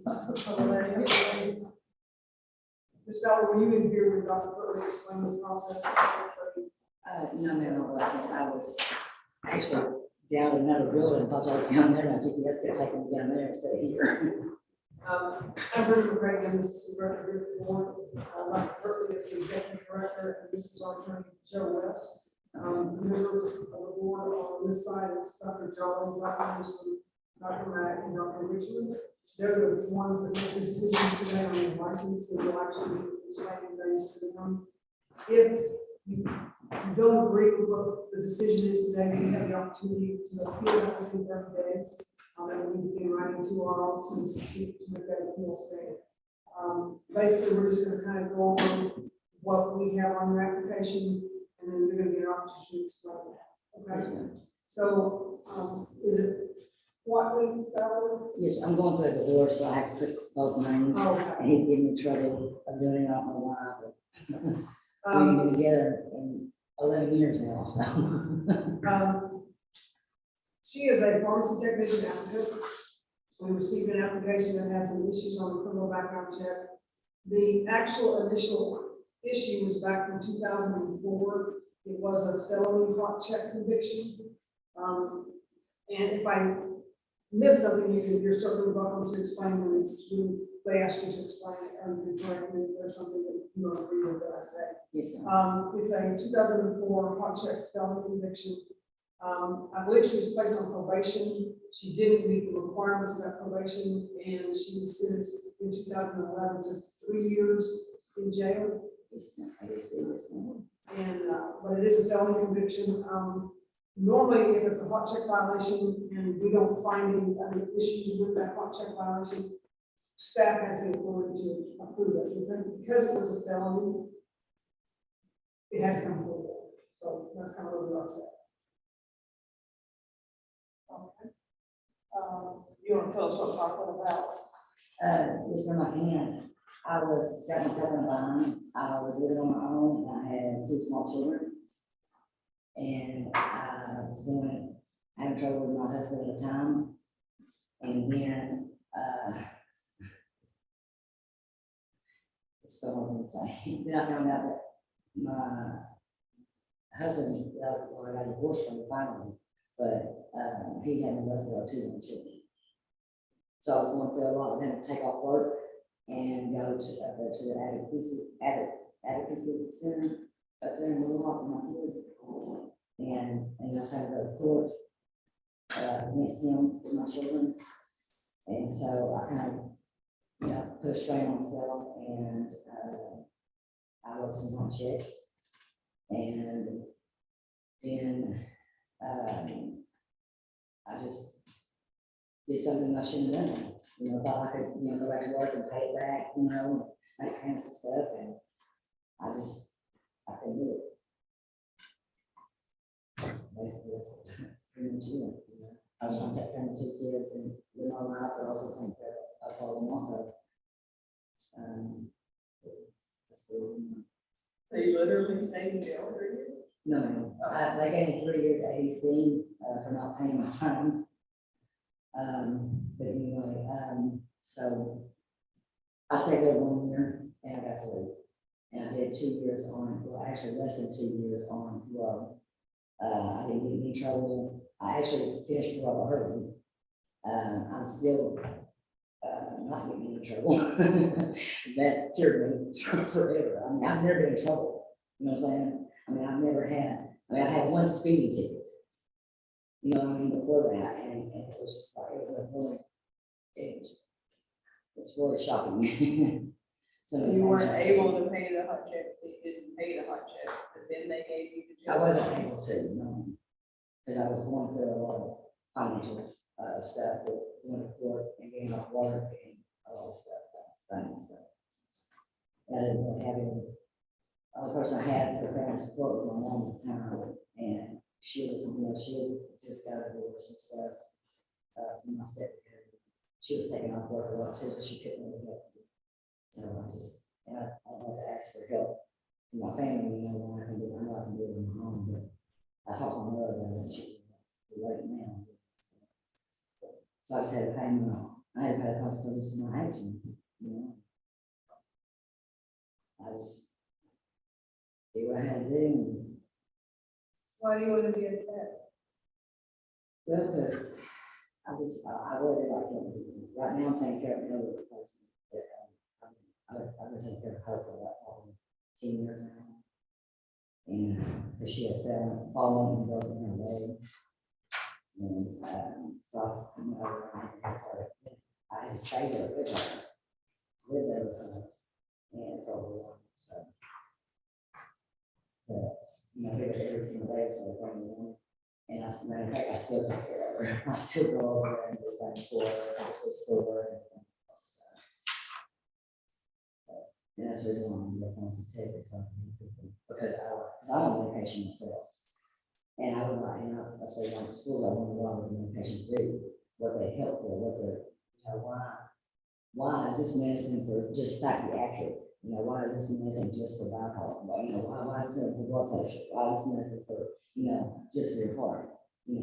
So I want to learn all that because, there are some medications that I have taken in school, and I would like to be able to help, the patients and knowledge more about the medication. Because I know sometimes you don't get knowledge about the medications. Sometimes. especially if you're in the hospital. They don't tell you. Well, you're just came up to your heart, why? What's wrong with my heart? I don't understand why my heart messing, you know? I don't understand. What else?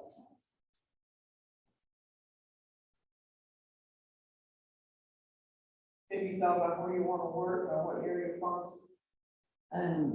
Well, the school I went to, right here, right down the road on Spring Street, they said that they have a contract with Walgreens, and they was wanting us to, you know, go to Walgreens or one of those. But, I mean, I live in, Benton, you know, I've got myself established there, I got my own apartment.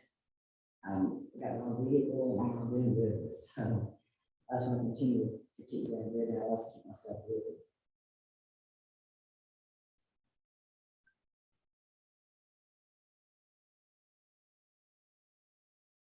So all this happened 18 years ago. Yes, sir.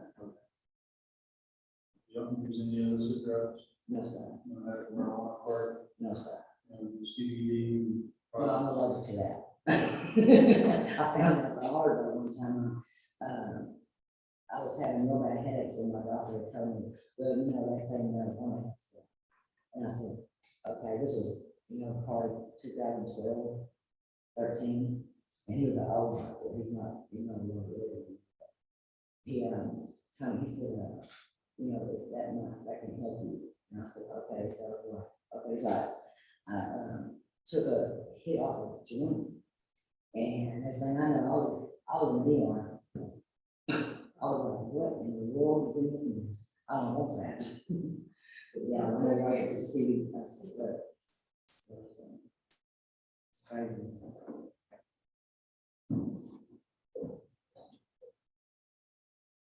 We got thoughts?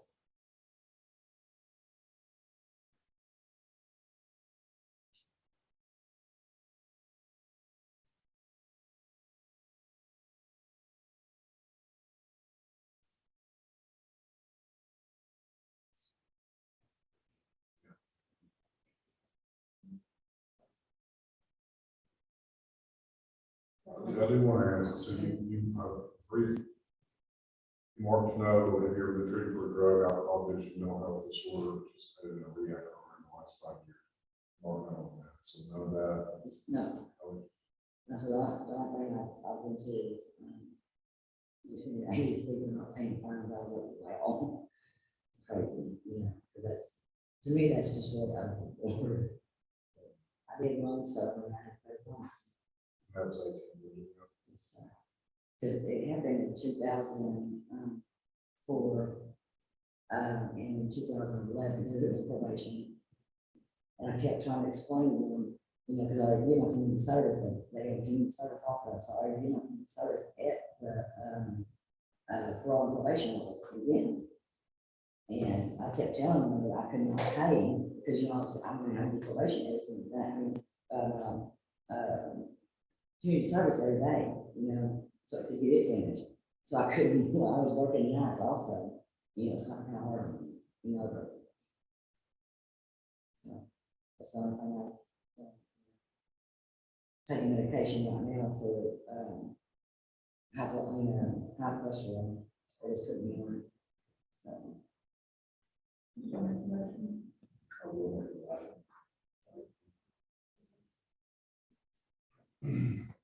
Was that, it's Williams' motion. Okay, I'll say. Wait, yeah. You have a motion and a second on the floor. Any further discussion? All in favor of the motion, signify by saying aye. Aye. Any nays? The motion passes. Good luck. You like being a pharmacy technician, if you used to hard work, then no problem, or work hard all day long. Yes, ma'am. I'm just a hard worker, and this lady I take care of, I love her. Me and her daughter actually like best friends. So, and she's a mess. I will tell you. Good luck. Thank you.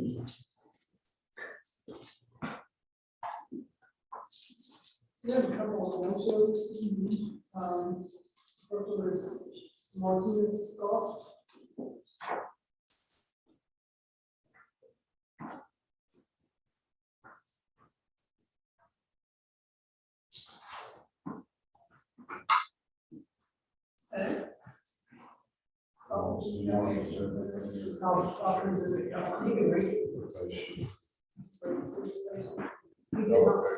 He did dispose of 2016 arrest.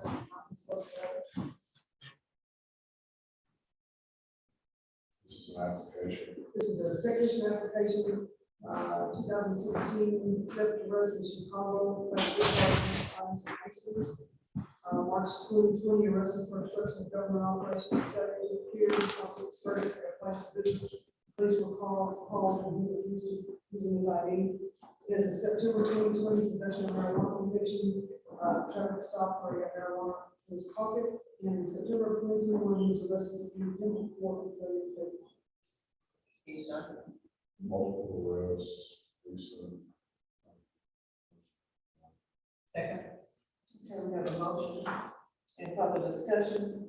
All in favor, signify by saying aye. Aye. Any nays? Motion passes. Next one is Carmen Burke.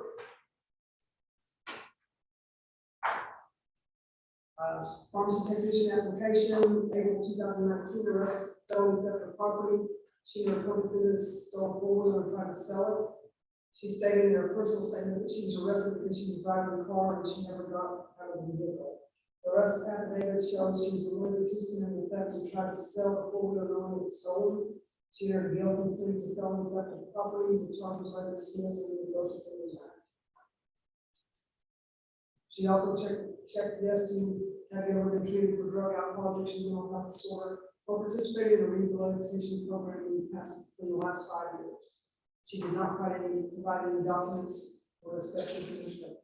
Motion to that. Have a motion on the floor, any further discussion?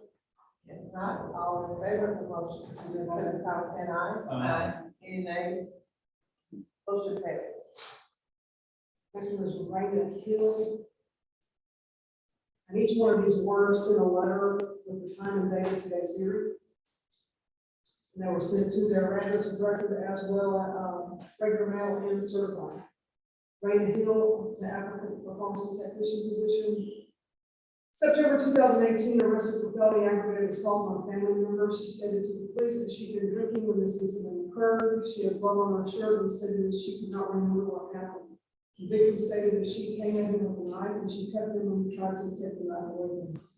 She stated to the police she grabbed the knife to scare him. The case was no cross because the victim refused to cooperate with the investigation. 2019, she had a violation of no contact order. 2019, 2 counts of contempt of court. 2020, failure to appear and failure to pay a fine. 2021, failure to appear and criminal contempt. Motion to deny. Have a motion and a second on the floor. Any further discussion? Not all in favor of the motion, signify by saying aye. Aye. Any nays? The motion passes. Mark Williams is listed at 2 o'clock. He probably had a hearing at 1:30 and was not going to be able to be here today. He has surrendered and is appealing that surrender, so we'll put him on the other day.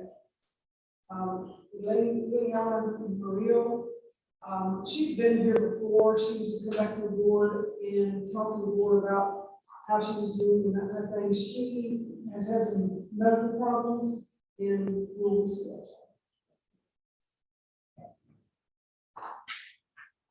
We also have some emergency hearings we need to do.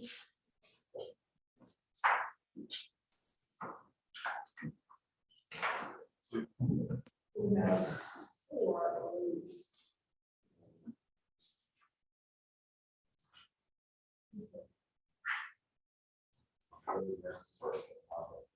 All right.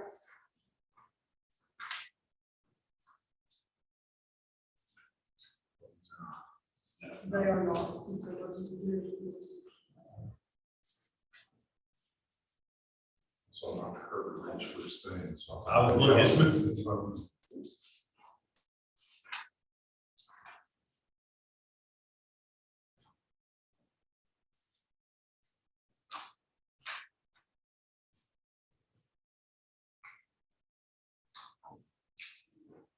Attorney Brown will send a voluntary surrender of a tech license.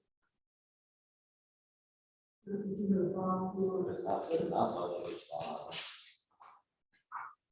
The only notes I have on this case is it's a version from Walgreens, their file's been requested, but all I have is the paperwork. It was reported to us, I guess, at a version, we have yet to take it their investigative file, that we've been unable to obtain a voluntary suspension or surrender at this time. Correct.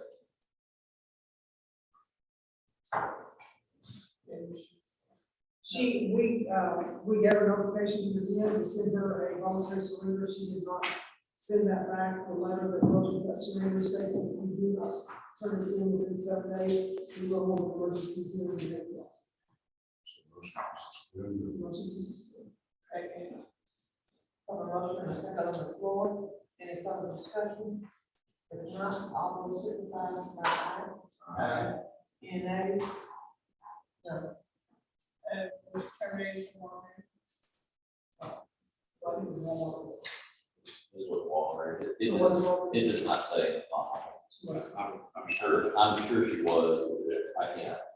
It just knows that it was, that it was from Walgreens, files and requests, it was the version. I don't know if that was sent out, to her address on file with the board on May 16th. We have received the sign for it. Yeah, we know she received where. She did work to me. We'll do Stephanie for going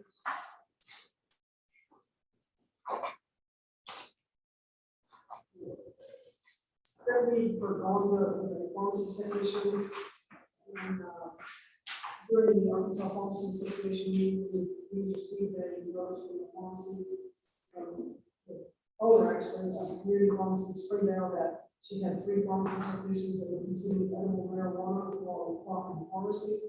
This was one of those technicians. They were confronted and sent home. The court, 2 of them, the first thing are about today.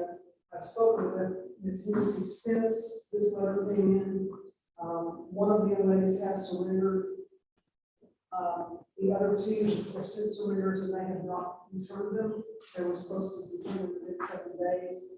I spoke with this technician specifically, and she said that she didn't really want to surrender. And I told her she had the opportunity, but the lawyer said there was a hearing. Oh, great. Well, I think we did that for Oh, commercial hearings. you're right. Yeah. So that's why I was. Stop. So if you guys want to take a 5-minute break, I'm going to try to get another one we're on, and then we'll redo the last commercial hearing and go through those section. I'm just ready to go. All right. Do it back in 5 minutes. Okay.